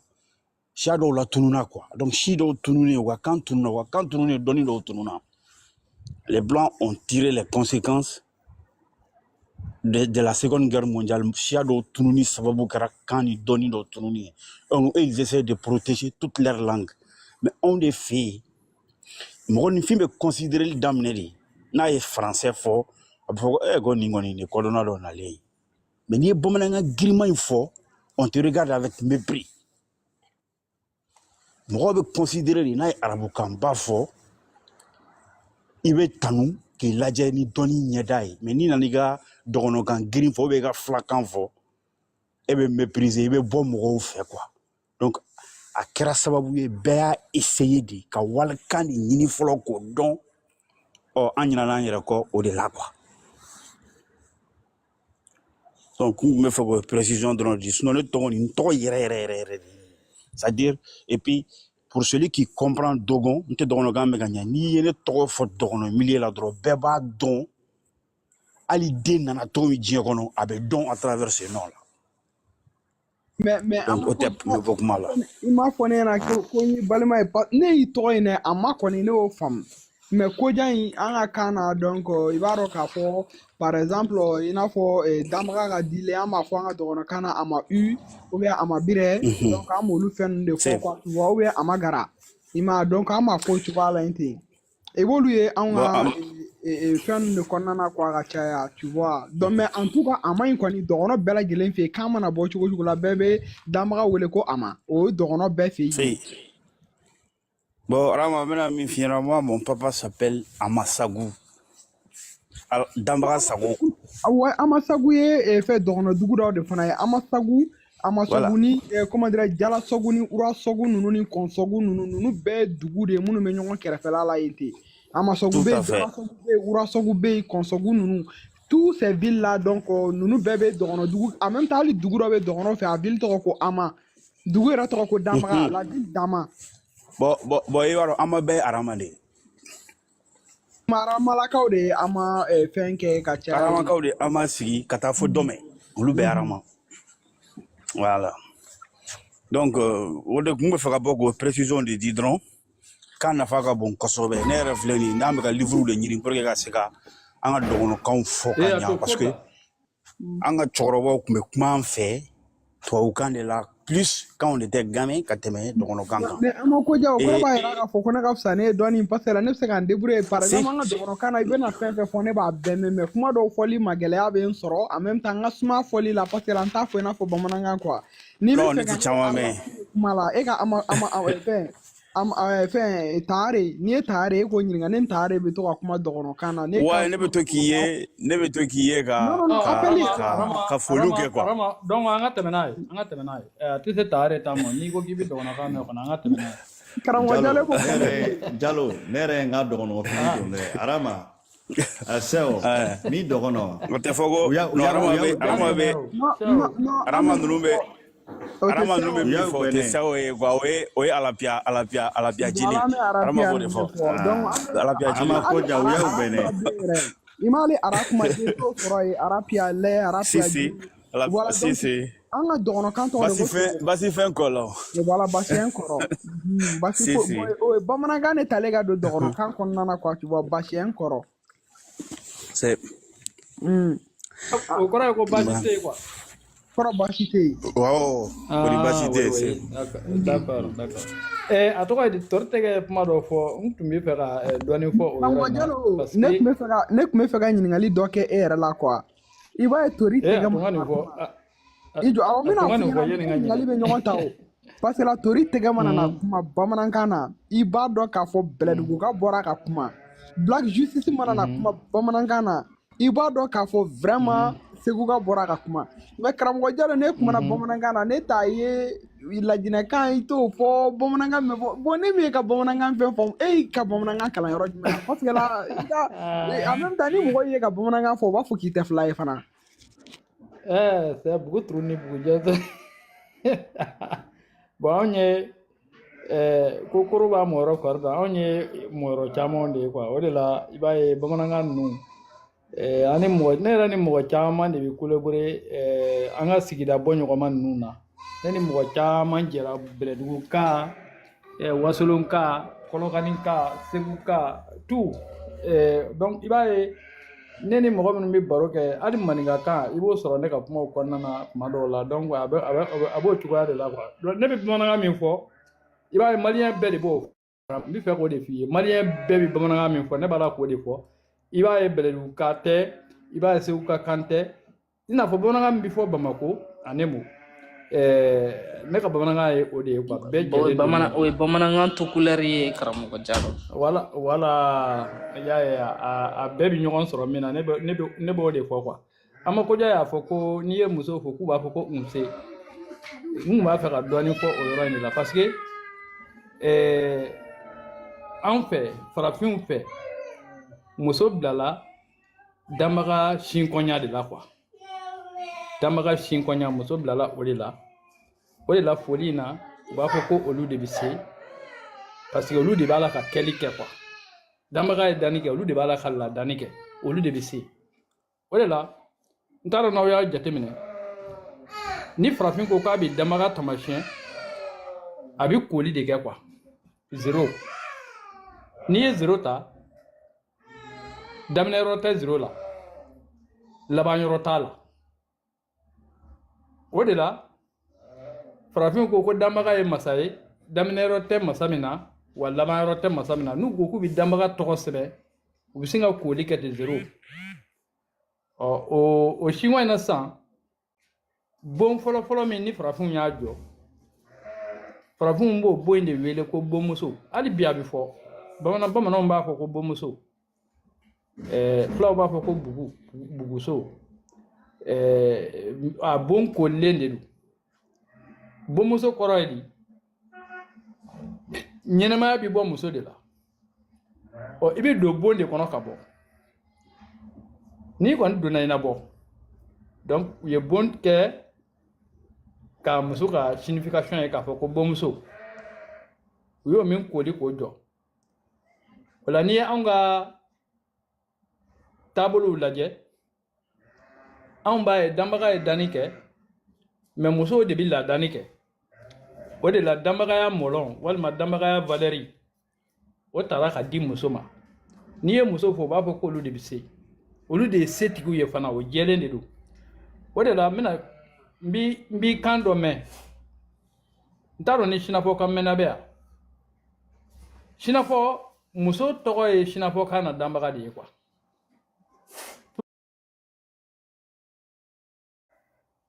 Jalo Jalo ne bɛ caman mɛn a la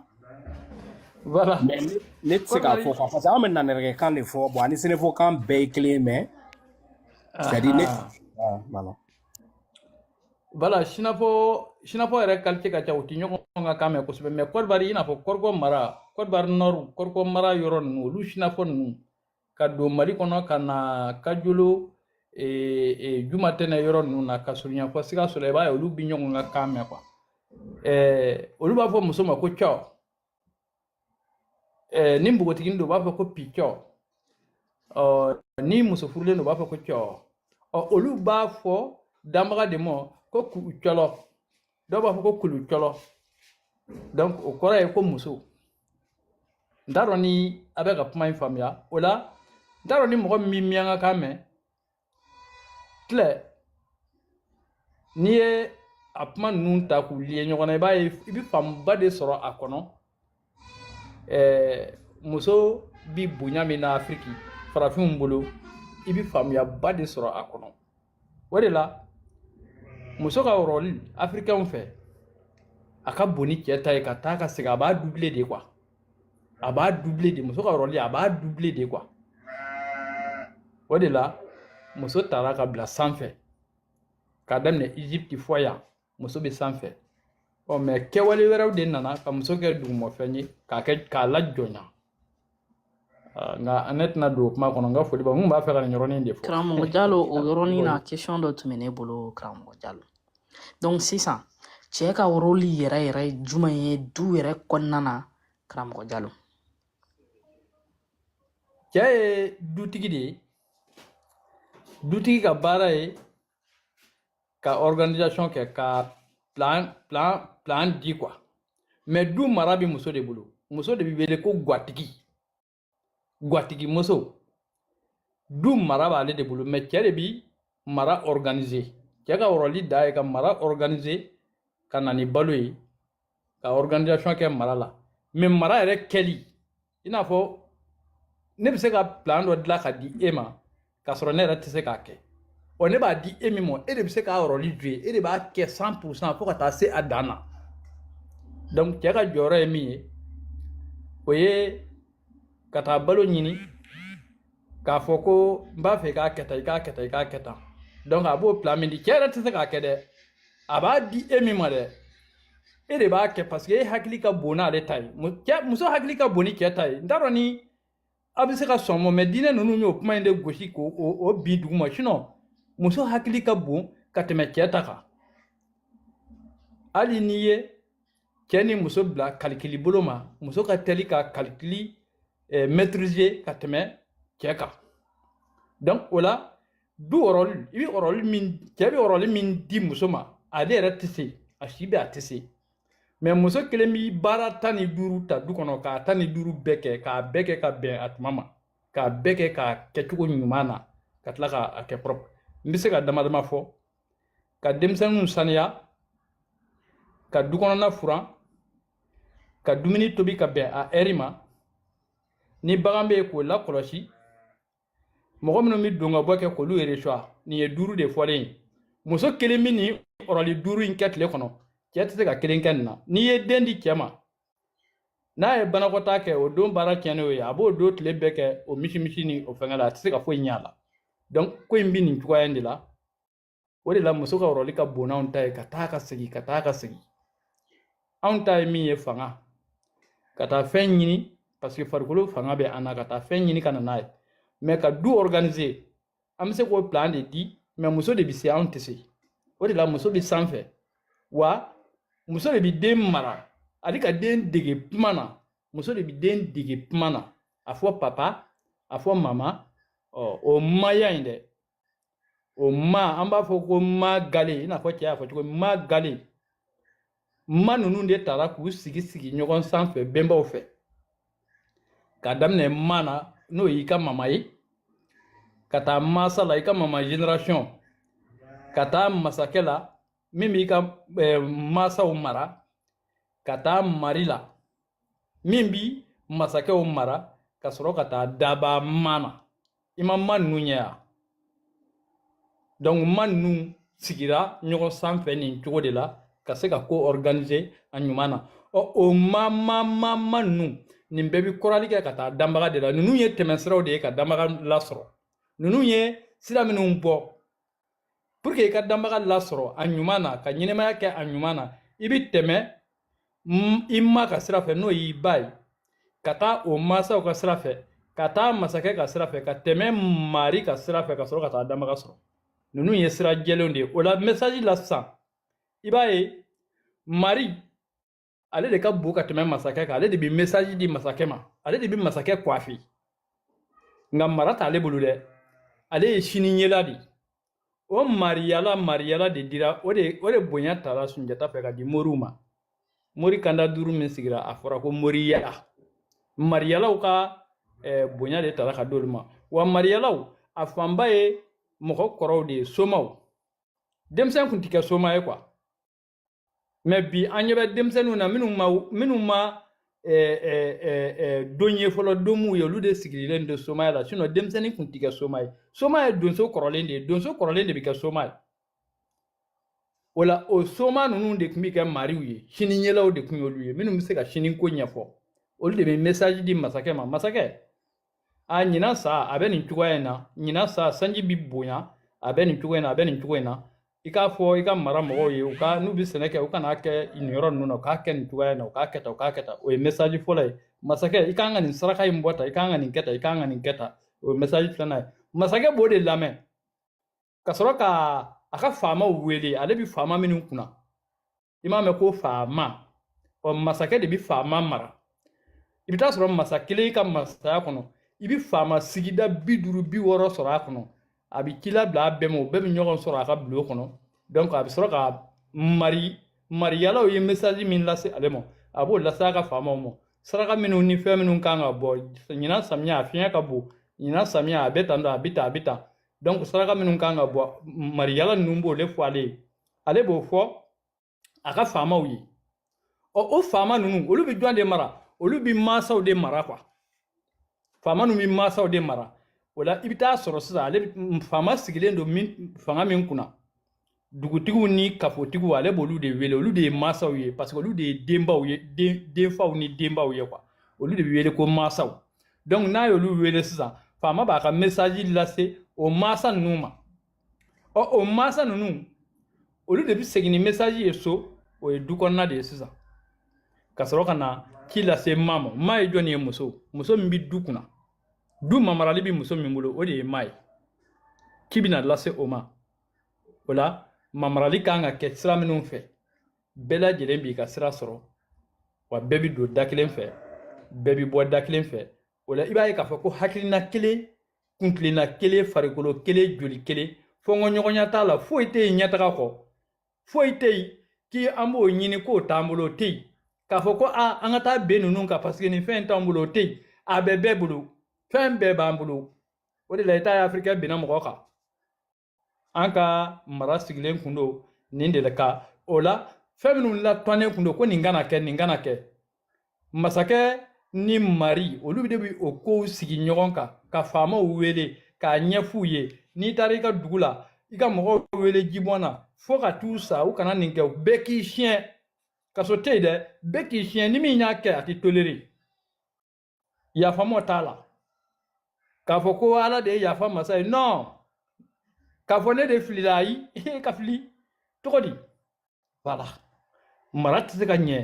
f'a ka kɛ tan de mara tɛ se ka kɛ f'a ka kɛ tan de wa kaso kun tɛ yen dɛ donc a ko bɛ nin cogoya de la o la ni an ko k'an ka segin an kɔrɔlen ma tuma dɔ la mɔgɔ dɔw b'a miiri k'a fɔra ko an ka taa abolition a fɔra an ka taa o ko tɛ o an ka mɛn joko de ma joko i m'a ye jo tɔgɔ donnen don a la joko ninnu ye fɛn nin bɛɛ ye fɛn kelen de ye pour que k'u fɔcogo bɔ ɲɔgɔn na mɔgɔw ka se k'a dɔn i kan bɛ min ma dɔ ye kamajigi ye dɔ ye kamayɛlɛ ye joko ani joko pour que quoi bamanankan k'u différencier n ko kalandenw bɛ se ka nin yɔrɔ in ɲɛfɔ kosɛbɛ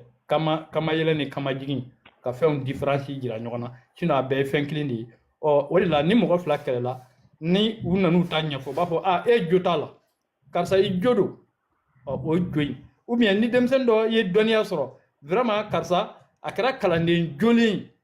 ou bien minɛn dɔ nɔgɔlen don karisa minɛn ta i k'a jo a bɛ ten de o tuma jo ale ye fɛn saniyalen de ye face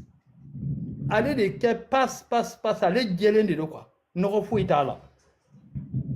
o la n'i ye jo ye yɔrɔ o yɔrɔ tiɲɛ de b'o yɔrɔ in na nkalon tɛ yen donc an ka mɔgɔw tun bɛ tɛmɛ nin sira ninnu de fɛ ka se ka fɛngɛ kɛ quoi donc n ka foli bɛ aw ye karamɔgɔ dɔ yɛlɛnna n bɛ bɔ kuma na aw bɛɛ foli na aw ni ce hotep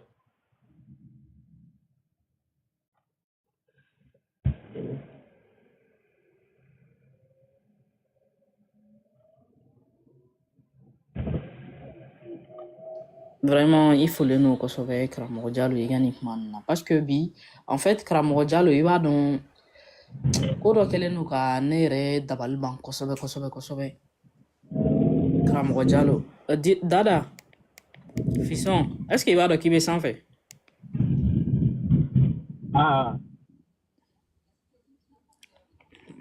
on dirait Fisson yɛlɛla a ma bɔ a kalama parce que karamɔgɔ Jalo n'i y'a ye bi na anw ka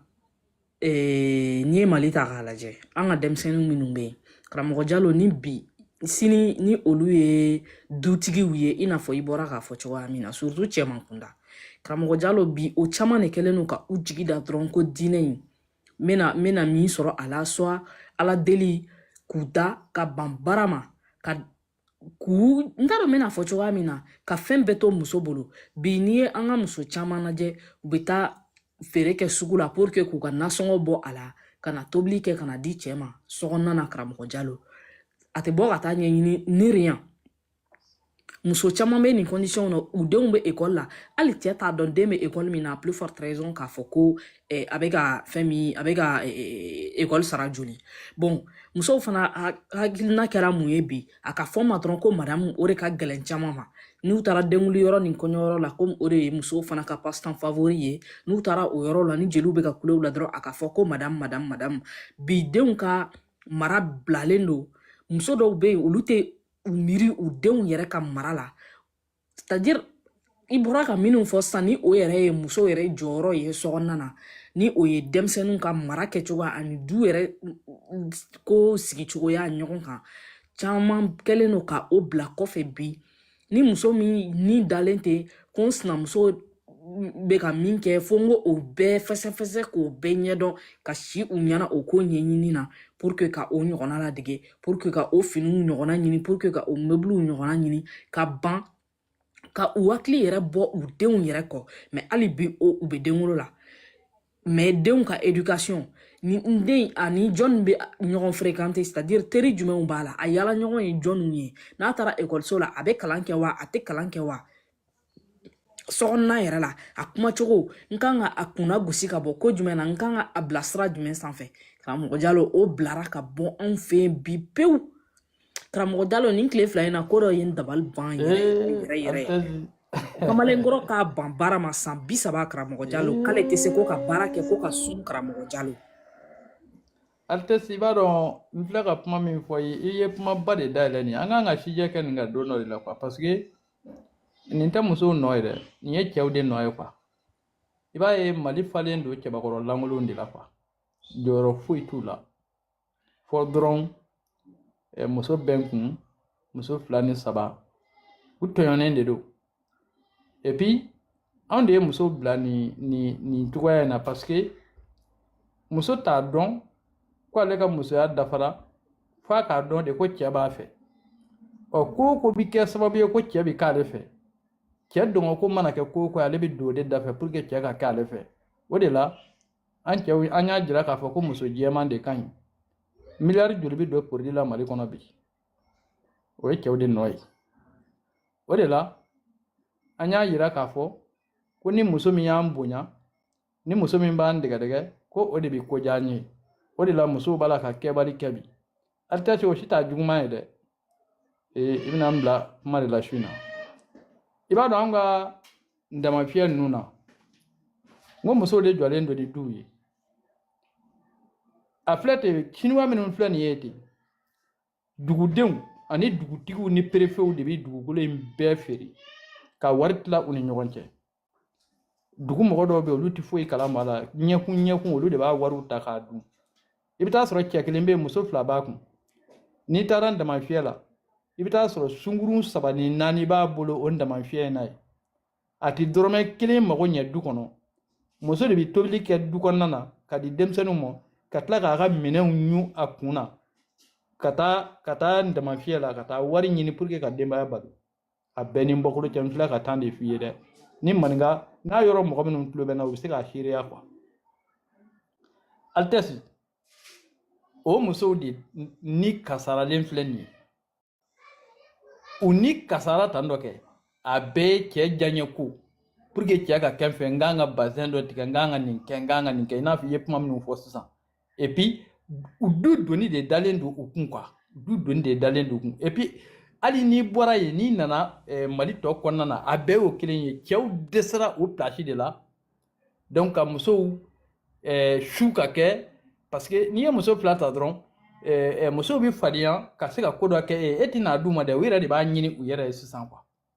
o de bɛ na ni kɛkojugu ninnu ni fɛnkɛjugu ni du yɛrɛ mara Altesse mara tiɲɛ an bolo bi pewu pewu pewu nin yɔrɔ nin don sinon ni muso organiselen don a bɛɛ ni bɔkolo cɛ tiɲɛjugu tɛ du denw na quoi wa pour que muso ka organiser fo cɛ ka jɔ a jɔyɔrɔ de la cɛ de bi parce que rôle min bɛ yen organisation tɛ se ka kɛ nkalon kan rôle ye min ye o ye ka fɛn dɔ ka organiser fɛn dɔ de sanfɛ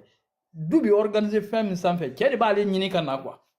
cɛ de bi jɔ a jɔyɔrɔ la k'o ɲini ka na donc i b'a ye du kɔnɔna tɔ rôle o bɛ muso de bolo ale b'a rôle jouer 100% hali ala den a kan ka mɔgɔ min bonya dugu kɔnɔ n'a y'i ci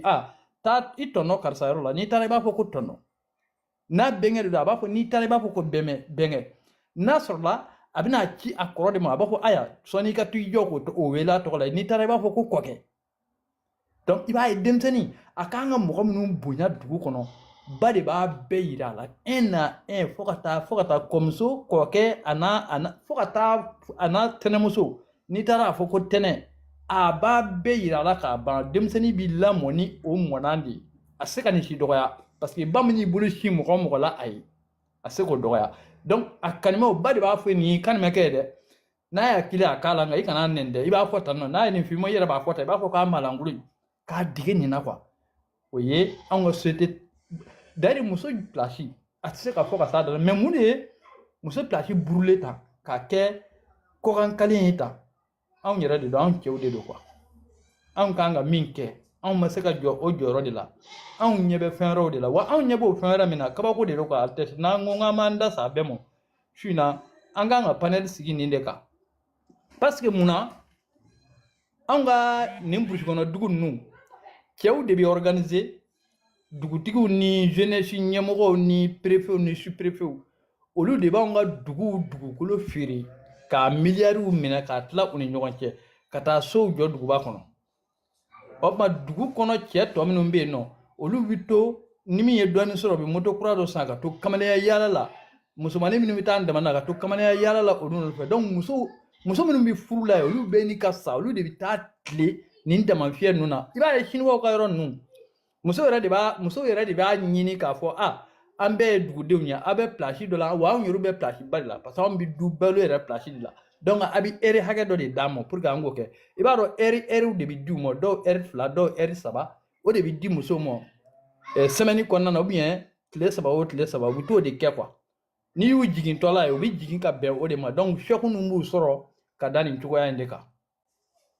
i m'a ye a hinɛ t'u la i b'a dɔn k'a magari nin ko ninnu u b'a ko ta k'a fɔ k'u bɛ gouvernement gosi n'a ye k'a sɔrɔ u yɛrɛ k'u yɛrɛ filɛ fɔlɔ quoi hali cɛkɔrɔba dɔ bɔra ka video kɛ waati dɔ la n'a sɔrɔla ko ni ɲɔgɔn kojugu ye nin cɛkɔrɔba in sɔrɔ dugu dɔ de la normalement n'a sɔrɔla ko dugumɔgɔ si sen t'a la i kan ka yanni ka cɛkɔrɔba kelen kunkolo ye a n'a den i bɛ dugu bɛɛ de kunkolo ye parce que a kɛra dugu dɔ de la quoi dugu bɛɛ de kan k'a kɛlɛ kɛ mais munna mɔgɔ si kunkolo ma ye video la ni cɛkɔrɔba kelen tɛ munna ale kelen kunkolo de yera est ce que ale kelen b'a ka buguda de la n ko a bɛ dugu dɔ de la n ko tigi bɛ dugu in na donc nin de b'i lasɔmi maliyɛn Altesse an cɛncogo juguyara dɛ wa o ye yen fanfɛla ye anw yɛrɛ fanfɛla la yan muso dɔw bɛ yen du nasɔngɔ bɛ muso de kan a bɛɛ ni bɔkolo cɛ du nasɔngɔ bɛ muso de kan muso de bɛ zirabulu bɔ depuis zirabulu ka nuguman don k'a bɔ a bɛ yɛlɛ a sanfɛ a b'a bɔ k'a susu k'a kɛ mugu ye k'a mara a yɛrɛ kɔnɔ nin waati ninnu na a b'a feere dɔɔni dɔɔni k'a kɛ nasɔngɔ ye ziraden fana a b'a bɔ o cogoya kelen na olu bɛ tile kungo de kɔnɔ bon dɔw bɛ yen nɔ i bɛ taa sɔrɔ sisan u bɛ ɲɔkalaw de fara ɲɔgɔn kan k'a jeni k'a cɛ ka taa kɛ sɛgɛ ye ka t'o sɛgɛ feere pour que ka du nasɔngɔ bɔ Altesse kamalenkɔrɔ na dasi dalen don ale tɛ foyi kɛ anw kɛra tan de ko Altesse Mali réalité a bɛɛ tɛ se ka fɔ dɛ n'an ko k'an b'a bɛɛ fɔ a tɛ ɲɛ quoi tellement Mali cɛw tiɲɛna o de ye musow kɛ tan sinon Altesse n'i jɔlen don i jɔyɔrɔ la a bɛɛ ni bɔkolo cɛ i ka du muso b'a gérer k'a kɛ kɔ k'a d'i ma i den kelen tɛ yen min bɛ kɛ mɔgɔ lankolon ye o tɛ se ka kɛ quoi kɛcogo t'o la quoi n ko muso de b'i den dɔn ka tɛmɛ bɛɛ kan ale de bɛ se k'a gérer ka tɛmɛ bɛɛ kan ale de b'a dege hali kuma na ale de b'a dege tagama na ka taa bila k'i tɛgɛ yɛgɛ i sen kelen bɔ ale de b'a dege o la ale de b'a dege fɛn bɛɛ la ale bɛ se ka den bila mun na k'a bɛ se k'a kɛ ale de b'a dɔn ka tɛmɛ e kan quoi ale de bɛ se k'a bila fɛn bɛɛ la mais pour que ale ka se k'o kɛ fo e yɛrɛ de ka organiser e ka rôle f'e de ka se k'o kɛ o de la ale bɛ se k'a ka n y'a f'i ye muso bɛ se ka rôle 15 kɛ du kɔnɔ tile kelen rôle 15 a kelen t'i su a b'a bɛɛ kɛ 100% o de la a fɔra ko gatigi muso i m'a ye dutigikɛ bɛ yen i m'a ye dugutigi bɛ yen ɔ n'i y'a mɛn ko dugutigi o dɔgɔnin de ye dutigi ye dugutigi dɔgɔkɛ de ye dutigi du caman faralen ɲɔgɔn kan o de bɛ kɛ dugu ye o de bɛ kɛ dukutigi ye ɔ nka n'a fɔra ko gatigi siga foyi t'a la o kɔrɔ ye Gwa mɔgɔ bɛɛ b'ale ka mara de kɔnɔ ale de b'a bɛɛ gérer gwa mɔgɔ ye jɔn ye denw nka bi anw yɛrɛ de kɛra sababu ye ka musow violer ka kɛwale jugu d'ailleurs ŋaniya juguya quoi ŋaniya juguya ani yɛrɛ dɔnbaliya ko i bɛ kamalenkɔrɔ de ye a bɛ boji minɛ a yɛrɛ la san 20 san 30 san 40 i b'a wele k'a ɲininka e bangenen ni bi cɛ i ye mun kɛ e sera ka mun de kɛ i faso la i bɛ taa sɔrɔ a kelen ni kɛmɛ ka den bɔn a bɛ den 15 bɔ a se k'a bolo sin foyi la ko ne ye nin k'an faso la Altesse o kɔni o ye bɔ fu sa fu de quoi wa o baden de bɛ yan i bɛ taa sɔrɔ kaba yɛrɛ bangena muso de a fa de ye muso furu ka d'a ma ka tila k'a n'a muso doni ta a bɛ o cogo kelen na a ma foyi ɲɛ a ka so a kelen don ka den caman wolo foyi i b'o baden de ye Mali la donc n'an ko ko Malien ye fugari ye a kuma fɔcogo ka jugu mais kɛmɛ sara la 90 bɛ nin cogo in de la quoi Altesse o de la kɛmɛtiw ti wo to ye quoi an ti mɔgɔ si to yen donc n ka foli b'i ye kosɛbɛ i ka hakilina ɲumanw na i ni ce karamɔgɔ dɔw bɛ Vraiment karamɔgɔ Jalo i y'a fɔ cogoya min na thème kan ka sigi nin kuma in kan yɛrɛ yɛrɛ de vraiment Prési i ko k'i yɛrɛ k'i tun bɛ fɛ ka témoignage kɛ karamɔgɔ Jalo ka kuma la O tɛ ne ba i fɔlen don kosɛbɛ i ni timinandiya ne fɔlen don Prési i ni fama ne n bɛ lamɛnni de kɛ kosɛbɛ ka caya mais n tɛ n ka yɛlɛli man ca ani commentaire parce que ni n bɛ baara la comme ne bɛ camion de boli donc kuma caman bɛ kɛ lamɛnni na n ka yɛlɛli man ca mais o tɛ k'a fɔ n tɛ ligne kan quoi n bɛ kɛ ligne kan ka caya karamɔgɔ Jalo n b'i fo kosɛbɛ danbaga k'i simaya i b'a dɔn Jalo ne ye kuma dɔ fɔ o don na n bɛ fɛ ka segin kuma in kan i ka kuma ninnu a ka di ne ye ni mɔgɔ kalannen minnu bɛ kemitiw la u k'a sɛbɛ quoi o k'i ka kuma ninnu sɛbɛ kuma ninnu ye sini ma sinikɛnɛ ma minnu bɛ bɔ anw na u bɛna ta k'u yɛrɛ mago ɲɛ n'a ye quoi n t'a fɔ e ɲɔgɔnnaw kun tɛ an bolo dɛ n t'o fɔ quoi parce que o kana taa kɛ dɔgɔyama ye mais n'an kun kɔnna k'aw ɲɔgɔnnaw sɔrɔ ne ba yɛrɛ b'a la Altesse n'an kun kɔnna ka mɔgɔw sɔrɔ minnu bɛ sɔn ka an hakiliw lakunu ta ne dalen b'a la an tun bɛ dingɛ min kɔnɔ bi an kun tɛ sɔrɔ a kɔnɔ munna n bɛ nin fɔ parce que i bɛ ka kuma minnu fɔ ne yɛrɛ ye denmisɛnnin fitinin de ye mais n y'a camanba de ye o de y'a to n ko n bɛ yɛrɛ k'a témoin ye n tɛ dugu tɔgɔ fɔ ne bɛ dugu caman dɔn muso de bɛ nasɔngɔ bɔ n bɛ se k'a fɔ dugu kuturu quoi o ye dugu yɛrɛ sigikan de ye cɛ kɔni min b'i ma dɔrɔn ka muso dɔ furu ka musow furu ka fara ɲɔgɔn kan ni min nege bɔr'i la i b'o gɛn ka dɔ wɛrɛ kɛ k'o remplacer c'est à dire toujours naani b'i bolo mais a naani ni guwa bɛ min na don min na o de b'a ka nasɔngɔ bɔ ne bɛ musow dɔn a la n bɛ ka kuma min fɔ n b'a dɔn de quoi a baro ma bɔ n ye dɛ n b'a dɔn de ne bɛ musow dɔn a la ni n ko k'a bɛɛ dɔrɔn an baw ka bon kojugu ka bon mais ne bɛ musow dɔn a la u bɛ obligé ka t'u yɛrɛ di cɛ wɛrɛw de ma minnu bɛ 200 ni 400 d'u ma pour que ni nasɔngɔ bɔ turu ser'u ma u ka se ka n'u ka nasɔngɔ bɔ u bɛ dɔw bɛ lɔgɔ ɲini ka t'u ka nasɔngɔ bɔ dɔw bɛ sɛnɛmisɛnninw kɛ ka t'u ka nasɔngɔ bɔ ne b'a dugu dɔn a ka ca quoi a ka ca hali n tɛ se k'a compter ka ban mais n tɛna dugu tɔgɔ fɔ o de y'a to n b'a témoin quoi pas damada ta ne t'o kalama mais dugu parce que Mali kɔnɔna na ne tun bɛ remorque boli depuis Mali la donc n ye village caman kɛ donc mɔgɔw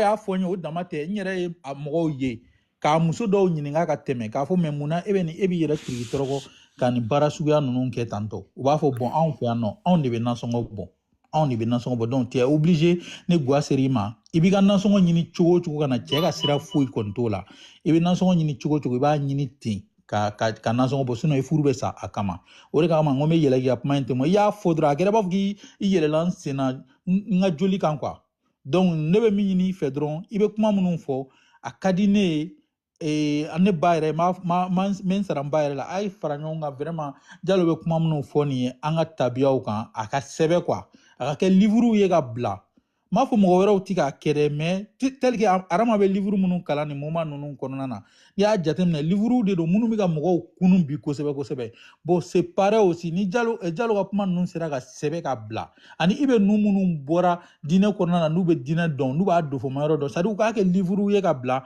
même n'a ma k'anw yɛrɛ ye bi a bɛ ka fɔ anw tulo la bi anw bɛ k'a mɛn mais minnu bɛ na anw kɔfɛ olu fana b'a ta k'a kalan k'u ka sira ye directement quoi donc ne tun bɛ fɛ k'o de fɔ ka bɔ kuma kɔnɔ a kɛtɔ bɛ kuma na. Vraiment karamɔgɔ Prési foli belebeleba b'i ye kosɛbɛ non mais nin ko la mɔgɔ caman bɛ ka témoignage kɛ dugumala la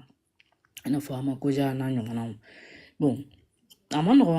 vraiment ni fléau yɛrɛ de ye an fɛ yen nɔ sisan fo ya un moment imam dɔ bɔra k'a fɔ ko muso kelentigi ko o ye cɛgalan de ye ko parce que ko ni muso caman bi i kunna i n'a fɔ ka daminɛ 2 k'i bɛ sɔrɔ ka kɛ cɛ ye ka 3 ni 4 dafa tuma min na ko parce que ko ni olu yi ni i bi kan ka na min fɛ yen don min na i b'i yɛrɛ kɛ cogoya dɔ la donc o bɛ na ka na dumuni a bɛ foroba dilan a bɛ tila tuguni ka i damana tani dilan ka to ka i sen bila ji la dɛ k'i kunkolo kɛ tan tɔn dɛ k'i kamankɔrɔla kɛ tan tɔn dɛ ko o bɛ to au petit soin avec toi n'i bɛ min fɛ yen don min na o bɛ to ka occuper i la tu vois donc i bɛ keleya créer u ni ɲɔgɔn cɛ i bɛna dɔn o de kama cɛw kɛlen don nafigiw ye bi a k'a kɛ to parce que u b'o o système in de kɛ ka conflit créer musow ni ɲɔgɔn cɛ u bɛ na bɔ dɔ in fɛ yen ka n'o kɔrɔfɔ dɔ in ɲɛna donc maintenant pour que o k'u sago di u ma u bɛ bɔ o fana fɛ u bɛ taa kɔrɔfɔli kɛ yan fana fɛ yen bi an ka cɛw kɛlen don o ye surtout a diinɛ mɔgɔw bi u ka baara ye o dɔrɔn de ye pour que ka keleya créer musow ni ɲɔgɔn cɛ k'olu bila ɲɔgɔn na ha karisa ye nin diya nɔ kunun dɛ ha karisa somɔgɔw y'a kɛ tan tɔn bi non mais c'est incroyable dɔw b'u disi gosi k'a fɔ ko n denkɛ muso a somɔgɔw a bɛ ka taa wari deli a somɔgɔw fɛ ka na di n denkɛ ma bi o bɛ ka kɛ anw fɛ yen o de kɛlen don disi gosi ko ye anw fɛ yen nɔ bi musow kun karili ɲɔgɔn na musow bilali ka taa delili kɛ n'i taara deli somɔgɔw la ni somɔgɔw sɛgɛnna n'olu y'u ban ka di i bɛ taa ɲini min e tɛ baara la ou bien e bɛ baara la olu bɛ ka min ɲini e fɛ cɛ ni a somɔgɔw bɛ ka min ɲini e fɛ o wari hakɛ tɛ e bolo e sara t'o bɔ e bɛ t'o ɲini min u ti k'i bila ko kɛbalikɛ la n'a fɔra ko kɔɲɔ mana se cɛ b'a dɛn ka wari dɔ 50 000 di dɔ ma a b'a dɛn ka 15 di dɔ ma yan fɛ yen 20 bɛ taa di dɔ ma yan fɛ yen pour juste créer un système de tension en fait dans la famille cɛw yɛrɛ de kɛlen don du cibagaw ye bi anw fɛ yen nɔ o y'a ye minnu yɛrɛ au moins minnu b'a ɲini ka na n'a ye minnu fana olu yɛrɛ ka sira yɛrɛ t'a la i b'a sɔrɔ u ba de ye muso furu ka di u ma ou bien fa de ye muso furu ka di u ma olu ta ye min ye dɔrɔn fo olu bɛ sere fu bɛ sere olu tɛ denw yɛrɛ tan don u ni ɲɔgɔn cɛ dɛ olu bɛ na sere de kɛ hali u t'u ka denwuli saga min bɛ faga u den ka denwuli la u t'o da dɔn mais olu de bɛ kɛlɛ kɛ ko n bɛ n den tɔgɔ da karisa la juste i b'a sɔrɔ u bɛ taa den tɔgɔ da jɔnni na du kɔnɔ wariba bɛ min kɔnɔ ou bien ni du kɔnɔna la ni mɔgɔ yɛrɛ ka wari t'a ɲɛkɔrɔ se yɛrɛ a bɛ taa lajɛ sigida kɔnɔna na dɛ mɔgɔ min bɛ yen k'o tɛgɛ b'a kɔ sɔrɔ dɔɔni monsieur le maire min bɛ quartier kɔnɔna na dɛ i b'a sɔrɔ a bɛ taa den tɔgɔ ta ka da monsieur le maire de la k'a fa to yen k'a ba to yen k'a balimaw to yen k'a kabila bɛɛ lajɛlen to yen ka taa den tɔgɔ ta ka da monsieur le maire la bi bi in na a y'a sigi k'a lajɛ an ka tɔgɔtigi ninnu mɔgɔ minnu t'u dɔn u t'u somɔgɔ foyi den kelen dɔn olu de bɛ k'u denw tɔgɔ ta ka da ko parce que ko wari bɛ karisa kunna ni ye den tɔgɔ da la o bɛ na ni denwuli saga ye o bɛ na denwuli kɛ bi an yɛrɛ ka tɔgɔ da ko bilalen don o minɛn kɔnɔna na o dɔ na karamɔgɔ Fode Musa da sera kuma in ma jagoya i ka ko ye o parce que a tɛ e bolo k'a k'a ye n'a fɔra ko e b'i ta kɛ denwolo ye fan bɛɛ fɛ wari tɛ e bolo e yɛrɛ t'a ɲini yɛrɛ a dɔw yɛrɛ t'a ɲini yɛrɛ ka ko yɛrɛ k'u yɛrɛ ye diɲɛlatigɛ la olu mago bɛ min na dɔrɔn ka vi mɔgɔw la donc ni den tɔgɔ dara ni monsieur le maire la kalo o kalo monsieur le maire bɛ na ni fɛn dɔ ye ko nin tɔgɔma ma o dɔrɔn kama u bɛ taa den tɔgɔ da o la ni karisa min bɛ kare kɔnɔna na tɔgɔba b'o o la wariba b'o o kunna o tɔgɔ fɔlen don donc n bɛ taa den tɔgɔ da o la pour que o ka se ka occuper n den na a tɔgɔma na i b'a ye n'a gɛlɛyara kuma o kuma u bɛ na ka na u kun siɲɛ o ye ha karisa i tɔgɔma a ko bɛ tan tɔ dɛ i tɔgɔma ka ko bɛ tan tɔ ni den sera ekɔli la don ye ha i tɔgɔma sera ekɔli la don ye ni den sera baara ɲini ye kuma min na ha i tɔgɔma n ka baara ko an yɛrɛ bɛ k'a ko ɲɛɲini a tilara kalan na sisan nɔ taara a bɛ nin cogoya la a tɛ ka se ka kalan kɛ a gɛnna ka bɔ ekɔli la i tɔgɔma n ka ko an t'a jate minɛ u bɛ to nin de la bon bi olu de bɛ k'u disi gosi ko olu de ye cɛw ye ni o kelenw de taara gɛrɛn na olu de bɛ tila k'u disi gosi ne ye cɛ de ye n y'a dɔn tantɔ ne ye cɛ de ye ne ye cɛ de ye du kɔnɔna na olu de bɛ disi gosi la i b'a kɛ tantɔ ne ka du kɔnɔ de n'i t'a kɛ tantɔ ne ka du kɔnɔ a donna tan a bɔra tan pourtant a tɛ foyi dɔn a ka du la non mais vraiment il est temps que an sigi an ka miiri quoi vraiment karamɔgɔ Jalo an bɛna don yɛrɛ de kɛrɛnkɛrɛn ka thème yɛrɛ de sigi nin ko in yɛrɛ kan vraiment parce que ça devient trop an fɛ yen nɔ sisan a bɛ ka gɛlɛya yɛrɛ de fo ka dama tɛmɛ et puis karamɔgɔw de non Altesse kana ɲini yɔrɔ jan cɛ tɛ Mali de la tuguni quoi kana ɲini yɔrɔ jan cɛya tɔgɔ de bɛ mɔgɔw la sinon cɛ tɛ Mali la et puis furukɛla yɛrɛ de tɛ Mali la tuguni quoi maliyɛn tɛ furu dɔn a bɛ kɛ kun min kama maliyɛnw t'o dɔn o de la Mali wa ni muso ka rôle perdira dɔrɔn du tɛ yen wa ni du ma ye yen nɔ i b'a ye dugu tɛ yen wa ni dugu ma ye i b'a ye jamana tɛ yen parce que ninnu de bɛ sigi ɲɔgɔn sanfɛ i b'a ye pour que a ka fɔ ko du muso de bɛ du kɛ ye quoi donc pour que muso ka se ka du kɛ ye e min bɛ organisateur ye dɛ e ye sa kunkolo de ye quoi e kan ka muso kan ka organisation kɛ ni matière dɔw de ye quoi e de bɛ olu ɲini k'o di muso ma pour que a ka se ka du organiser k'a nettoyer k'a fɛn bɛɛ kɛ n bɛna a f'i ye dɔrɔn n'i ye cɛ bila ka so jɔsi ka daraka tobi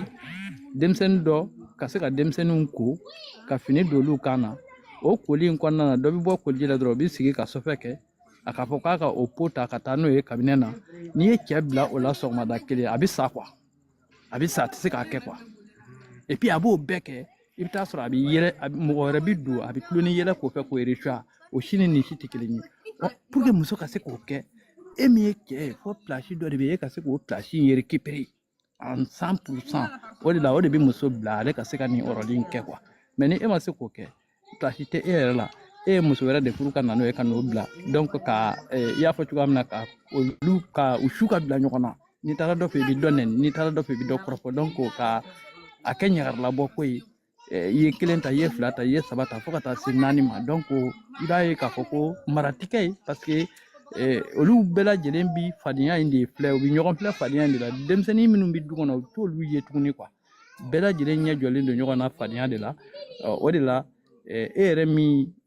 u bɛ baara suguya bɛɛ kɛ pour que ka wari sɔrɔ donc o de la moriw b'u sago sɔrɔ somɔgɔw b'u sago sɔrɔ o de la e kɔni bɛ to faden sagoya in na e hakili la k'a fɔ ko du b'i kɔ du tɛ yen o la n bɛ fɛ k'a fɔ dɔrɔn cɛ tɛ Mali la o de la bi dulɔmina cayara ni n ko dulɔmina i n'a fɔ dɔrɔgutala ninnu n'a ɲɔgɔnnaw o de la bi sonw cayara o de la bi janfanciw ni benganikɛlaw cayara denmisɛnninw na dugudenw yɛrɛw don koyi dugudenw yɛrɛw don et puis a bɛɛ b'i yɛrɛ kɛ silamɛ de ye a bɛɛ ye silamɛw de ye fana donc i b'a ye k'a fɔ ko vraiment a tuma de sera an ka se k'an da don nin kuma ninnu bɛɛ la ka se k'a bɛɛ ɲɛfɔ parce que bɛɛ b'i yɛrɛ sɔrɔ nin kɔnɔ quoi an ka se k'a bɛɛ ɲɛfɔ pour que mɔgɔw ka se k'a faamuya an ka ɲɔgɔn ɲininka est ce que denkɛnin ka kan ka san 30 sɔrɔ k'a sɔrɔ i nɔ t'i faso kɔnɔ wa est ce que denkɛnin ka kan k'o kɛ wa n'a sɔrɔ i ye yɛrɛtigi ye k'i dafalen don e nɔ foyi t'i faso kɔnɔ san 30 kɔfɛ o b'a jira ko e bangekun tɛ quoi e bangekun tɛ mais n bɛ fɛ ka i lasɔmi dɔrɔn e ka taa an ka duguba ninnu kɔnɔ i ka taa place dɔ mobili placew la i bɛ taa sɔrɔ kare kelen kamalenkɔrɔ kɔgɔlen i bɛ cɛ 5 cɛ 6 de sɔrɔ kare kelen kɔnɔ ni kare jɔra u bɛɛ b'u pan ka jigin n'i ye ɲininkali kɛ ko nin bɛɛ parandiw ye u b'a fɔ ko non nin de ye parandikɛ ye tɔ ninnu ye mobili baarakɛlaw ye i b'o de ye Mali la et puis ni n'i ka chaque sera place ma chaque dalen i kɔ la u b'i fara 2 ye de quoi n'i yɛrɛ ma kɛ cɛ jɔlen ye u b'i sama fɔ k'i bin duguma u b'i ben mun nɔfɛ dɔrɔmɛ 20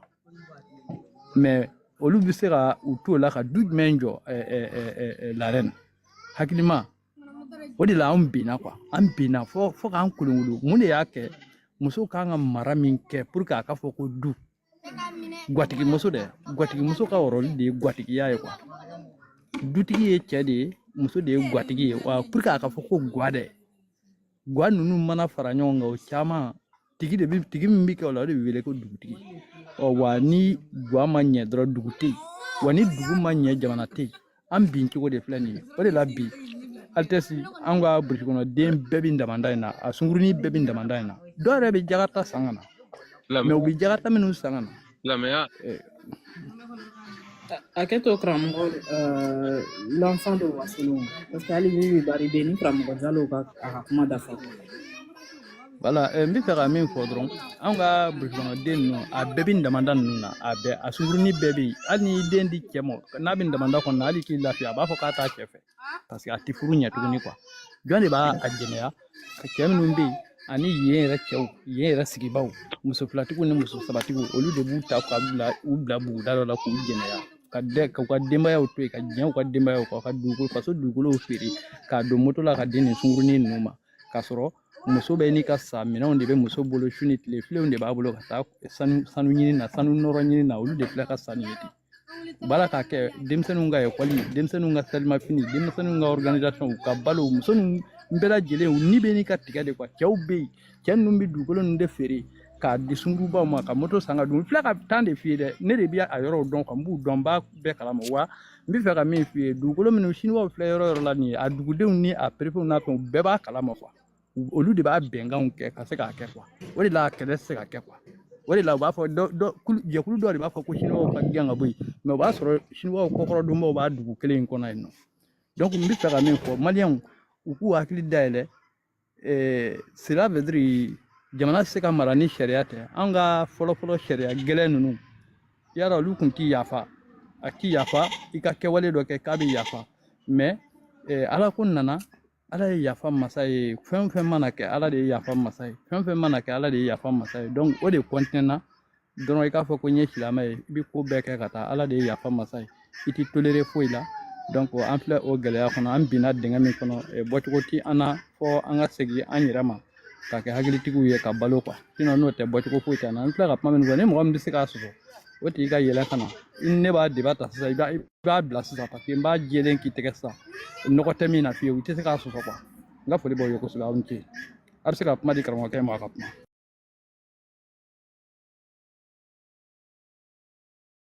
I folen kosɛbɛ karamɔgɔ Jalo Bibi Bari bɛ yan.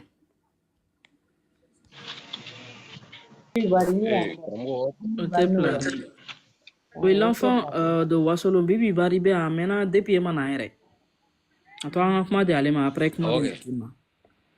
Ne jama bɛɛ lajɛlen fo la baro diya ni baro ye importance ya la baro mɛnna kojuya ne tɛrɛ fɛ ka mɛn tun fɔ muso la ka muso de fariji ta du kɔnɔ i b'a ma fɛnɛ n'i ka kɔfɛla ma fɛnɛ an na naamu kɔrɔ le a di manden ka mini o bɛɛ yɔrɔ la presque an na mɔbali sɛnɛ le kɛla ka balo ladon muso dal débrouiller manfin misɛn sɔn kɔ la o tɛrɛ kɛla depuis lawali donc o ti kɛla bi kɔni m'a fɔ bi kɛlu sinɛni komi kɛ dul dal ban malo sɔnkɔ o yɛrɛ fɛnɛ la don ma ni ɲɔ ni fen na don sinon o de ni kɛla an fɛ manden mara o bɛɛ kɔnɔ ye kɛ ye sɛnɛ kɛ ka malo ni ɲɔ ni fo ni wulu bɛɛ la don muso dal débrouiller manfin sɔnkɔ ma ka o fɛn kɛ donc an na naamu kɔrɔ lodi ko an kunun de k'olu tɛrɛ manden kɔnɔ silamaya kɔni nani a la concurrence min bila n'a rɔ sinɛni o fɛnɛ y'a ta kuma gbɛrɛ di quoi ne tɛrɛ fɛ ka yɔrɔ wele lankɛnɛmaya quoi et puis Mali kelen tɛ ale y'a lɔn ko Mali kelen tɛ an n'a fɔ sinɛ mandina mini mun mɛ la culture le o ɲa an di so ne kɔni di so o le fɔla quoi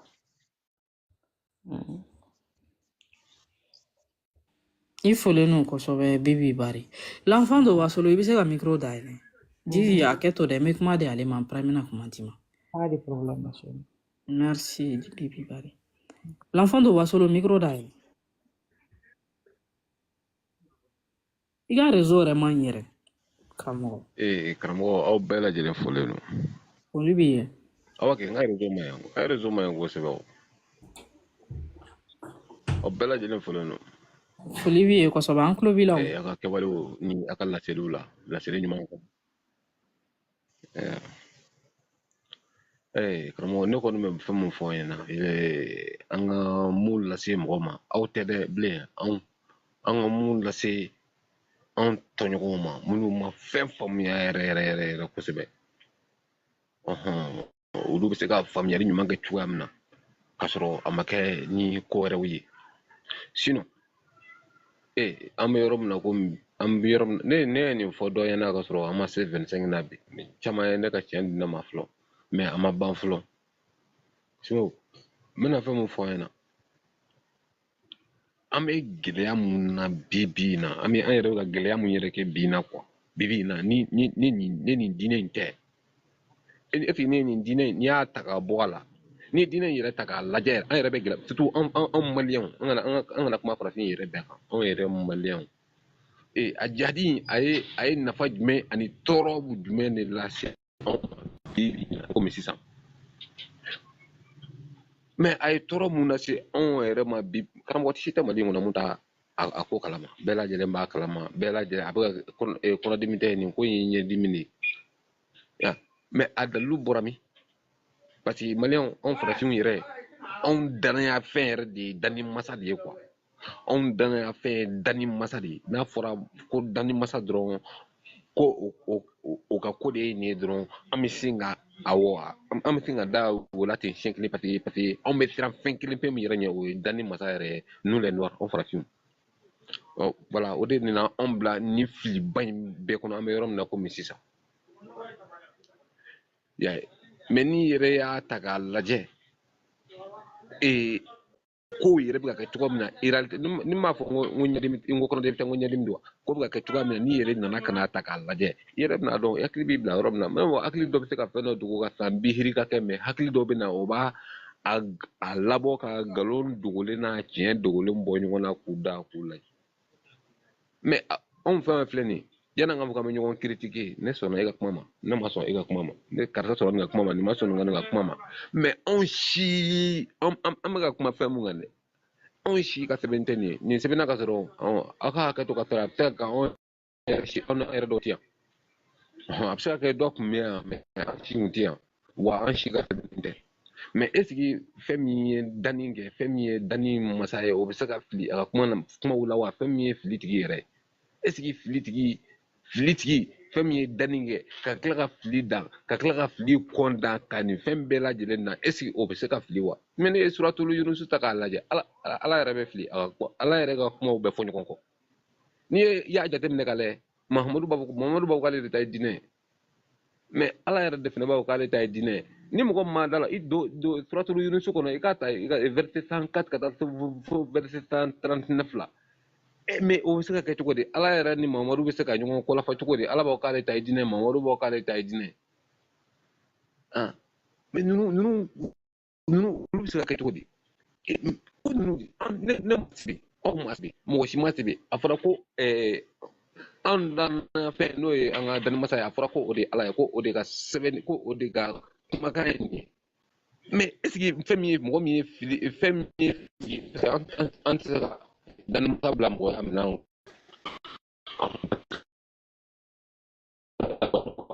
wa kɛrɛfɛ b'a la karamɔgɔ lafɛn dɔ b'a sɔrɔ hali fɛn tɛ ka mɛn i ka kuma la tuguni i ka rezo y'a sababu ye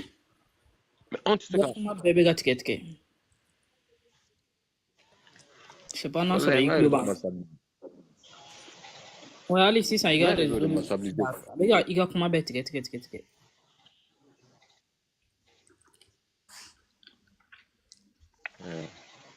d'accord an b'a kɛ kɔfɛ après ni n donna réseau ma yɔrɔ la kosɛbɛ n bɛna don live kɔnɔ d'accord merci ala karamɔgɔ vraiment foli b'i ye i ka kuma ɲana kosɛbɛ i yɛrɛ tun bɛ jinɛ ko kuma la jinɛ bɔnsɔn dɔ yɛrɛ fila an cɛla yan jinɛ bɔnsɔn laren a bɛ di ani su laren ko dana jinɛ bɔnsɔn fɛnɛ bɛ yan a bɛ lafa de wasolo kana fama ma dɛ jinɛ bɔnsɔn bɛ yan dɛ jinɛ bɔnsɔn fi a gunne bɛ e yɛrɛ de la ko karamɔgɔ ko n tɛ fama ma ko n bɛ ka bɛnbaw ka diinɛ lase de o de ye n tunu dɔɔnin n bɛ ka bɛnbaw ka diinɛ lase dɔɔnin ni n bɛ k'o fɔ dɔ ɲɛna ko ko o kumana ko ne ye ciden yan n ko silamɛya don ka jumɛn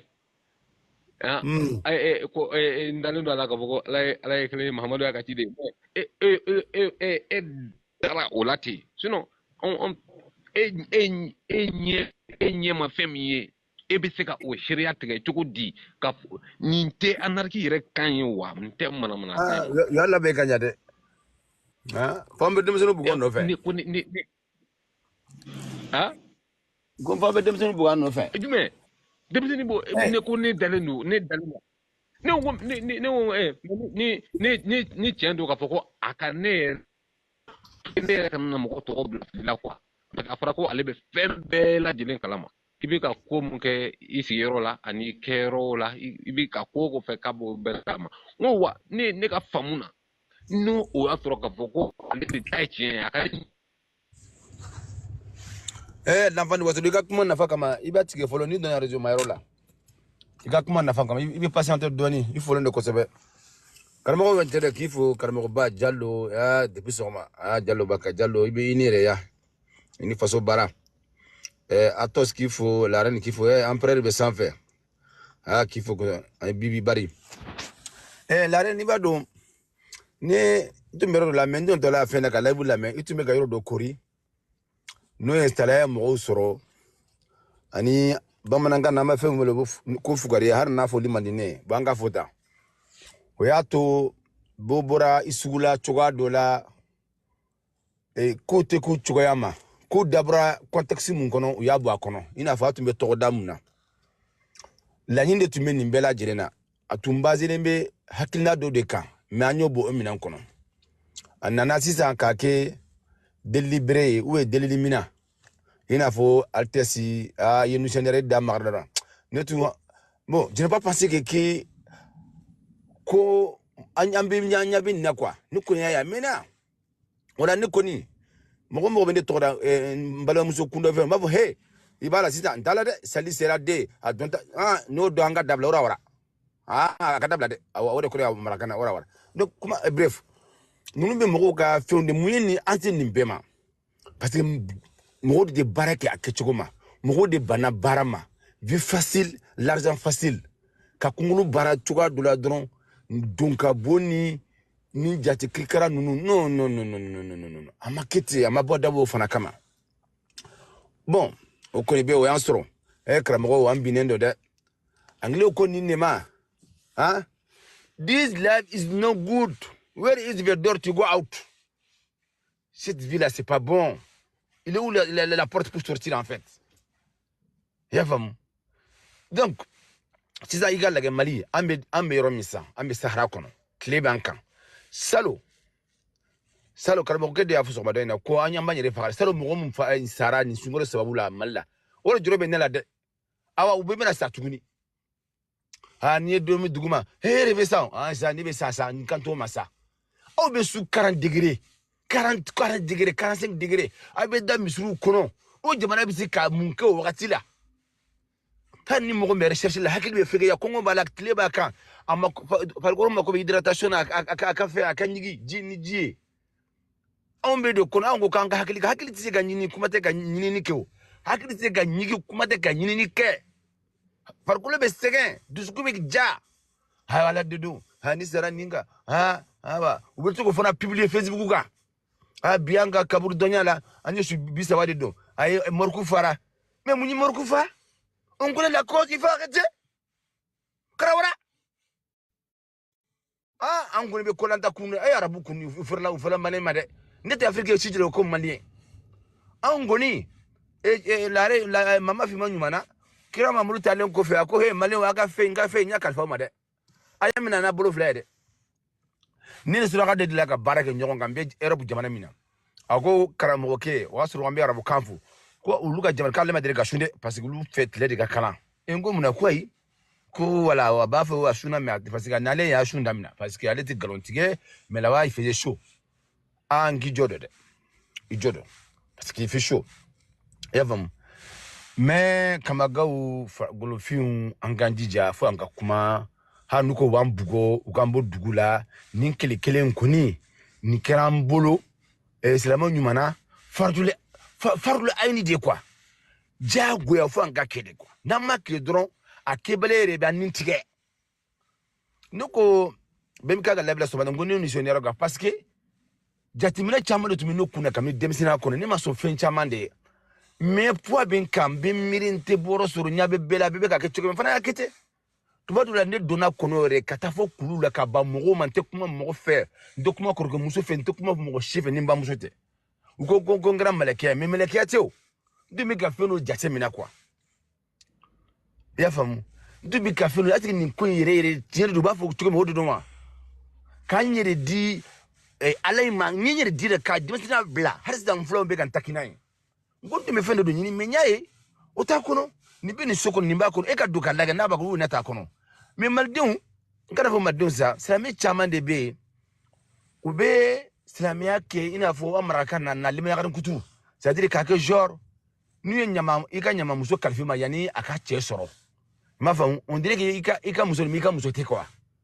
ma famu ika produit donc c'est la meilleure ambolo tene mais anta c'est la meilleure kono wa anta fait ka pratiquer ere mais ni mo ma ika na sema aya mani aya la dia beke kasoro atiki ma da kono atakalanke abara sigilembe sara mun ga to ke pour que ka résultat ma kono ka ye fem do ya sigi ye fem vo chinya do kasoro te utakio uta nyini ere on ne fenya wakati be chiambolo la nyini yere certité ke a beba ko mba ko tandro sinon jallo misalo munundi on ne malien de mbado ngo sera la fu che de sara churu sara kwa ibe kimni ngoro ka balla be ke bongo shi kan glonyo ko madam so bo kroba do soro sira ba do la fu c'est-à-dire mavo aba fu chukoni ukani unyaka bon fait quoi moi bongo je y a des gens qui fait ça pour moi. Je suis désolé hein. Oui là ben comme vous ne me katikatu kono donc il y a femme har nuka coronier c'est pas grave. Mais mounya c'est nimbema. Tu des doutalay. Tu des kaje talay. Tu des dou kusibaye. Mais tu bon muso de là. Mais muso de be chef na labe. Kake chede, kache wo muso de. Da lokman do fo ambe Europe dio. Ngoni ga muso ko demsunu mina mbeta chila bina wo mbeta ere nyona. Ere be koroso e kware nyoka bo ibe presse a Canada. Muso be muna cheti hara jaka la. Donc na nyodo ke ku classe chugo de la kanyire ke chugo de la sisa ita do muye se ka munta yere. Abe ko shugu do mbali kololo ambe ambora shugu de la quoi. En tant que namasego au de la ambe kuma wa amunya lade abara famba banka anga kubeze kandi on to fale kanka la halaw bela jere fale kene bela jerenka ko bela jeren kono awo ni mutora akola itora itokola kulugoro donglu de be ko malde muntara malikini tora malikola kitora itokoro il y a une sensation comme ça qui appelle comme ça donc ni golofi muntara golofi fasala Allah siri la ika ngane jelendo ne ba fenga mirdinga boni angosi de kono ni trouble de comportement de kono ke che karama ke ni sari ko ola isari isa kola sa itora itokoro parce que des fois hari ambe occidentaux mun jela gina fo amba fo jifu ni chrétien ni fenro lu fana do de révolte la maso ni hakina numa ka dina nkele tuma dola amake fu yo nyoko fa awo nta fe anta nka arrivé au mais akira de mene ka fu nyoko ko kana chere 5 ans kana chere 5 ans ya famu donc enfant na ma chere 5 ans mun kanyama an suguma anabse ganka nyina maya nyambolo namuru sira tagama ba ambe sori wanti tarola wambe tagama wanti bouger har namboli ante bouger ya famu parce que wol donne do wol samara do niadu senat ama beima ma tigi nyana har nati nama bonya ma abe dogaima c'est le truc comme ça tiodo quand on sente ka be samara ma be samara tigi ka be asedema odo ko nunu be chende tende donc odo nyefulata yanga mirintuye dans suffisant comment me faut nous ka gafe nunu fara kona lage contradiction dans ka lesi jigi muminu nini muso nga ngo ha a 40% be muso ko awo a 40% be kurana sila miya kuru kara be 40% be bisi muso ko Yusuf de Ezulay khade Daouda de muso kele de tumene bolala Daouda nana mise bi kononto akofa kaneka muso kele ni taloka bombolo ay Daouda amo kele ni koninya des trucs comme ça kira de Aisha de Zedi muso de akira de ni muso de ye mun furu itene muso ibenge muso ifanjini muso ani muso munko kanya burife le kalesi bajigi anga kusu social villa anga kusu awni mo ni fini hakili soro ka fo jay mo de bena naturellement oni handicapou bena ou handicapou be abse ka suivre ni kana bal accident fait amse ka labon juma ke ambe ka don bo kabla keshi de kono ina fo mo be jamana ba kono we o tigla mo demain no fraternité donc mon fils c'est ni catalogue de la canil la be kasega ni na mas damubo mais etono o de blanc ko de abem zuko be ka ma sika fotuguni a dondola de krana na salide anyina na majina ba kode atlaka ni des trucs comme ça Aisha frutande adona tande aka muso mandi de Aisha de souffé na be baroke akumulo be Aisha 5 des trucs comme ça aye Khadija furu Khadija occupé la